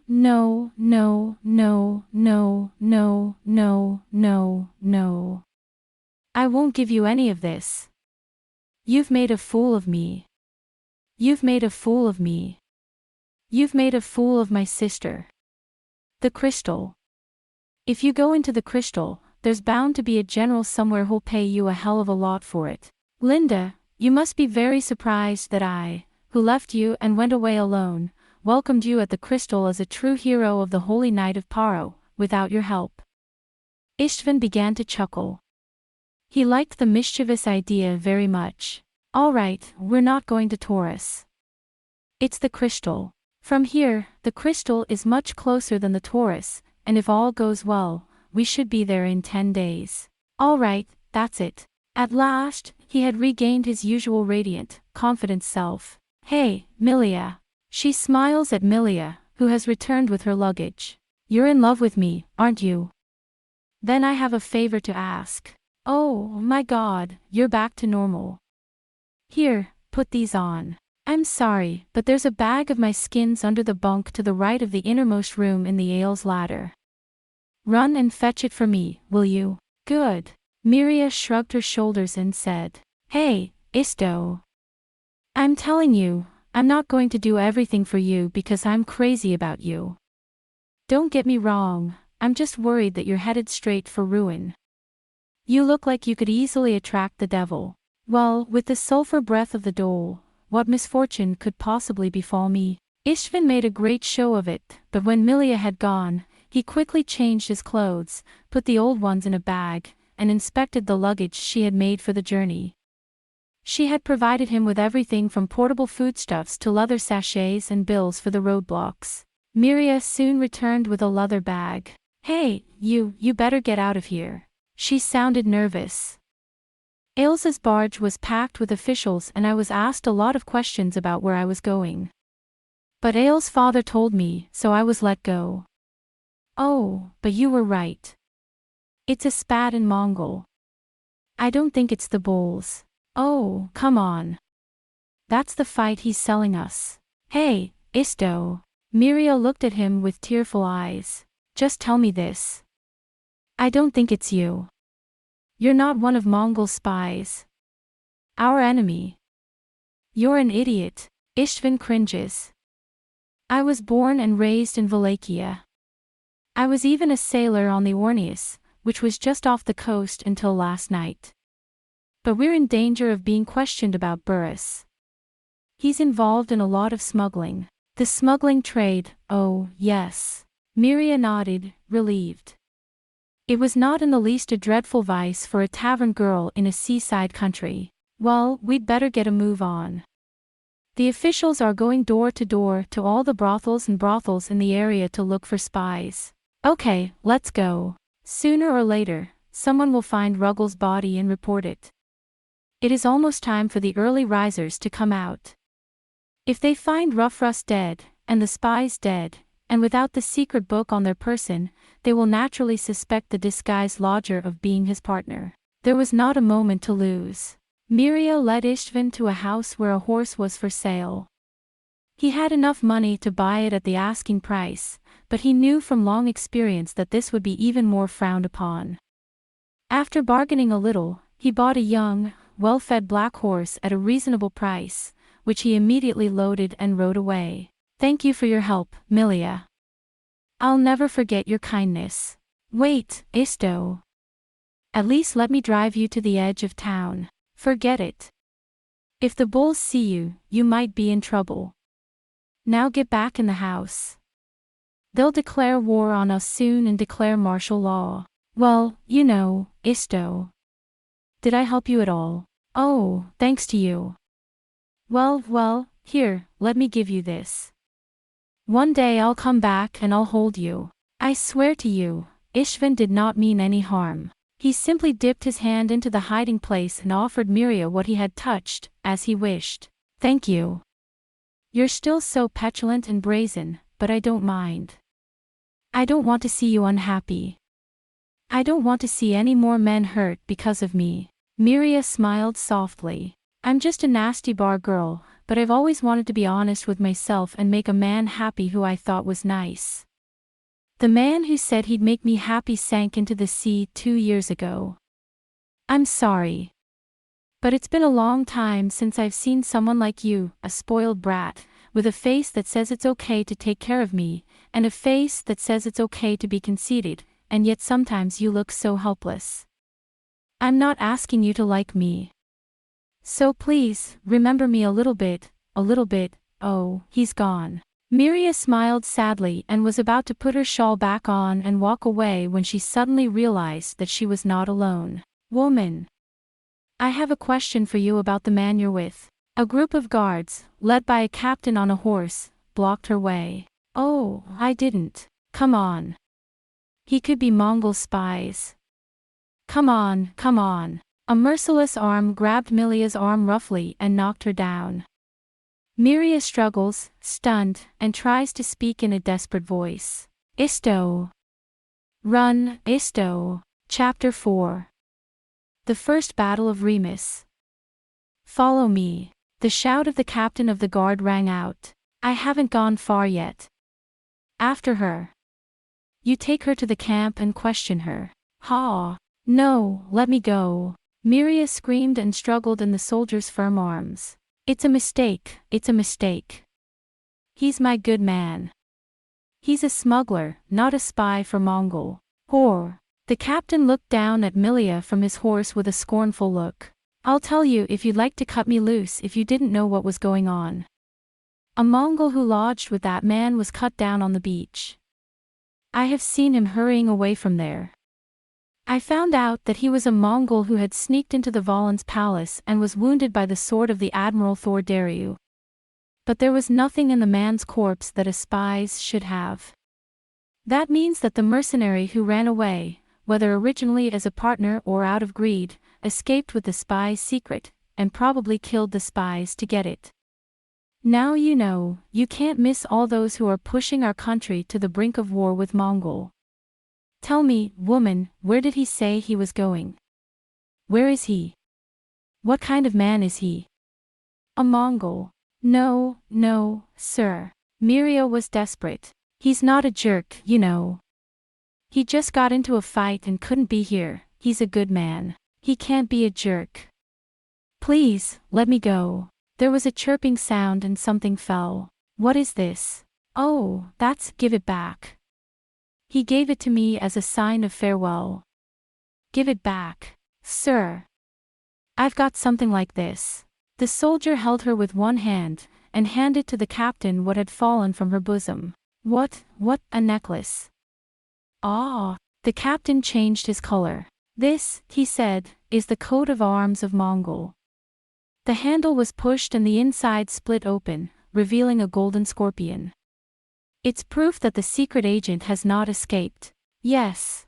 Miria forgets to even struggle and stands on her haunches. No, that's not.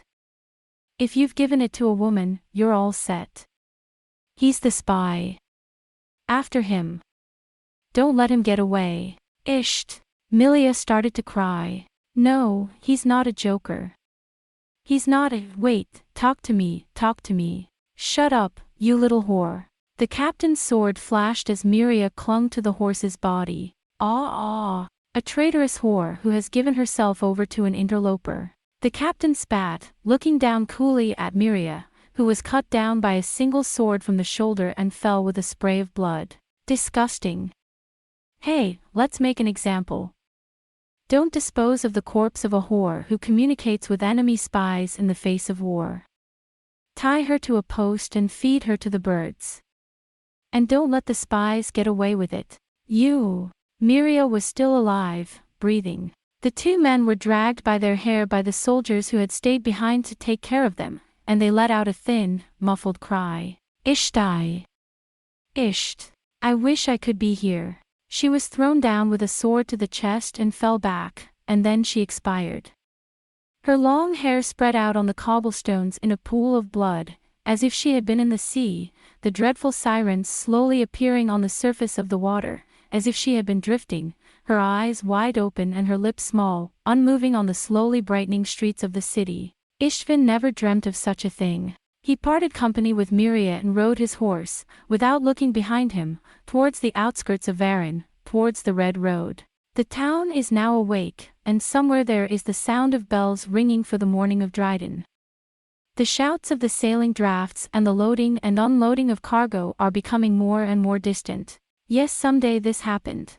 I am reminded of Ishtvan, his hair fluttering, his cloak fluttering, his horse's hooves clattering on the cobblestones as he runs through the Varan. This is how you say goodbye to everything, by riding your horse. Ishtvan was in a state of reminiscence which was not his own, and which was almost like a continuation of a night dream. That's Wallachia, the city of Wallachia where I was born.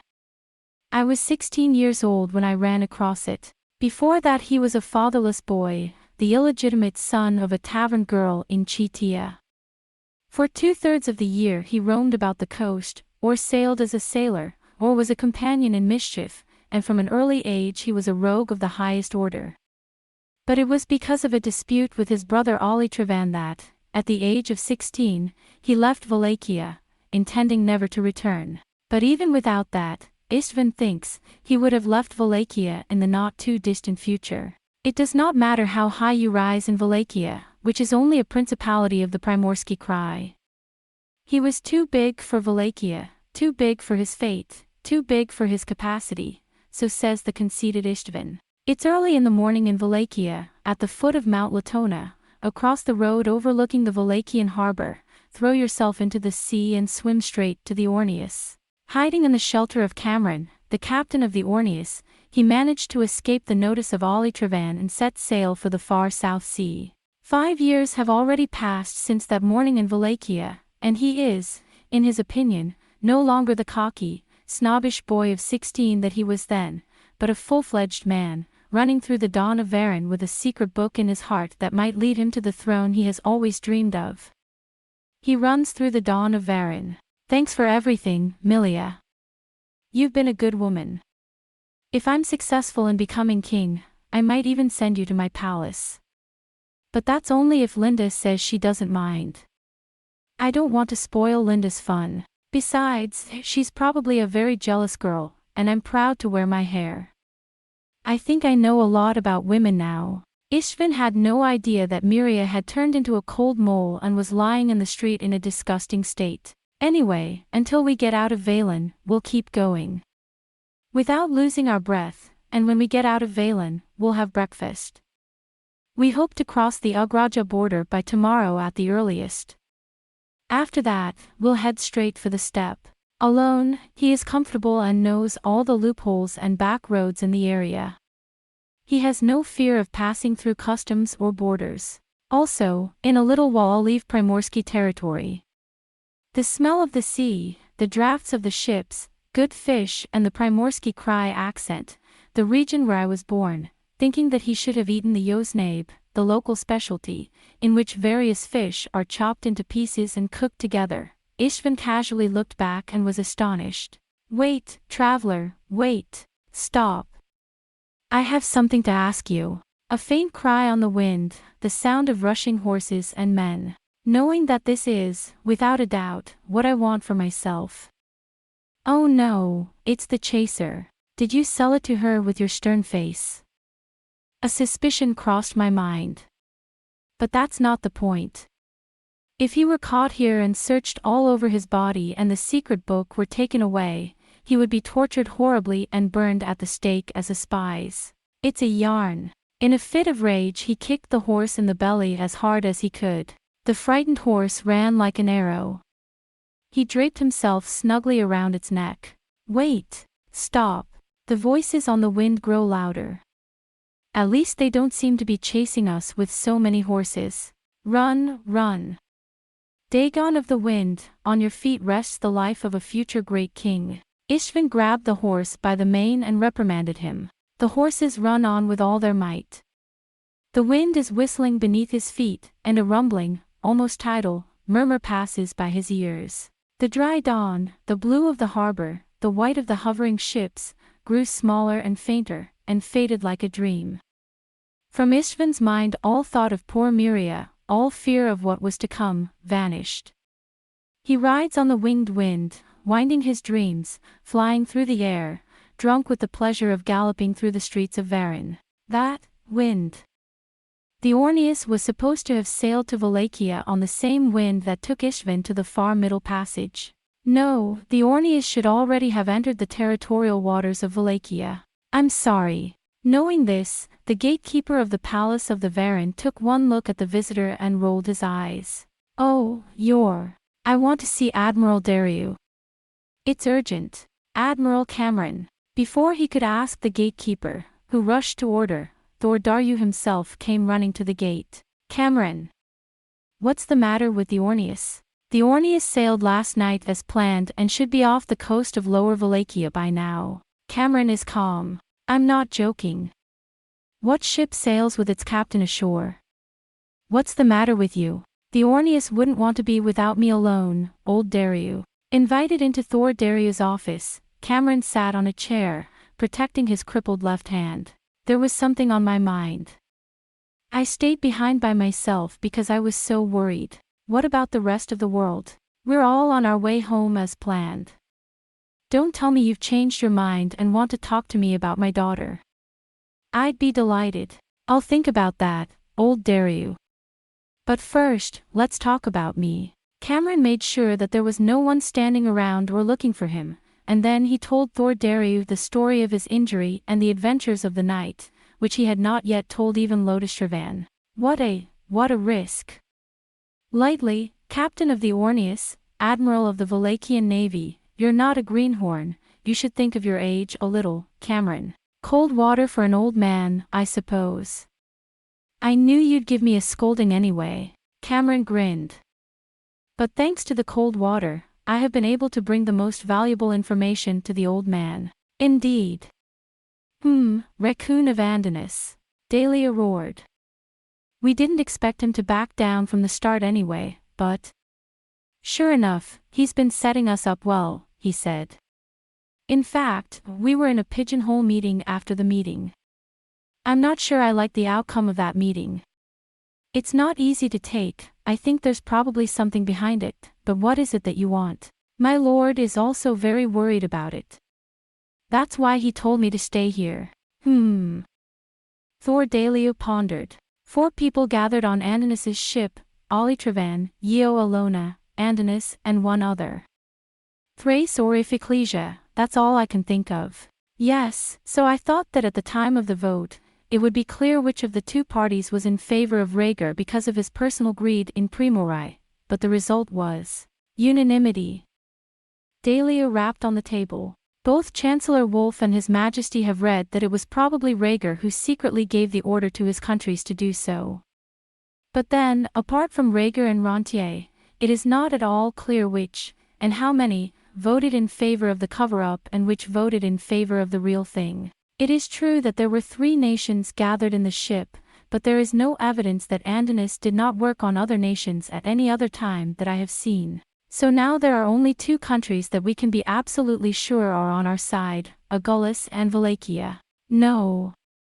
Cameron looked uncomfortable. I'm ashamed to say that. Is the lion's den of the lazy lords. Of course, as long as Lord Lotus is in the dark, he has no doubt of the sincerity of Wallachia, but that is only if, for instance, he has obtained a promise from Andinus that he will help Ollie if he replaces his brother. If Lord Lotus were to go to Paro with his army, he might find himself in the midst of an empty nest, and if he were to leave the army to Ollie, he might lose it.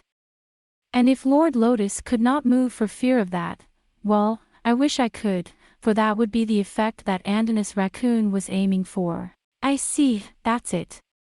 It is true that with such clear evidence of Lord Ollie's connection with Lyre, Lord Lotus cannot be moved. I'm ashamed to say that the fat man has caused me much trouble in the past. And he has no idea that he's a real imbecile, but he's so full of himself that he thinks he's more fit to be sovereign of Wallachia than Lord Lotus.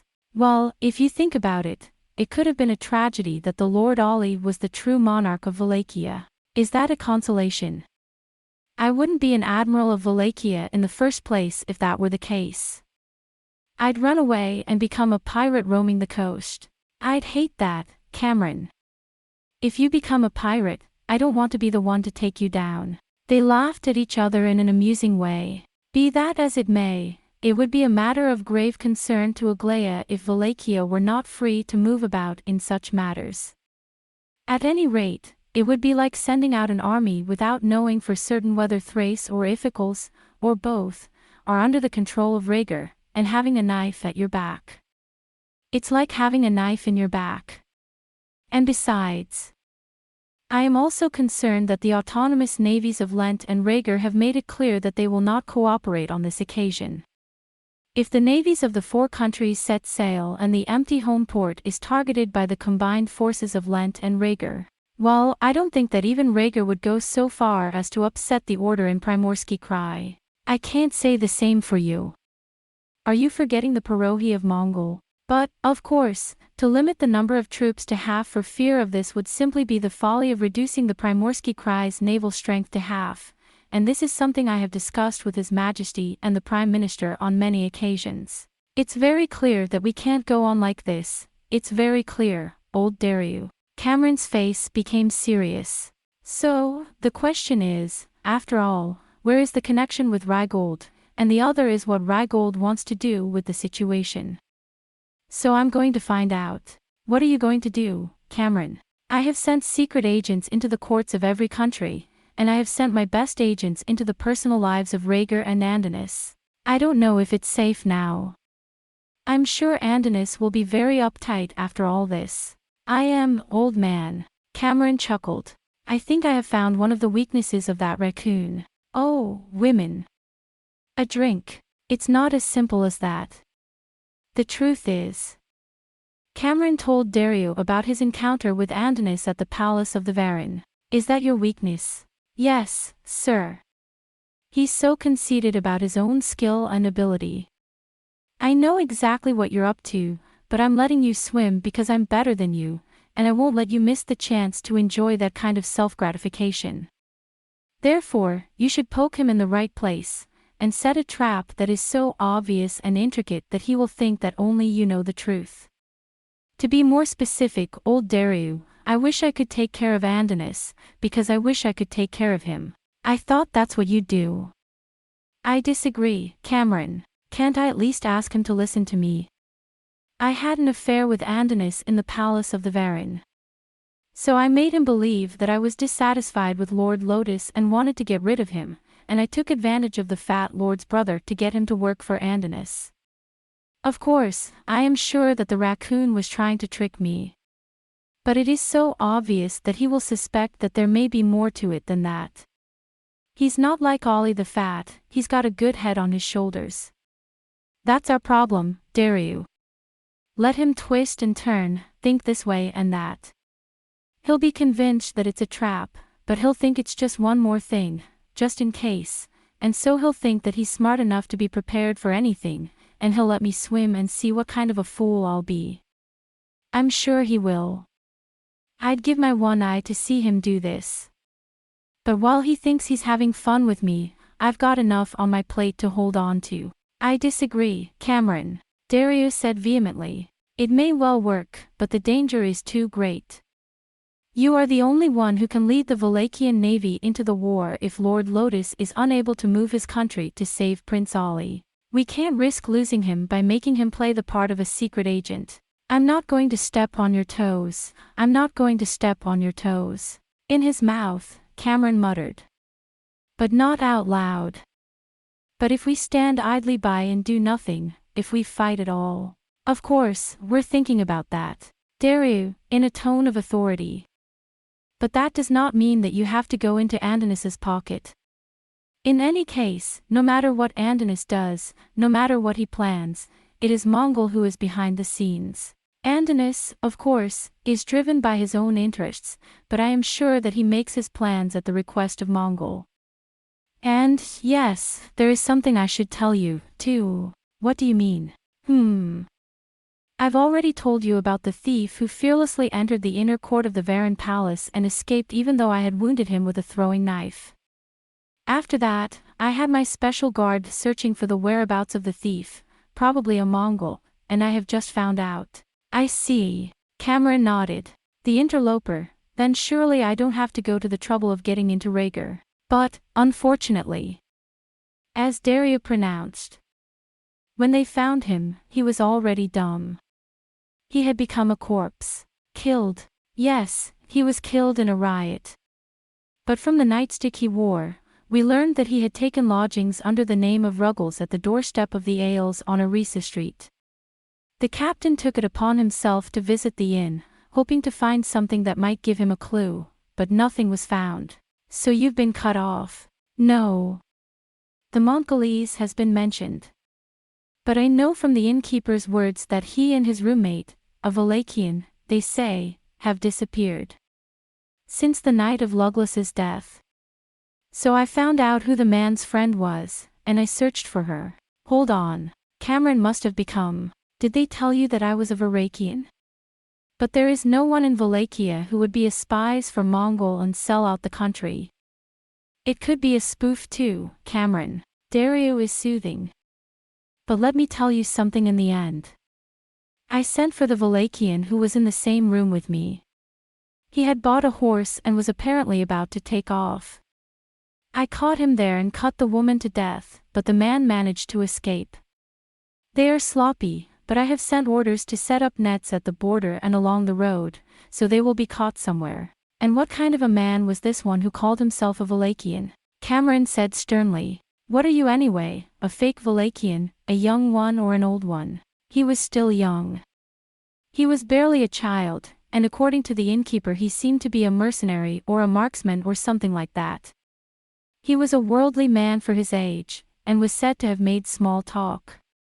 This woman was also a member of the Obscurian.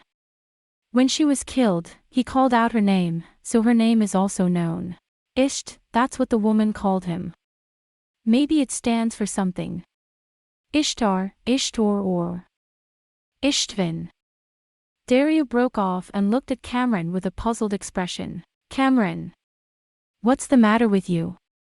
Cameron. There was no answer. Cameron was so astonished that he almost went rigid. Isht. Cameron's eyes were wide open, staring into space. Ishtvin. A profile I had glimpsed, but had no way of ascertaining, when I was following the Ryagorian spy. Ishtvin. It is not a common name, for mothers in this day and age were seldom tempted to name their children after great old kings, but it is by no means a rare name. It is not, however, a very rare name. And Ishtvin said he would not go back to Primorai, so Cameron tried weakly to persuade him. My Isto, of all people, would never have taken on the disgusting role of Mongol spies. He was not such a man. You look terribly frightened, Cameron. Do you have any idea what's going on? Tall Darius said bluntly. Cameron laughed helplessly. It's just a bad wound. Doesn't seem to ring a bell. Unfortunately, it's a common name in Wallachia. Dahlia's piercing eyes are fixed on him, searching. Cameron bent down again, pretending to be wounded. In the heart of that stalwart sailor there flashed past the 5 long years that might have played with and changed a boy. Grasslands. Bright, the clouds roll. The wind flies and the sky spreads. It was in the southeast of Kauros, on a stretch of soft grassland known as the Cloud Field. It is a place where nomads from all over the world come with their herds of sheep and horses to graze. It is also the most pleasant time of the year, when the moss is at its best. There were no oases large enough to form a city, but there were small oases scattered here and there, and the water was so plentiful and clean that there was no need for a water dispute. There are no villages here for the fierce horsemen, and around the time of the great mosque festival, the whole area is crowded with people, and a very large market is held. But now, there was no sign of the nomadic herdsmen who came to this area with their sheep and horses. The blue sky, the clash of swords, the command, the neighing of horses, and the screams and shouts, these are the same sounds characteristic of the bloody war which, some time ago, still haunted the area for quite a long time. That the combined armies of the horsemen led by the Prince of Argos and the troops of Trust led by King Kalkan, after a series of skirmishes with the great power of Kauros, broke off the war without warning, and that the 20,000 men led by the Crown Prince Scar and the fierce General Beck of Paro had disappeared. A man of little knowledge would have thought, on hearing the sound of the battle in the Field of Clouds, that the information was false, and that the armies of Kauros, Argos and Tros were still fighting. For, in the middle of the field, in the midst of a jostling battle, on the far side of each of them, 2 armies of horsemen, one flying the banner of the Duchy of Kauros, the other clearly wearing the armor of the regular army of Argos, or horsemen who could be recognized at a glance.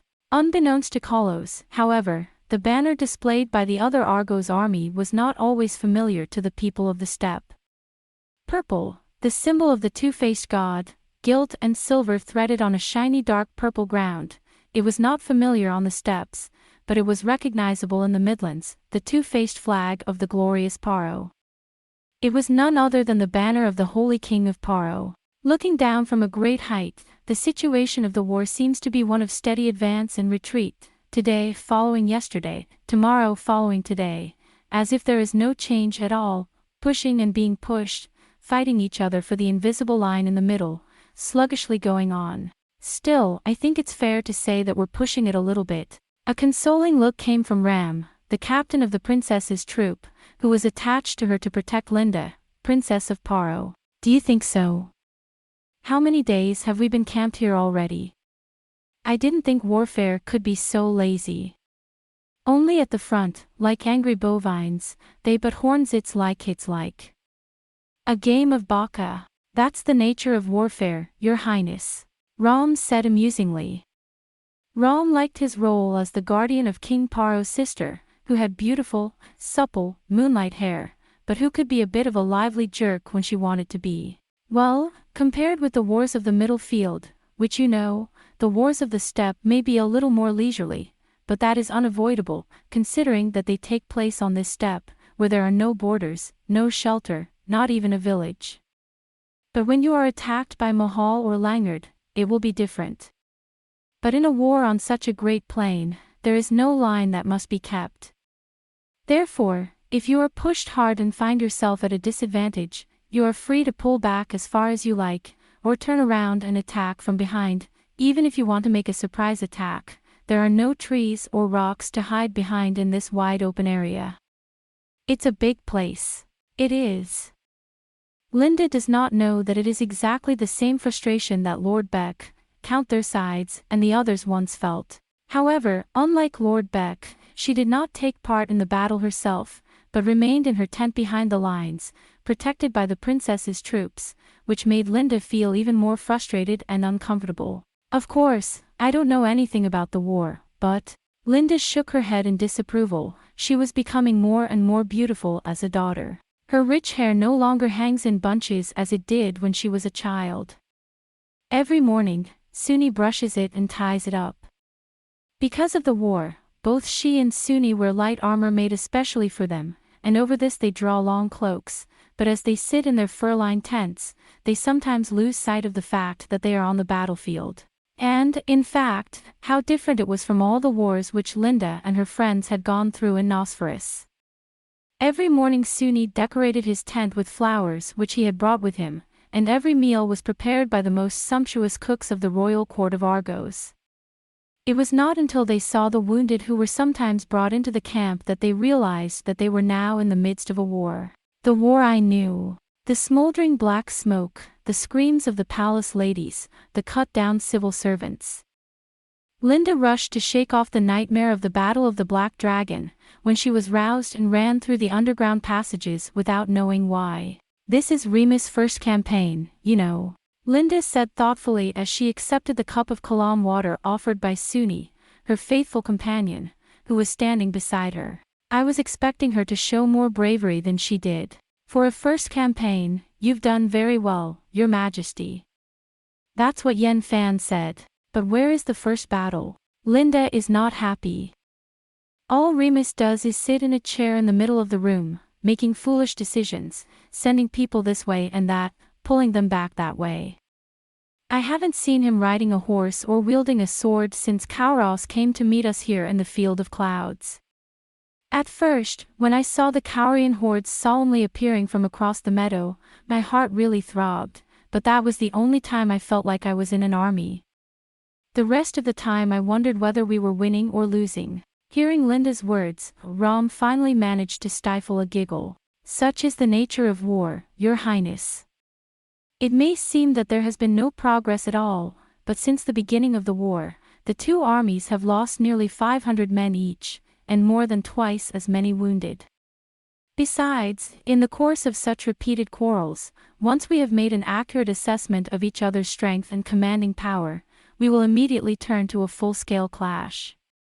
We are not, as Your Highness seems to think, spending our days in vain. So, Linda said doubtfully. So, who's going to win? When is this going to end? How long do we have to stay here like this?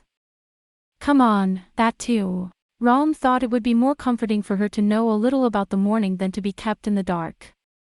It is not as simple as that.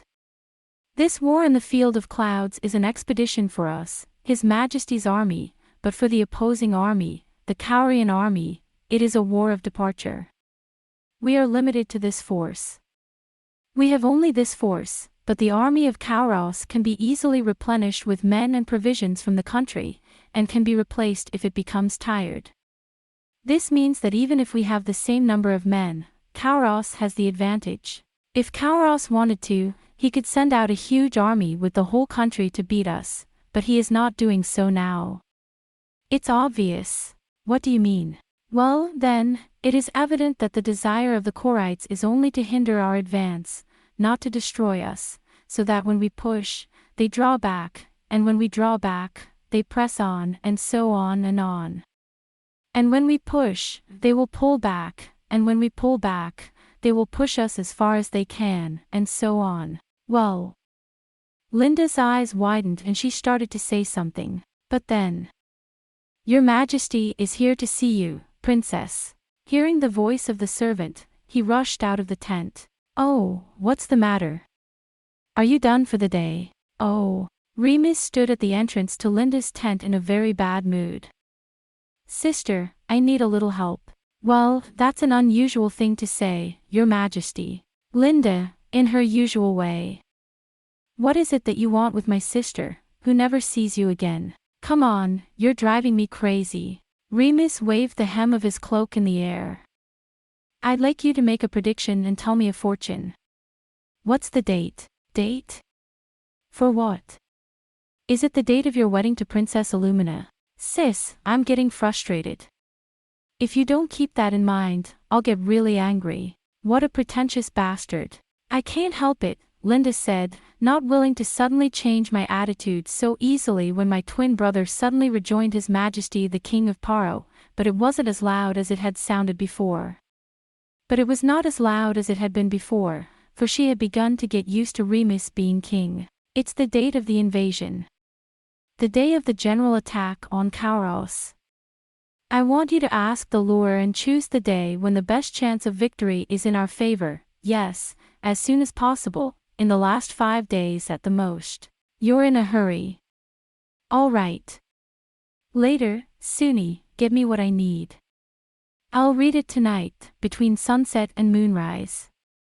But Remus, you've changed. I guess so. Oh, yes. Because once upon a time you made a mockery of my divinations and prophecies, and told me that I couldn't do anything if I stuck to such gods and wishes, without being a Paro man. Yes, in the old days, I suppose there was such a thing. The boy king looks very puffy. But people change, you know. Can't you just stop referring to the past? First of all, it's pointless, isn't it? What are you so irritated about? You've been like that for a while now. And then Linda, her eyes twinkling with the devilish insight that only older sisters often exercise over their younger siblings, and the desire to be mean and poke fun at their biggest weaknesses, said. No one will think you're a great king if you're so irritating. You're just a little boy who ascended the throne yesterday and hasn't even been officially crowned yet, and you shouldn't be acting like a king. It's ridiculous. Rom and his maids turned their heads to the side in a panic, trying to contain their outbursts. They knew that Yen Fong and Long Yang, who had been given the role of his guardians by King Stack, sometimes found it amusing that Remus, who was secretly worried that he lacked the dignity of a king, tried to act too much like a king. Remus' sensitive face was covered up to his earlobes, but he managed to cover it up.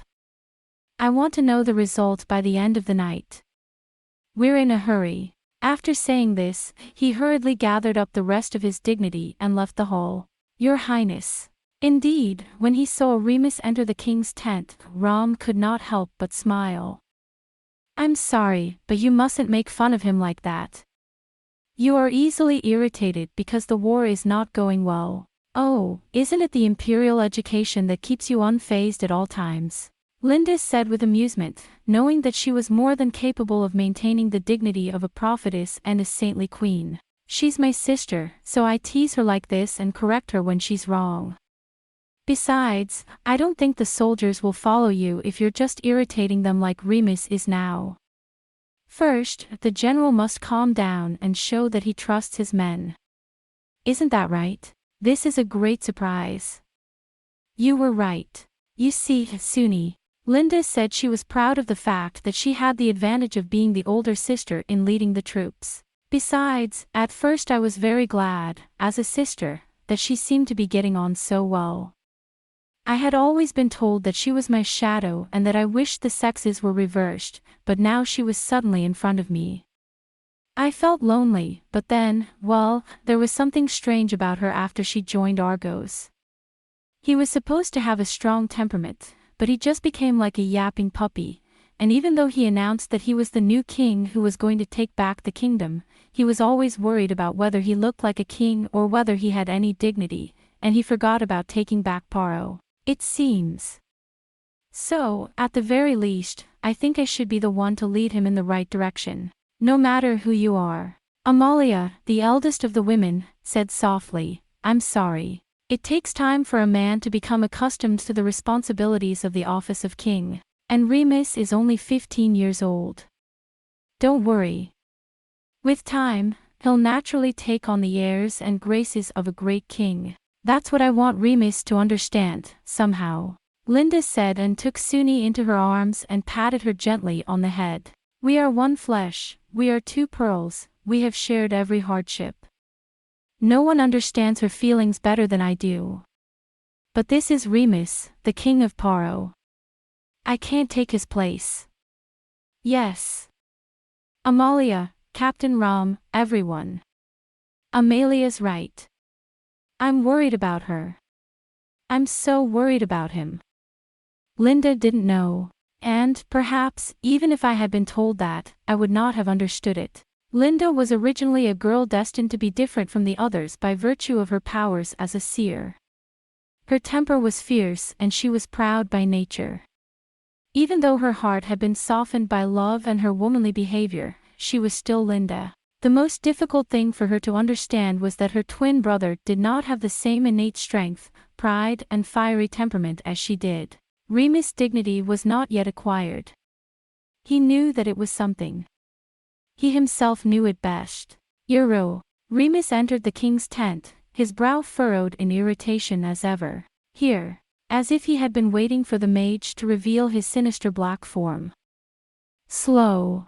Remus tapped his fingers on the table in frustration. I'm sorry. Military conference. Blow the bugle call for the withdrawal of the troops and bring the captains to this tent in half an hour. Yes, sir. Hurry up. When Iro left, Remus began to walk around irritably. This, too, would have been incomprehensible to Linda, who was still, in essence, a princess under the protection of others. What was disturbing Remus was the deep frustration of a king who had ascended to the throne, but who had yet to show a single sign of his power. Anyway. Remus shouted and slammed the desk in a stern voice that Linda would have made fun of as bossy again if she had been there. We can't be wasting time here, so far from Dunedin. According to our original plan, we should have left Danine long ago and entered Caravia. Thanks to this quarrel with Kauros, we have been left here with no choice but to stay, and 10 days, Shokin, 10 days have already been wasted in vain. Remus looked round at Yen Fan, Long Yang and Yaru, as if to say that it was their fault. In the meantime, the fate of the allied forces of Scar and Beck is unknown, and there are rumors of a volunteer army of Paro remnants in Marga and Solanum. The situation is at a critical juncture, and I, the most important general of the Paro, can't just sit here and watch the day go by. As you wish, sir, Yen Fan said. He was a sober man, and did not in any way disparage or belittle the young king, but Remus looked at him with a fierce look. It is clear that the aim of the Kaurians is also to halt my army, to prolong the war and to keep it here until it is too late. I'm not going to fall for that. I can't wait any longer. I'll be in Paro in 5 days, Yes, in 5 days, I'll make it. But, Long Yang, who is not as quick-witted as Yen Fong, said, in warfare, there is always an opponent. Of course. Remus became even more irritated. So break through the colossus. I'm not going to let the other side come and go. We'll crush the Kauros once and for all. But, Your Majesty, the Kaurians have the country at their back, after all. If the need arises, they will always be within the walls of the city. I've had enough of that, too, Remus yelled. Knowing this, we were obliged to conform to their methods to a certain extent. But if we continue in this way, we will only fall into the hands of Mongol and Kauros, and what if, in the meantime, the volunteer forces of Paro are crushed by Mongol's army? There will be no one left to support us and fight with us in Paro. Then we'll be trapped and waiting for our own destruction, and then it will be too late. Before that happens, I'll crush the Kauros. They looked at Remus in silence. It is something that others have been thinking about for a long time. But many possibilities for this have been considered and abandoned, and no better solution has been found to date. Yoro is. That he should say it now, after all this time, might mean that the king had some new secret or idea in mind. All eyes were full of that silent expectation. What's your idea? Is. But a feeling of bitter disappointment ran through us all when we realized that, apparently, it had not been an idea. Surprise attacks, night raids on strongholds, striking at once with force from the front, not running away as usual, but catching up with them as far as possible. All of these have already been discussed in previous military discussions. All of these have already been discussed in military discussions. There is little point in a surprise attack on the plain, and there is little point in a night attack on lawn guard, as the Kaulosses would be most wary in this situation. However, we are not strong enough to defeat them in a straightforward manner. But we are not strong enough to defeat them in a straight fight. If Kauros were to attack us with all his forces, it would be us who would be in danger. I thought about it. Remus looks around at the people. Why don't we somehow evade the eyes of the Kaurian army and go directly to Danine? It's not a bad idea, Yoro said in a gloomy voice. The town of Lut, at the heart of Dunedin, is where the Kauros always keep their troops, and in times of war like these, they will be even more strengthened. Moreover, with a ferry route that can only carry 12 men at a time, it would be a difficult task to ferry an entire army of 30,000 men. It is also a very difficult plan to implement. Then what do you want me to do? Remus is annoyed. Anyway, we cannot stay here. I have already asked my sister Linda to predict the best day for a general strike. As soon as we get the result, we'll go on the offensive. This is the king's decision. They bowed their heads in silence. All hands on deck. Remus, still somewhat annoyed, continued. By the time the date for the general attack is fixed by divination, each of you is requested to formulate the plan which you think best. After that, we'll discuss it at the Army Council, and I'll decide on the best course of action. Good. Yes, sir. They shouted in unison. Good. Then you may disperse. Remus waved his hand. Strangely enough, after he had said all that he had to say, he seemed to grow even more sullen. He Yan Huang. After leaving the king's tent and making sure that Yalu and the chiefs of the horsemen could no longer hear him, Long Yang, the officer in charge of the mercenary troops, caught up with his comrades. Oh, Yen Fong. What do you think? What do you mean? Yes. His Majesty Remus. Oh, Yen Fong smiled. You mean that? I've wanted to talk to you for a while. So, what about it? Yen Fong smiled again. First of all, I'm sure it's something like that. That's another way of putting it. No, it's not. Yen Fong motioned for Long Yang to sit down. The sun is almost gone. Moss is chanting echoes in the distance. The meadow has been quiet for some time. Kaulos, you've pulled out before sunset again. Yen Fong looks out over the grassy horizon. I can understand your annoyance. This is no way to fight a good fight. They're just trying to make up for lost time. Ron Yang said. Until Paro is settled and Mongol troops can come to the south of Danine. That is, indeed, what you saw. It's obvious to everyone, it's obvious. Long Yen was quiet. Yen Fong, you've been with me longer than I've been with you. What do you think, from your point of view, will that boy, will he be my wish or not? That remains to be seen. There have been cases where more helpless monarchs have been cheered up and kept their countries intact. A country with a wise king has fallen into ruin. That boy is trying his best to act like a good king and a good general. You can see that. Oh. That's what you call going too far sometimes. That's what he said.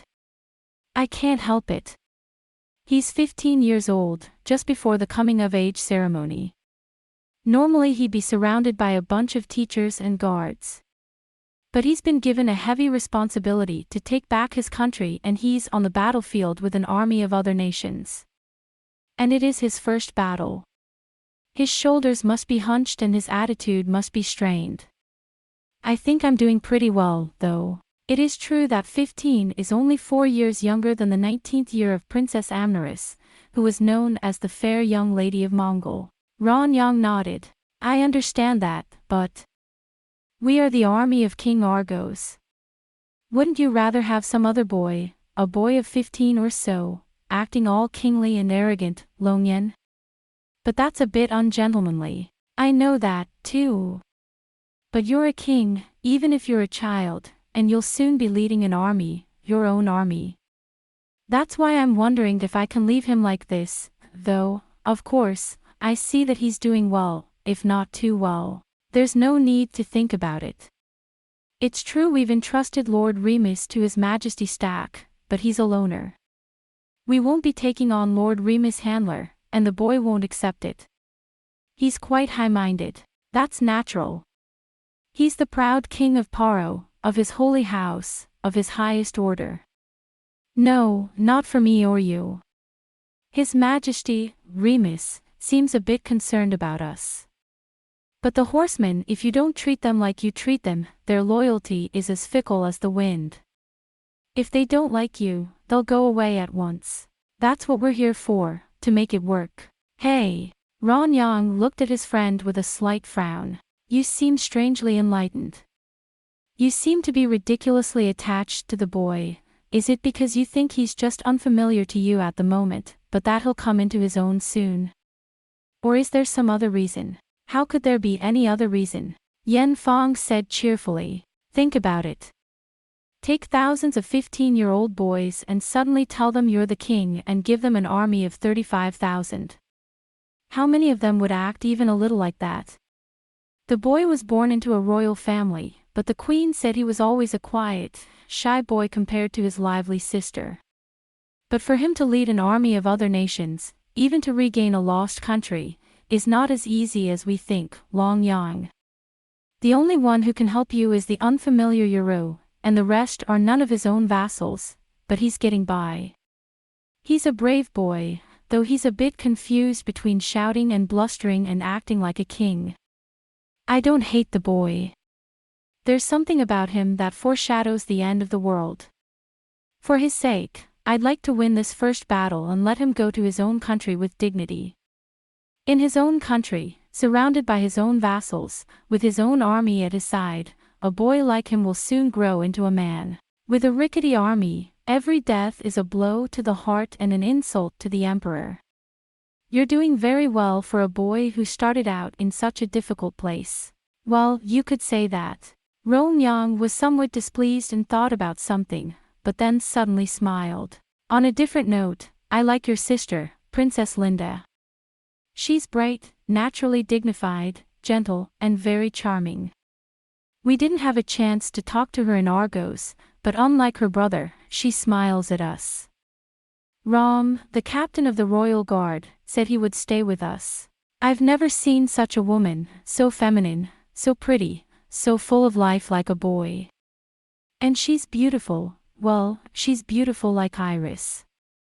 I'm sorry to say, but you couldn't make her your queen. Being attractive as a woman is not the same as being able to lead a country or an army. Yan Huan, who loves Remus, laughed. Now, if His Majesty were to hear of such a thing, it would be a serious matter. Even if you don't, when you're unsure of yourself, people tend to be paranoid. So be it. Yan Fang, for some reason, looked up at the sky at the end of the day. The chanting of the moss, the smoke of the nightingale, a small cluster of lights shining across the river, the lights of Longard, the castle city of Kauros. It's a quiet evening. Yan Fan tweeted. If it weren't for the tents of the Kaurians over there, I wouldn't believe that we were in the middle of a war, camping out at night. I think we're in Argos for a drill. Yeah. Yes, indeed. It's a bit too quiet. Even if the Kauros are just stalling to buy time, they could have at least launched a night attack. But as for Kauros, while Mongol is still alive and well, if Mongol is attacked in Paro and withdraws, Kauros will be facing Paro army on his back. No matter how much we are allies, we do not want to be involved in the wars of other countries and suffer the consequences. If I were Archduke Gerard of Kauros, I'd tell you so. Don't take too much flack, don't offend Mongol, play nice and watch the war in Paro. Two-sided balance. Ron Yang stood up. It's only natural for the people of the steppe. The loyalty of Liaga. In fact, I wish I could do the same, and not torment the Kauros too much, and watch the situation change. After all, you are in a hurry, aren't you? Yan Fan said. Today, another day has gone by without much progress in the war situation. I am. Remus was left alone in the tent. He told his servant to wait outside until he was summoned, and Remus sat down on a couch covered with furs, cradled his head, and huddled there staring into space. Was I wrong in my ways? Is there some fatal flaw in me as a king? Do I not have the ability and the talent to stand above others, to lead others, and to rule a kingdom? He was by nature a sensitive boy with a sensitive heart. It was already clear to Remus that the meeting had probably been a failure and that he had disappointed the people. Remus did not miss the momentary air of mild disappointment that passed over his seat. I guess I should have come up with some sort of strategy to get them to do this or that. But Guin is. Right, Guin said. A king should let his men work and reap the fruits of their labor instead of trying to take credit for his own. 10 powers should be 2 in the day and 8 in the hour of need. It is better to let a king be a fool than to let him be a fool. So even I, could have told him what to do if I wanted to. In fact, I thought I was trying to be patient and do as Guin asked, because I thought that was what a king should do. And yet, what's wrong with that? Do you think that other people can do better than me? What about Guin, for example? What about Nerys? Not even Linda. Other kings must have had their first campaigns when they were 15 years old, but how did they fare? Could they have done it with dignity and composure? Or were the great kings, at first, fretful, troubled, and irritable? There is no one to teach me, to guide me, to tell me that this is right or that this is wrong. 15 years old, a lonely king. With no kingdom, no regent, no vizier, no right-hand man, not even a general. A king in name only. I don't need Linda to tell me that. I know better than anyone else that I'm in a hurry, and that it won't bring me the results I want. But still, I know that it is I who must do it. No one can change me. Even my twin sister, wasn't it only me, Remus, who had the dream? I'm the only one, the king of Paro. How lonely I am. No one can take my place, no one can help me, no one can even tell me whether I will recover my country well and one day become a great king, or whether I will fall in vain along the way. My sister, my parents, no one, not even him. Anxiety, this impatience and frustration, this fear that I am not fit to be king, this impatience that I am inferior to others, this frustration to get rid of this cloud of irritation as soon as possible. There is no one, nowhere, who understands this. That one night's dream in far-off Nosferus, the announcement of a strange changeling, with that as the only star's guide, the meek boy, originally timid and dreamy, stood as king and somehow made it this far. And somehow he has come this far. But still, the way was more difficult than ever, and it stretched out before him, and he could not see even an inch ahead. Born on the same day, of the same parents, called the two pearls of Paro, the holy twins, one and the same in every way, and yet now, so different in thought, so different in path, so different in destiny. 1. Linda is probably thinking of Istvan, her lover from Argos, and repeating to Suni the usual routine. Istvan, who had left him in Argos, was probably repeating to Suni the same things he had said to her, thinking of her lover, when Remus thought of Linda. Your Majesty. Her Royal Highness has asked to see you. The farmer called out slowly. Linda is. Okay. Let her through. It must have been a fortune-telling result, Remus thought. Linda, accompanied by Suni, entered and, with a solemn and elegant gesture, made a formal audience. His Majesty the King is pleased and honored to see you. Don't make fun of me. I'm busy. Oh, you wanted me to treat you like a king, and I did. You're so arrogant. You know that. I'm not trying to make you act like this when we're alone. When other people are around, you're polite, but when it's just the two of you, you don't need to be so formal, because you're the complete opposite. All right, you're being a bit noisy, aren't you? Don't be too loud, or Princess Illumina will hate you. Please, I'm not in the mood. Remus is plump. I'm in trouble, you know. I like you, you're easygoing. Well, you've got quite a mouth on you, haven't you? What, I thought you'd be a bit taller than me. Not just a little. In the last half-month, I've grown nearly 20 Talgols taller. Really? That much? With a shocked look on her face, Linda shouted and looked at her brother sullenly. It's true, it could be. With a mixture of astonishment, indignation and shock on his face, he shook his head. Well, when did you get so long? I didn't notice. Now I may overtake you and look down on your precious Istvan. No one will mistake me for you, or say that we are a pair of pearls. Yes. Linda was looking at Remus with a certain loneliness and anxiety that made her feel uncomfortable, even though she had said something rude to her lover. But then she pulled herself together and said, Well, now that I've read your fortune, don't you want to hear the result? You said you were in a hurry, so I came to let you know. Oh. When? Tomorrow. In 3 days. That's the thing. Linda is trying to tease. Interesting results. Very interesting. What kind? Don't be shy, just tell me. Look, there you go again. Linda came to her brother's side and gave his hair a little tug. Come on, that's not the way to behave, not for you. You're a kind, thoughtful Remus. Gentle and quiet. If you think it's because of your inner pride, people will follow you without shouting or rushing to get them to do what you say. Anyway, I think we should wait a little longer for a general strike. A little more. How much more? I don't know. I've been watching the stars in the lure. Right now, at least for the last few days, neither side wants to fight. That means that both sides are only fighting now when they really don't want to. I suppose you're right about that. Remus murmured grimly. I'm sure you're right. But I've seen it. Linda's eyes lit up. To the south was our camp, to the north the enemy's camp, and further north was a huge star of triumph, and from it a smaller star broke off.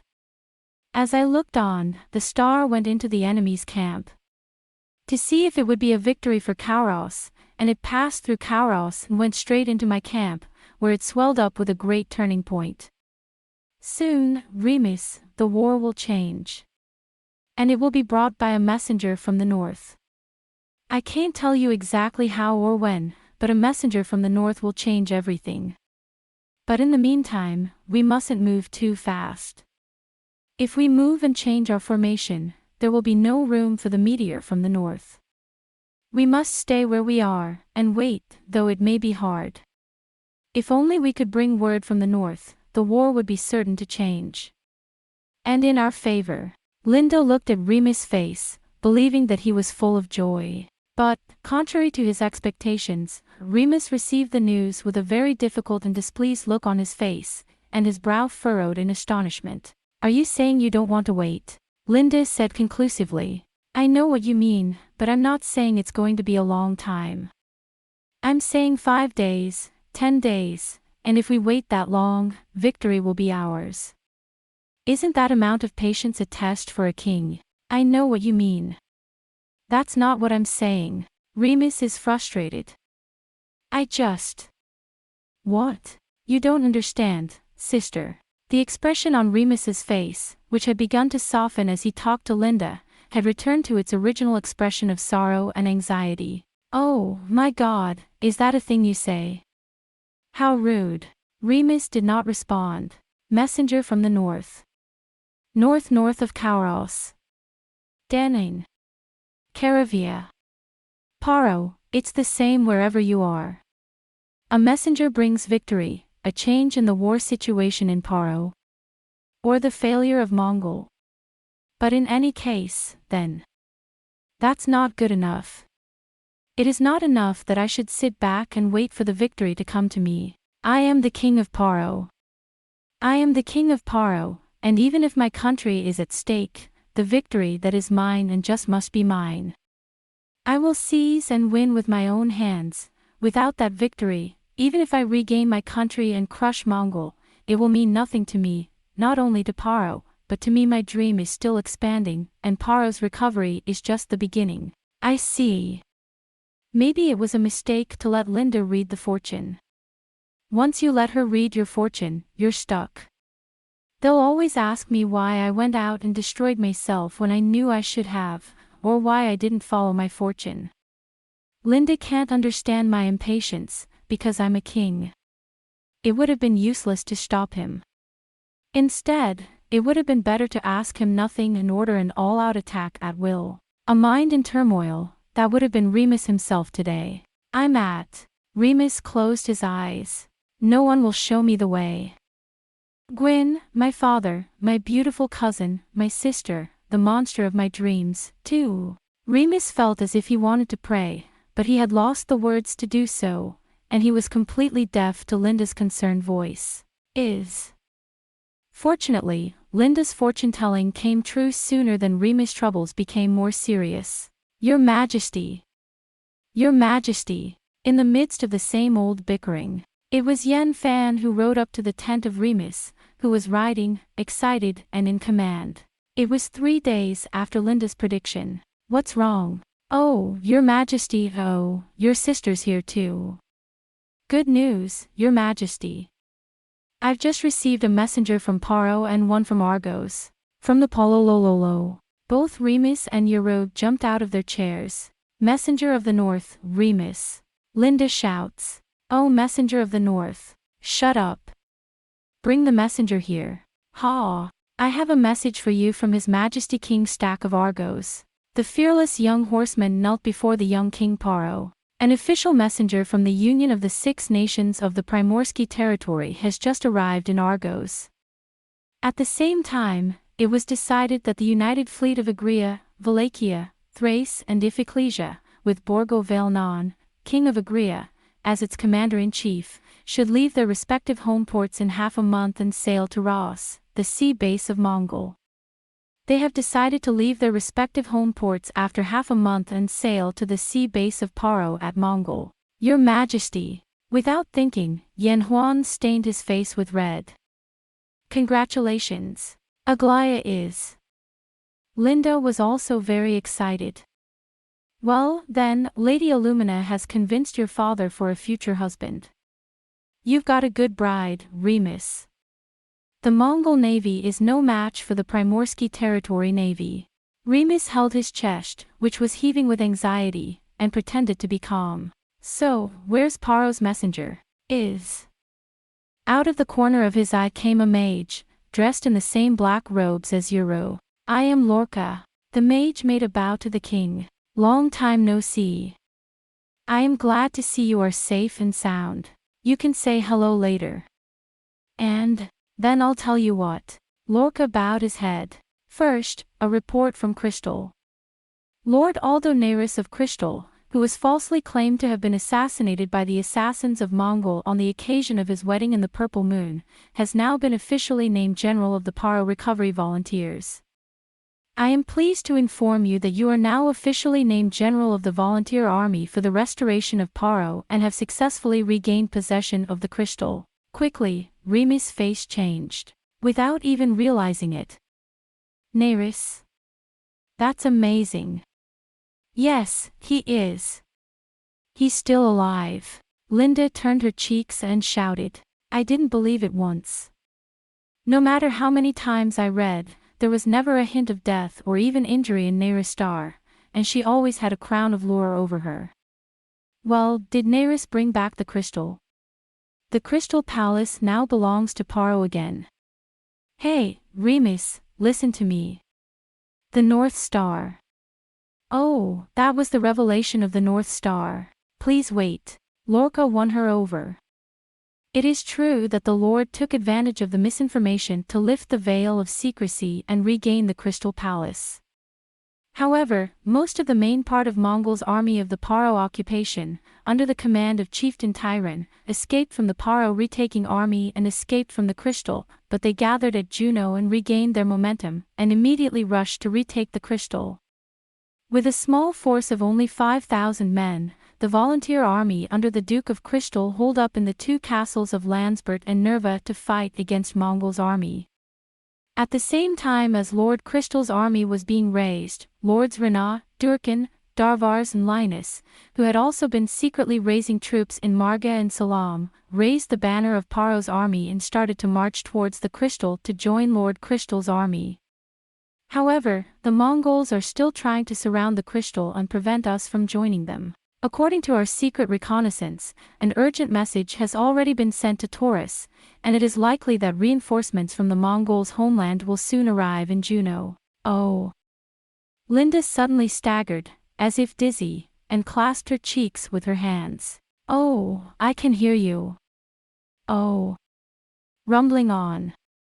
Our little fate is all around us, rumbling, rumbling. The wild fluttering of time's wings, the wind and storm behind our ears. A mighty waterfall, a mighty river of time that could no longer be held back, rushing, overflowing, roaring and flowing, that Linda thought she heard.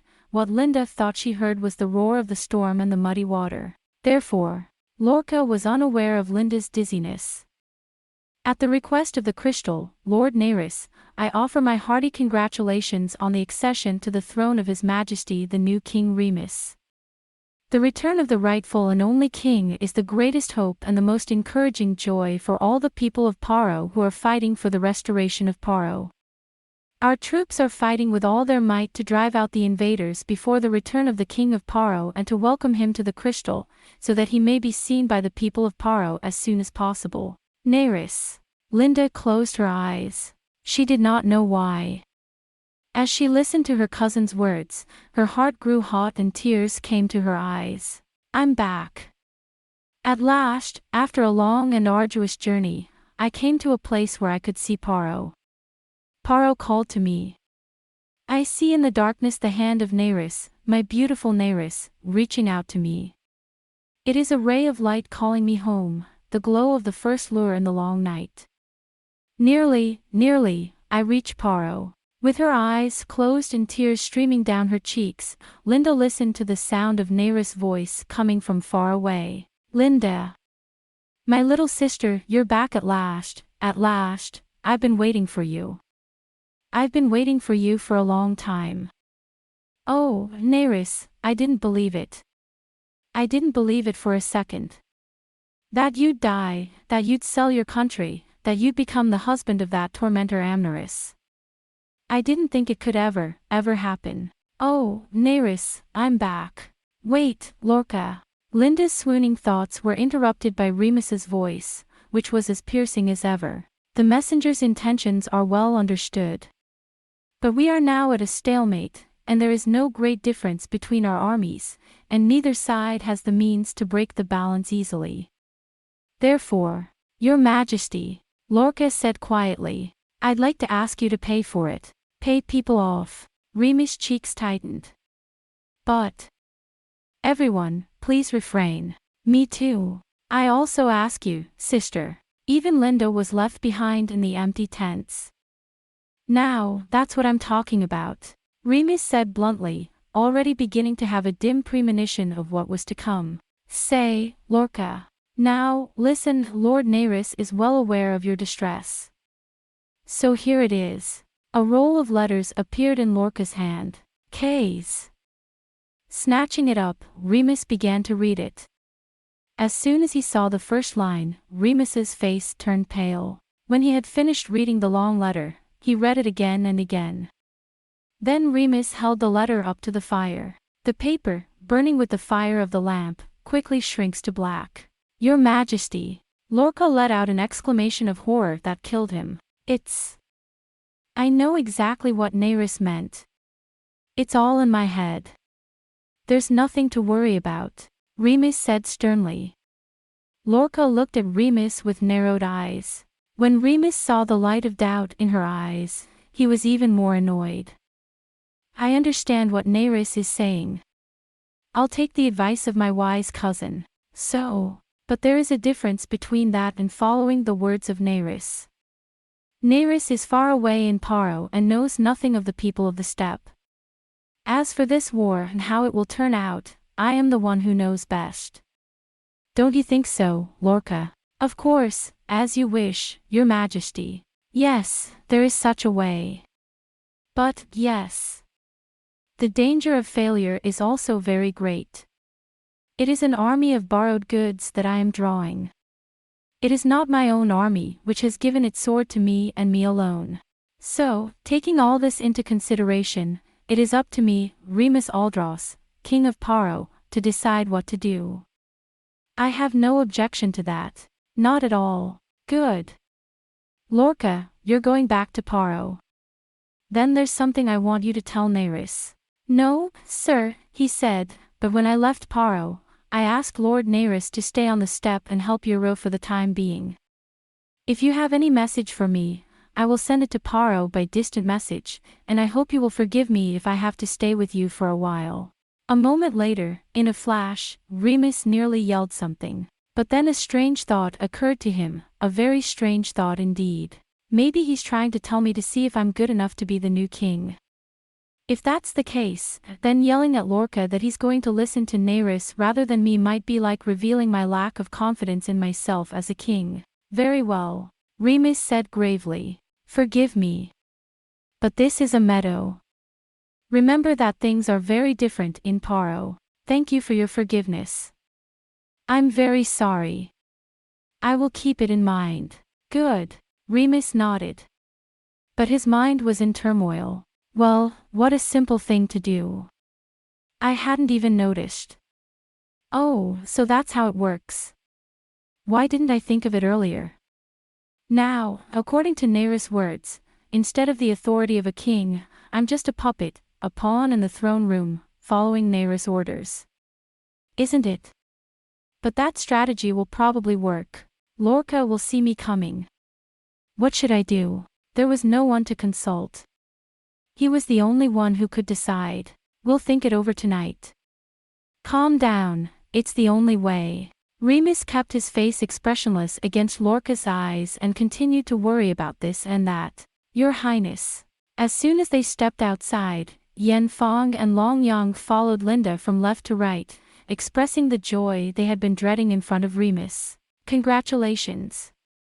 The recapture of the crystal, Lord Crystal's health and raising his banner, and the entry of Primorsky Cry into the war, all this is very good news that will bring victory to our side.